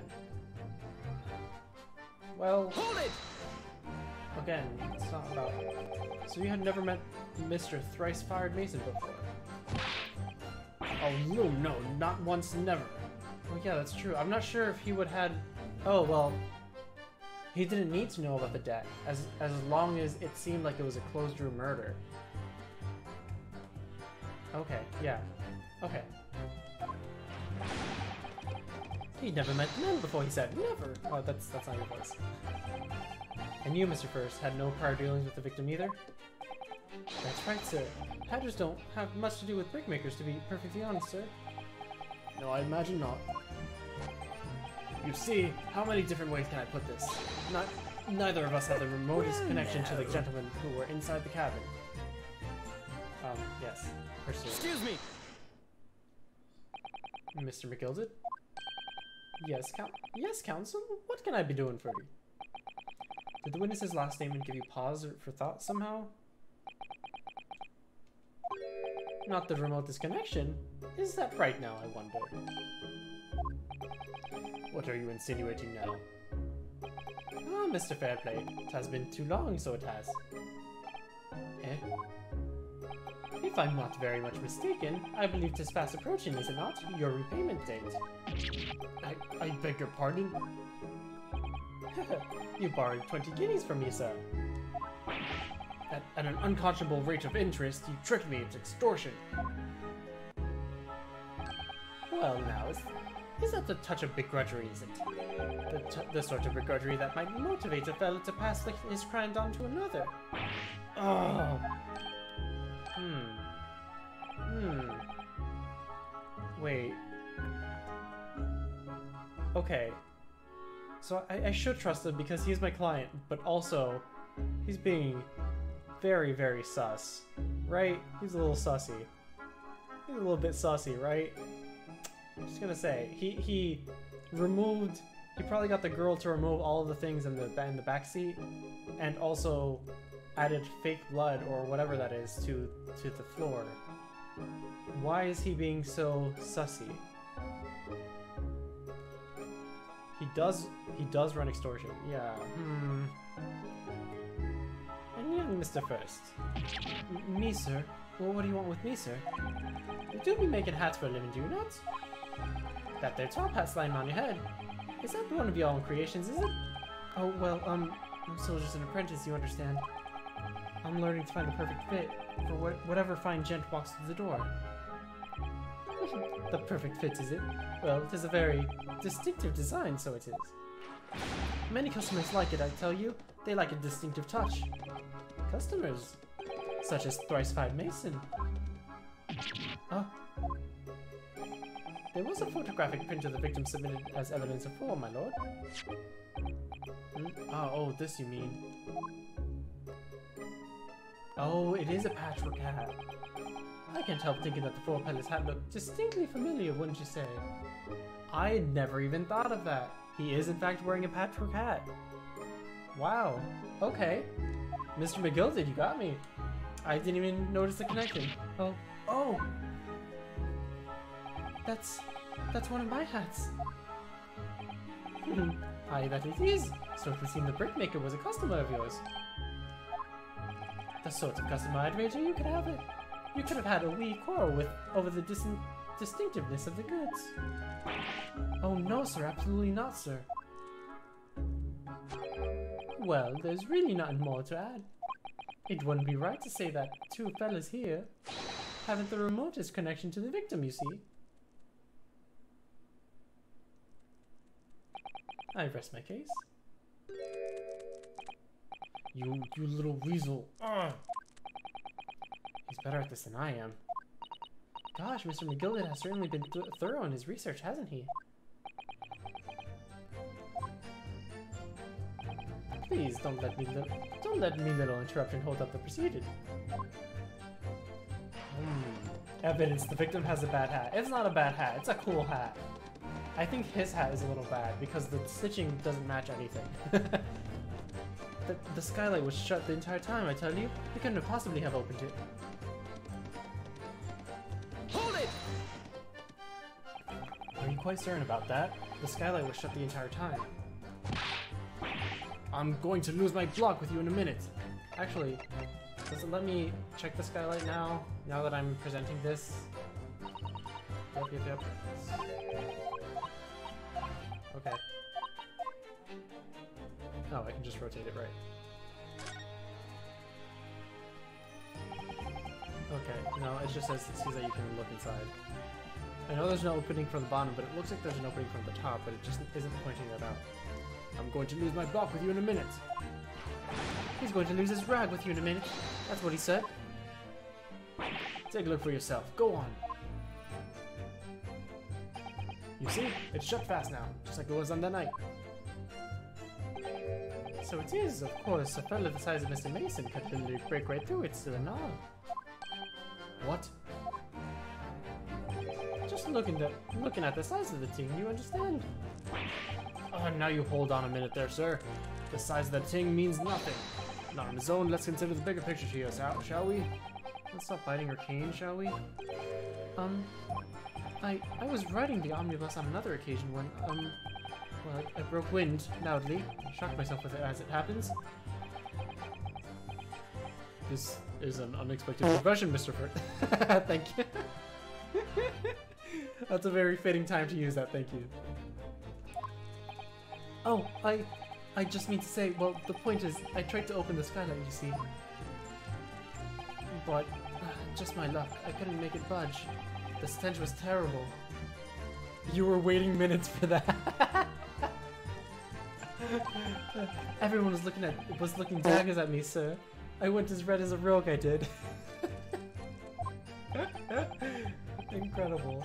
Incredible. Are you expecting me to sentence you? Oh, no, sir. The point is, the skylight can't be opened. I tried and tried when I was inside that Right. cabin of shame. That ain't. There you are. Excuse me. Excuse me. Arrested for fart crimes. Yep. Do you have something that you want to say about that, Miss Lestrade?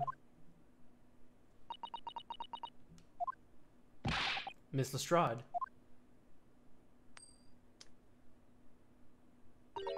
It opens. The skylight. The skylight. That is what we're talking about, right? Could you not? Why does she still have this? Someone take that away from her. All them skylights open. Dead easy. More easily than you can load that weapon. That's a lie, I tell you. Otherwise, when I broke wind, I...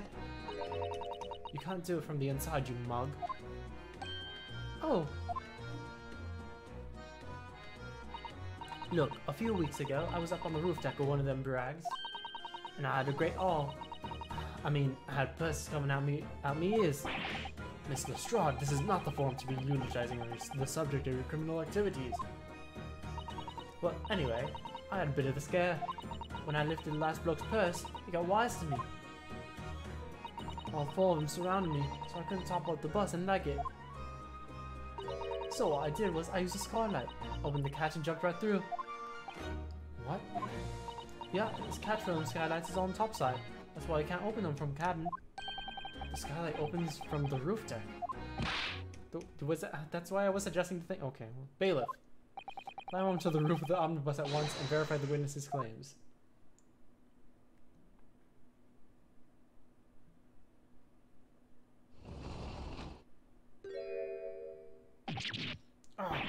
Oh my hat! Say.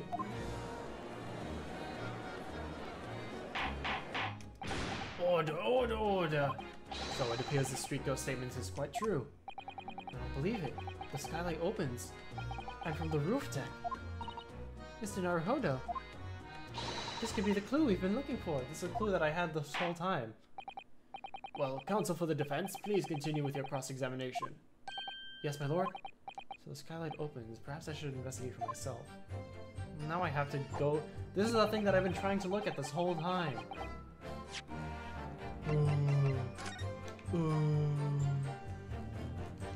Now it's letting me check it. Well, it was fast as shut before, but now the catch has been done, we should be able to open it.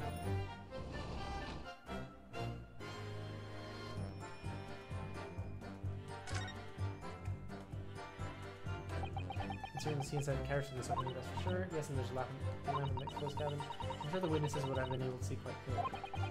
Good for us. Am I supposed to be able to, like, see anything? Whoa, whoa, whoa, whoa, there's blood there! There's blood there! But it's bright red. This is fake evidence, isn't it? No, don't look at it.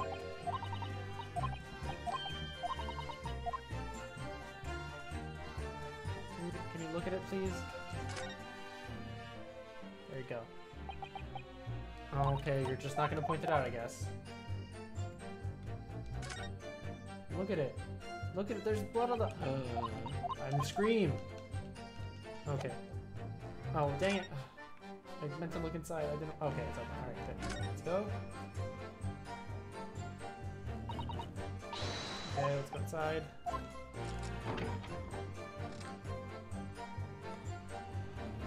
Okay, now look up and see the blood. Yes, it does open very wide, doesn't it? Why didn't it kick someone through, like you through, certainly, Mr. Naruhodo? Why someone like me? Huh? Well, what is it? Look, just here. Just look at this. That's, without question, it's blood. Why would there be a blood stain there? Surely, it can't be unrelated to the case, can it? Details on the omnibus have been updated in the court record. Okay, well, there you go. Let's present that. Objection! Objection. Object ion. On the night in question, the victim was fatally stabbed in the stomach and immediately afterwards the victim's body was pushed through the skylight into the cabin below. Those are the facts, and the irrefutable proof. And the irrefutable proof remains clearly visible in the omnibus that stands before us today in this very courtroom. What? That's utter humbug. Ugh, you can't possibly have any evidence. No, you can't. I mean, we didn't do it, I tell you. It's impossible. Wait, no you can't. So you did have part in this, didn't you? Irrefutable proof here in this courtroom. Counsel, My lord? I believe everyone would appreciate a little clarification here. Where exactly within the omnibus is this evidence to which you allude? We'll point out what it is that proves the victim fell from the skylight. Move camera up, move camera there. That's fine. Whoops. Oh no, I have to do this again. I pressed the wrong button. Okay. Got it! Got it! By Jupiter, is that blood? Ah! This bloodstain proves two things. Firstly, when the incident occurred, the skylight of the omnibus was open. What? And secondly, the victim was already bleeding when he fell through the opening. Oh my. And so it follows that Mr. McGilded, who was inside the enclosed cabin himself at the time, cannot possibly be guilty of this crime. No.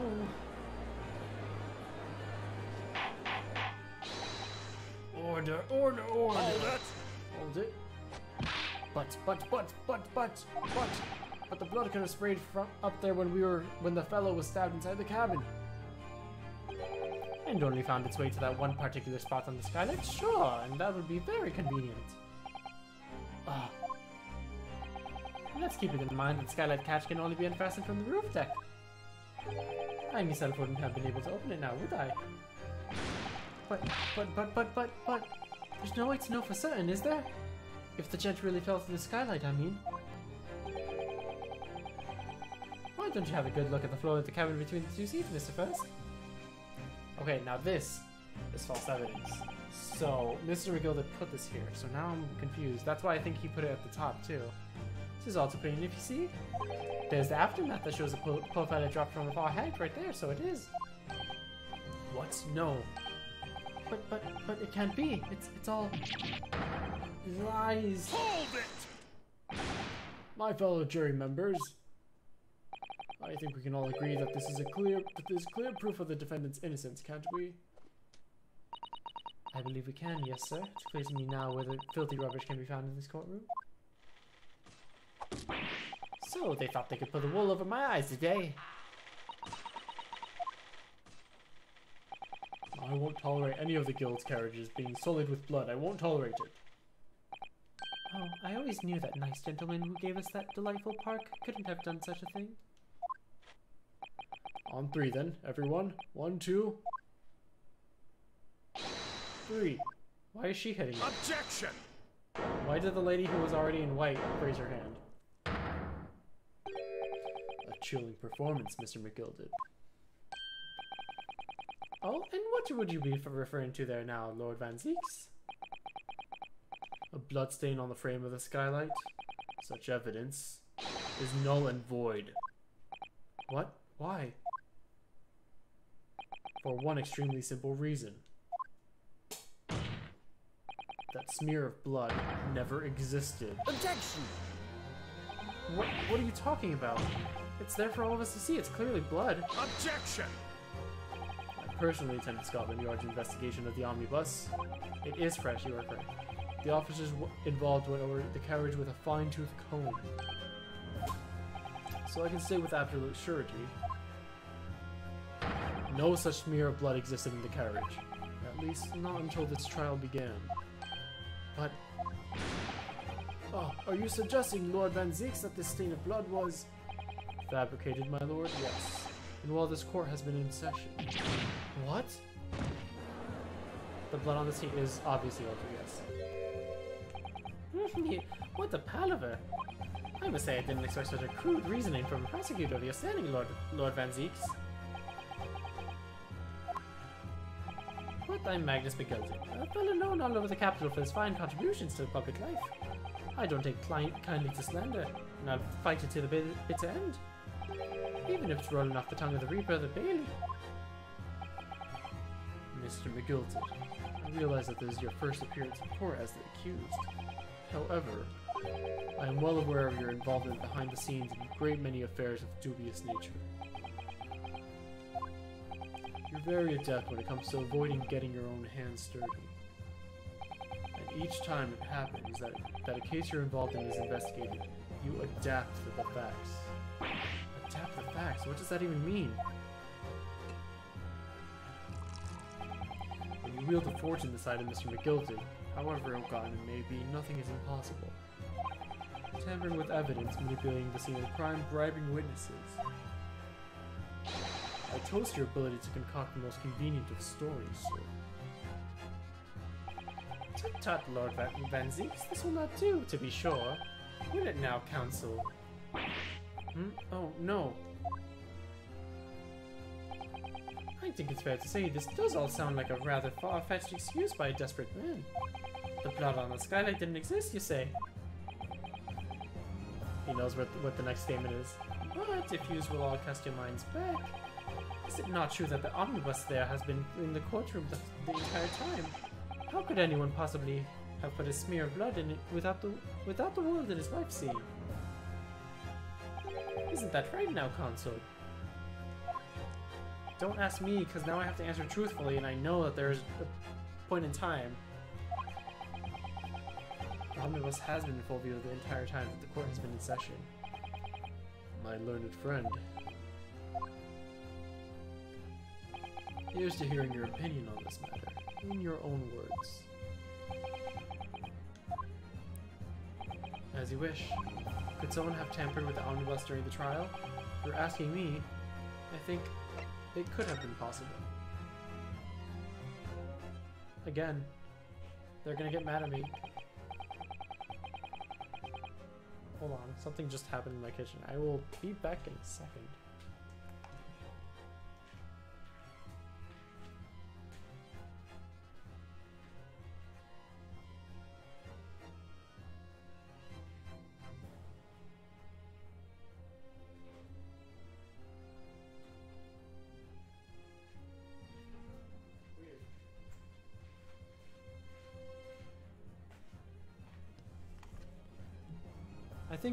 I think there was my upstairs neighbor made a noise and it sounded like something fell in my kitchen. It was weird. As a defense lawyer, it's my job to advocate for the defendant as best I can, but still, I feel as though there's something even more important at stake here. The truth. There is no evidence to suggest that the defendant did as my learned friend suggests.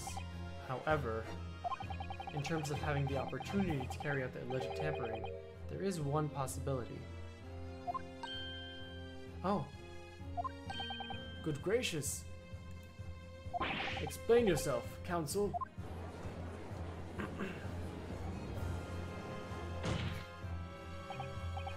Yes, there is. It seems my learned Nipponese friend has no intention of running from this deceit. Deceit? I'm sure everyone still remembers clearly the recess that we were forced to take as a result of the smoke grenade fired by the witness currently in his hand, Miss Gina Lestrade. Bang! What's going on? Careful, Mr. Naruhodo, cover your face. Bailiff, don't... Oh, okay, this is a flashback.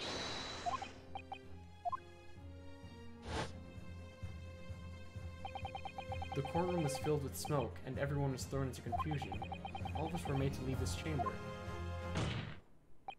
In that brief interval, under the veil of smoke and all the chaos, it could have been possible to steal inside the omnibus.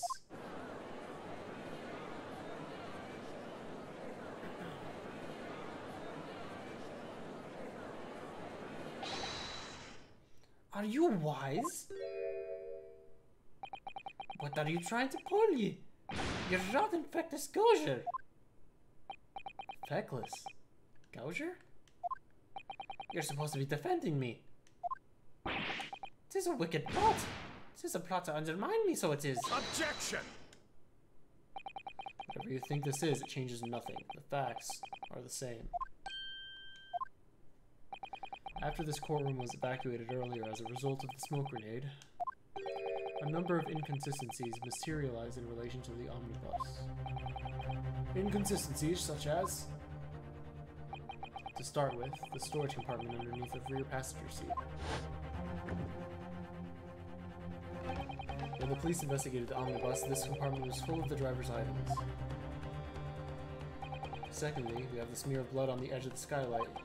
As I've said, this was not present at the start of the trial this morning. I wouldn't have known that, so I can't prove that. But the blood on the floor... Unfortunately, Lord Van Zieks, no one is able to corroborate your claims.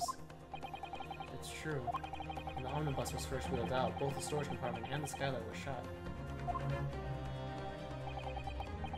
Accordingly, I'm afraid to say we cannot establish with any certainty if this evidence is the result of tampering or not. Indeed, my lord. No doubt there was not a single person who saw fit to verify such things. What do you think? Sorry? About the omnibus. Is there anything else unusual about the omnibus? Besides the main bloodstain? I don't know why he didn't say that. My lord? Yes, counsel? There is one further inconsistency. A mark that surely could not have been present at the start of the trial. What? What in the devil's name are you going to say no? If you dare to betray me, you little maggot, you better start watching your back. Silence, McGilded. The court awaits the defense's clarification. This trial keeps swinging one way and then the other. I have no idea what's the truth and what's deception. What am I supposed to believe here? I shall have to ask you to elaborate, counsel. Where exactly is this alleged mark that you claim to appear at some point during the trial? The one on the floor. No, I forgot I have to press X, not A. Okay, okay. Oh, right, I can hold B. Got it! If we consider that the victim fell through the skylight onto the floor of the cabin, you would certainly expect to find signs of blood where he landed. But as far as I recall, this bloodstain on the cabin floor was not there when the omnibus was first brought into the courtroom. Good lord. Yes, I do believe you're correct, counsel. Well said. Although as advocate for the defense, one might say that was a very careless slip of the tongue.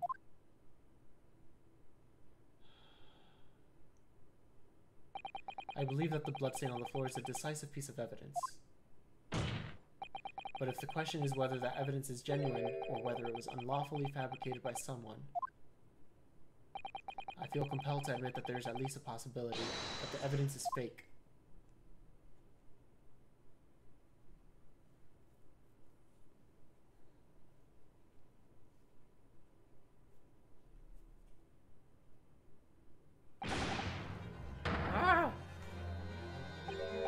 This trial is over. Mr. McGilded, I've done everything I possibly can to cooperate with the court, but it is all over now. But you're the defendant. It is over, I tell you. Memory, recollection, what people think they saw. It is all a nonsense. Facts are what counts, and the fact is that bloodstain is there now. Well... And over the course of this desperate trial, long and extremely drawn out as it's been, that good-for-nothing Reaper at the Bailey has failed to present any decisive evidence at all. I'm scandalized, so I am. I thought better of the Lord Van Zieks. Well, my lord? I must concur with the defendant. The unaffirmed recollection of an individual cannot stand as evidence. At this moment in time, the particular bloodstain in question is very much in existence, and in the absence of any credible mention by which to prove its alleged previous non-existence. I regret to say that it would be improper for this trial to continue. Your lordship can't be serious. Lord Van Zeeks, what is your position? The prosecution, my lord, has no further witnesses or evidence to present. I don't think the picture has an image of the floor is the thing. Yeah, like we don't see the floor here. The only thing we have is this, and we have no explanation for the murder weapon having an M on the side, which is kind of a, I don't know why. Whatever. Very well. In that case, I believe we have explored every possible avenue in this matter. I shall proceed to my education. As a formality, I am of course obliged to confirm with the defense first. What formality? M or W? You're right, it could be a W. Though I do think it is an M, because it has the curl on the left side, which is where you start the letter when you're writing. So usually decorations are on the left side as opposed to the right side. That's not to say that it's I don't think it's like 100%, but the one on the scene and the one on the floor are different are, yeah, but I don't think they have, I don't think we're developed enough as a country to figure that out, maybe, I don't know. As things stand at the moment, it would seem that Mr. McGilted will be found not guilty. Yes, which would mean we've won. Is that really the right outcome here? Is it really alright for the trial to come to an end now, with all these unexplained inconsistencies?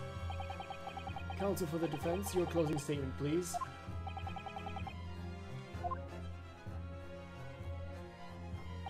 Yes, my lord. The defense believes...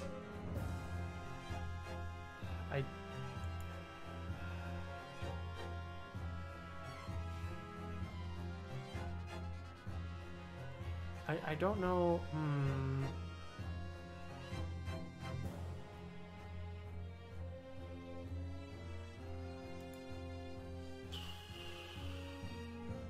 I'm still going to say the defendant is innocent.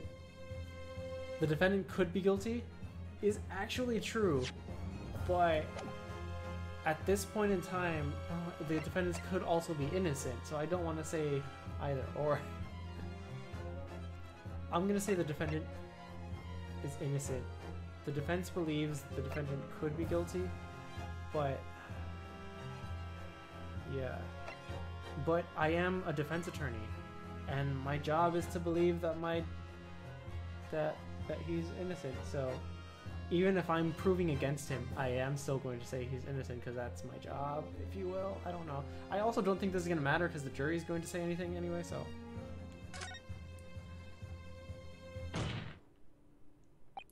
As Mr. McGilted's legal representative, I can't breathe. The air in here is stifling.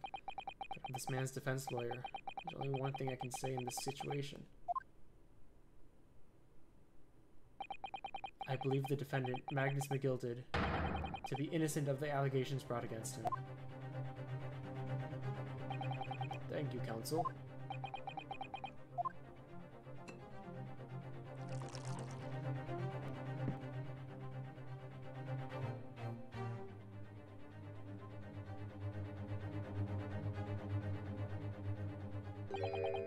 Here's to you, my Nipponese friend, and the most abject closing I have yet to hear in a court of law.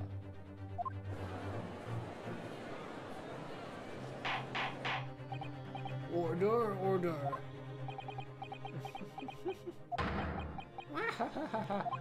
Oh, it was a grand decision to appoint you as my lawyer, so it was. Grand decision.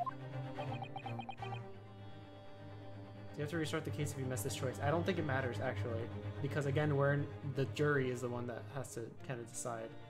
If I say that he could be guilty, there's no way that we can continue the case. The prosecutor has said that he has nothing more to present. We're done.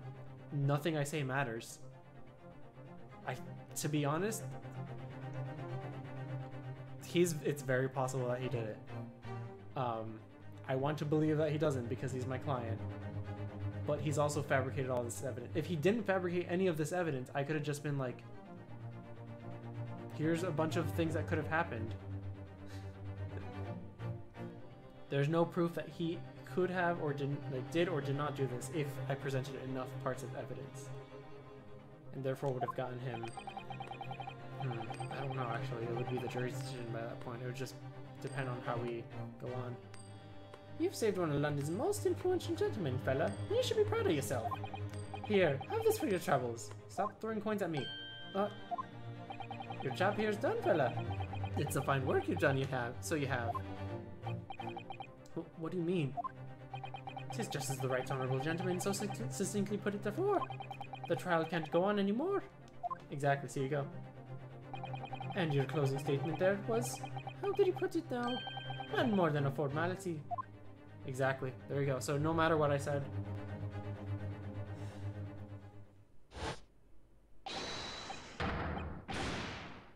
Don't laugh like a crazy maniac making you look insane in court. I really don't know what to make of all this. Was the evidence we've seen genuine, or was it fake? His lordship would be fuming. Any unsightly rubbish should be disposed of promptly, as I said. The stinking rich are always guilty of something. You mark my words. I feel terribly ashamed that I ever doubted that lovely man who gave us the lovely park. Now that proceedings have unfolded in this way, I'm compelled to declare a premature end to this trial. Furthermore, the court must accept the defendant's plea.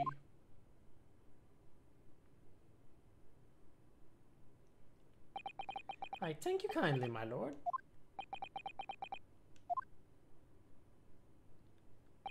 I hereby pronounce the verdict of this court. Objection! But we still haven't determined if the bloodstain in the omnibus is genuine or not. We don't know if these witnesses are telling the truth or a pack of lies. We have no idea about the truth. Lord Van Zieks, my lord, the case made by the prosecution was flawed, plain and simple. If indeed the omnibus presented as evidence was tampered with, the prosecution is at fault for allowing such a disgraceful perversion of justice to take place. Yikes. Oof. My sincerest apologies, my lord. Objection! But wait. When we were evacuated from the courtroom, Lord Van Zieks ordered the evidence to be secured. I'm afraid the prosecution cannot shun responsibility in this matter. That's so unfair. The culpability of the defendant has not, at the present time, been established by the court. Consequently, the jury will not be required to proffer judgment. What?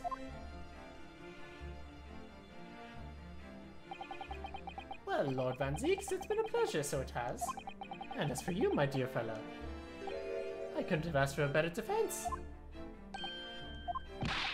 Do you mean to tell me this has all been a grand waste of time? 'Tis the law of the land, my good man. If you'd like to pursue this matter further, you can always go ahead and try to change the law. Yeah, that's what we'll do. Magnus Begilded. Good grief, you won't say to me, have you? Just one thing. A warning. This is far from over. Well, something to be looking forward to then.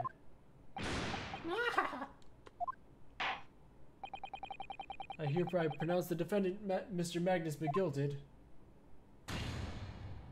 not guilty. Jeez.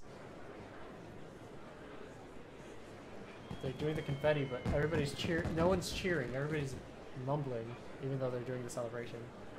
Yay! I won, and I get to be.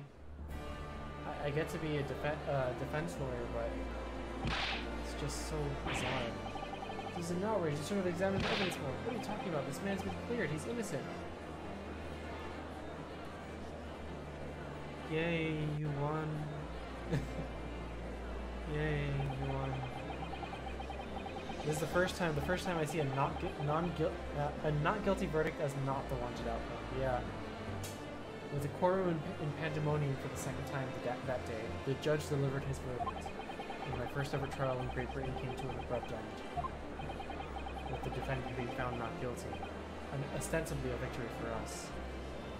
Also the first loss of that prosecutor,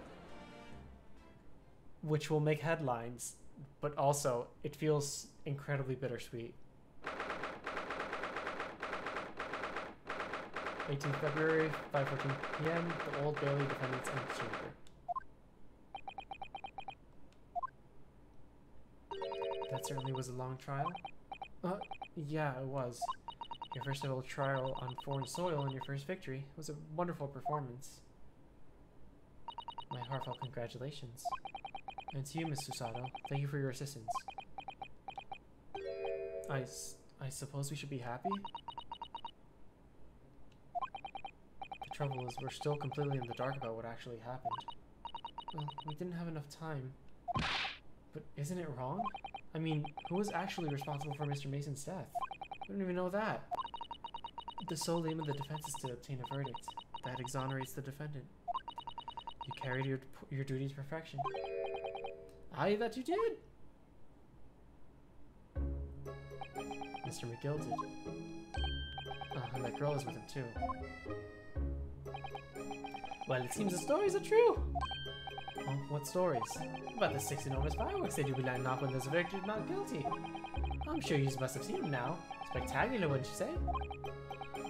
Yes, definitely. I heard it was a sight to behold, and to be sure it was. And I have you to thank, I suppose, for having an opportunity to see it. Well, I don't know about that. I'm not sure I really did anything. What on earth are you saying, fella? How did I walk out of there with your man, then? I don't think it was so much thanks to me as down to your planning.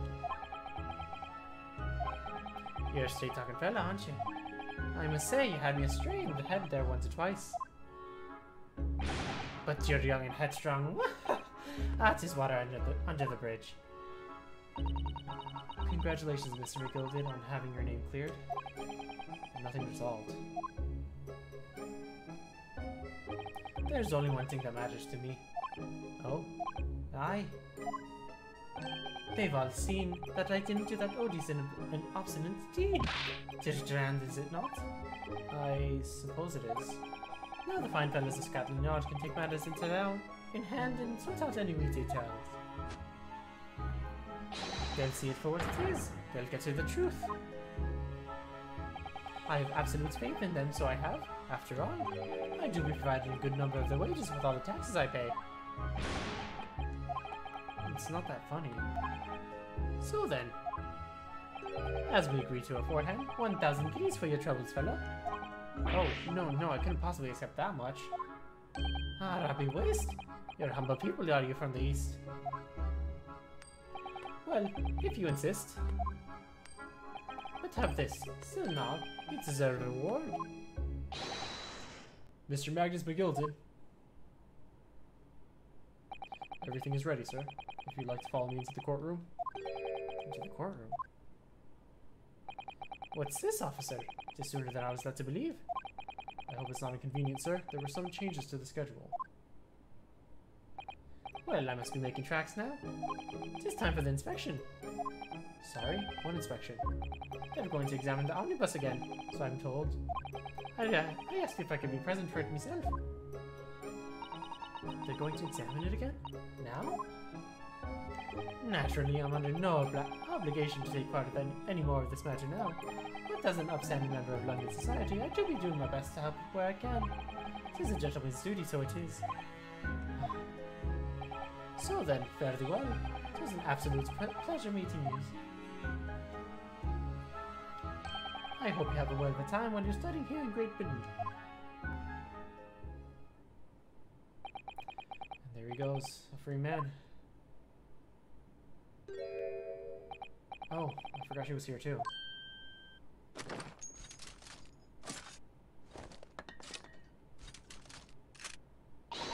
Don't move. Or as I want to say, get a move on. She really does take forever to load that thing. Miss Lestrade, would you mind putting that thing down? Yo, grown up. Sorry. And I hate all grown-ups. Oh, there you are. Oh, there you are. Naughty, naughty, running off like that. Is this some kind of picnic? Who's this little girl now? And taking that with you as well. I was looking forward to the trial of to run my experimental smoke grenade launcher. Huh. Oh, do you want to play? You won't beat me. Excuse me, but who are you? Oh, good day to you. I'm, well, the inventor, I suppose, of that machine. The inventor? Well, normal smoke grenades are so dull, don't you agree? White, white, and more white. If you have to be shrouded in smoke, it could at least be a pretty color, I thought to myself. She does have really good music. Do we have to be shrouded in smoke, though? At all? I just took my eyes off it for a moment while I was changing into a different omnibus, and she pinched it! Luckily, I fitted with a telegraphic beacon. Tell me what's it what? I have no idea what this girl is talking about. Anyway, you're coming with me now, back to my laboratory. What? What for? To apologize, of course, silly, to my technician. What? You mean, say sorry? You must say sorry when you've done something wrong. Surely an adult has told you that before. An adult? I don't listen to no adults. Come along then, follow me. She stuck a whole radio inside with batteries and everything. She apparently did. Fine, have it your way. How good, you see, I know you'd want to do the right thing in the end. I'm fairly sure that what she wants to do is not get shot by that massive gun of yours.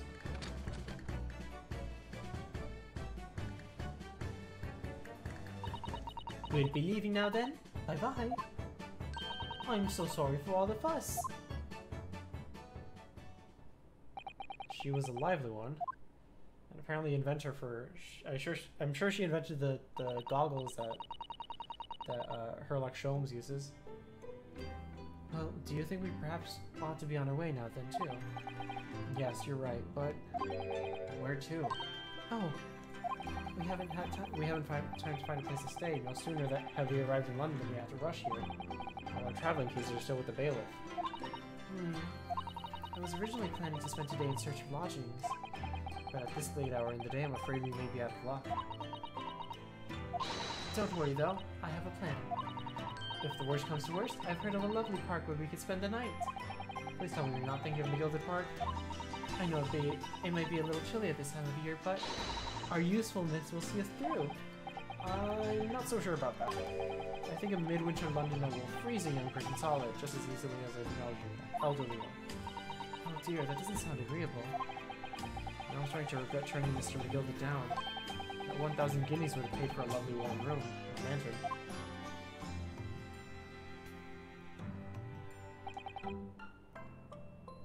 I would have been like, if he was like, here's 1,000 guineas, I'd be like, that's too much. And then he was like, okay, here's 1 guinea. I'd be like, that's too little. Somewhere in the middle, please. That's a really big gap of things. And so, the trial to determine my worthiness for the study tour was over by the end of our first day in London. However, as we were soon to learn, there were more trying times ahead, just as the Reaper of the Bailey had warned. The case was far from over.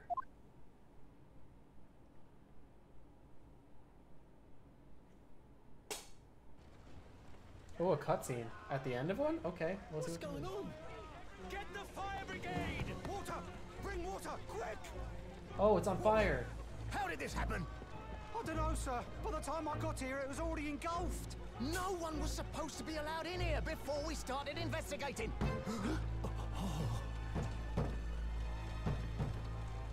No. Oh, good God. There's someone in there. Oh. Who's in there? This can't be. Ooh. Oh no. Is it? Could it be the two witnesses? Oh jeez. Yeah, Mr. Hatter or the other guy, I would say. Oh jeez. The Hatter and the banker. Well, whoever it was someone in there.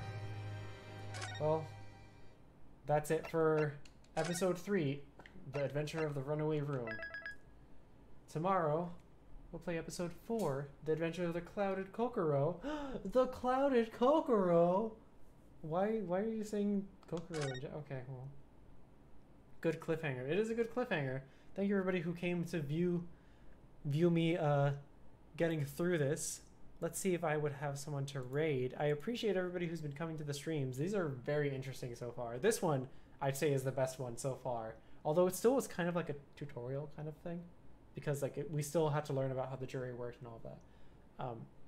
But still, this one was a lot better. This one, the pacing was way better than the past two. I will say. There was a couple times where I was like, okay, I get it. But it was definitely better. Case 4 is where the game truly hit stride. Okay, good. I'm very happy to hear that. For now, let's go raid someone. Who is streaming? Well, let's see.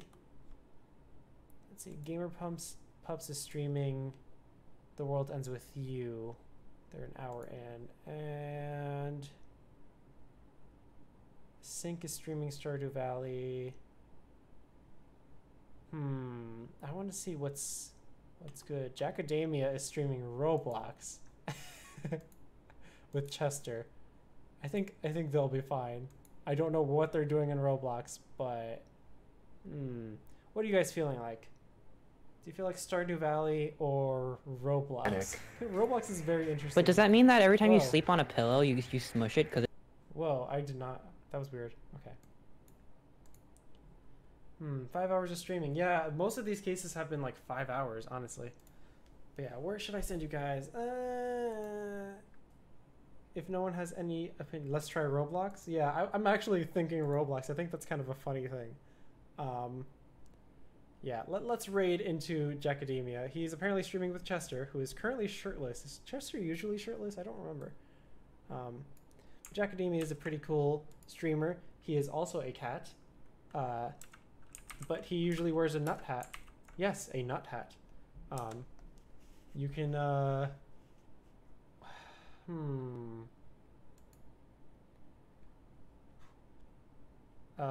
what's a good objection?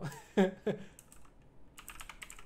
can just do objection. We'll just do objection as our raid message.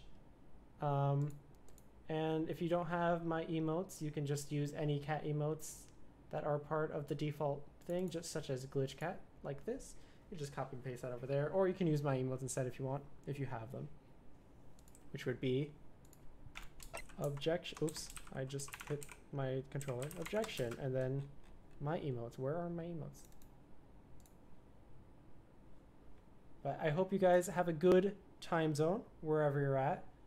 Enjoy the raid over to Jackademia and Chester playing whatever happens in Roblox. And I'll see some of you guys tomorrow. Thanks for coming by. Bye-bye.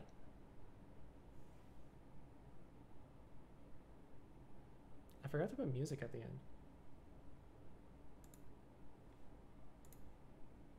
Your body. Like, yeah, how many times in body weight do you produce in an average lifespan, I wonder? Yeah, right? Like, can you make like a hair person out of your hair? Yeah. Damn, I should have been saving it up. Yo, thanks so much for the raid. Watching you play disaster survival reminds me of my cousin. Well, I hope your cousin's doing well, Zephyr. You should call up your cousin and be like, hey, I was watching a stream, and I thought of you, and shit. I miss you. There's a tornado. I think I'm like directing the path. I think I survived. Cool. Oh no! Did I live? Yo. Jacks, I'm kind of embedded into the ground, but I think I'm alive. Oh my god. Woo! What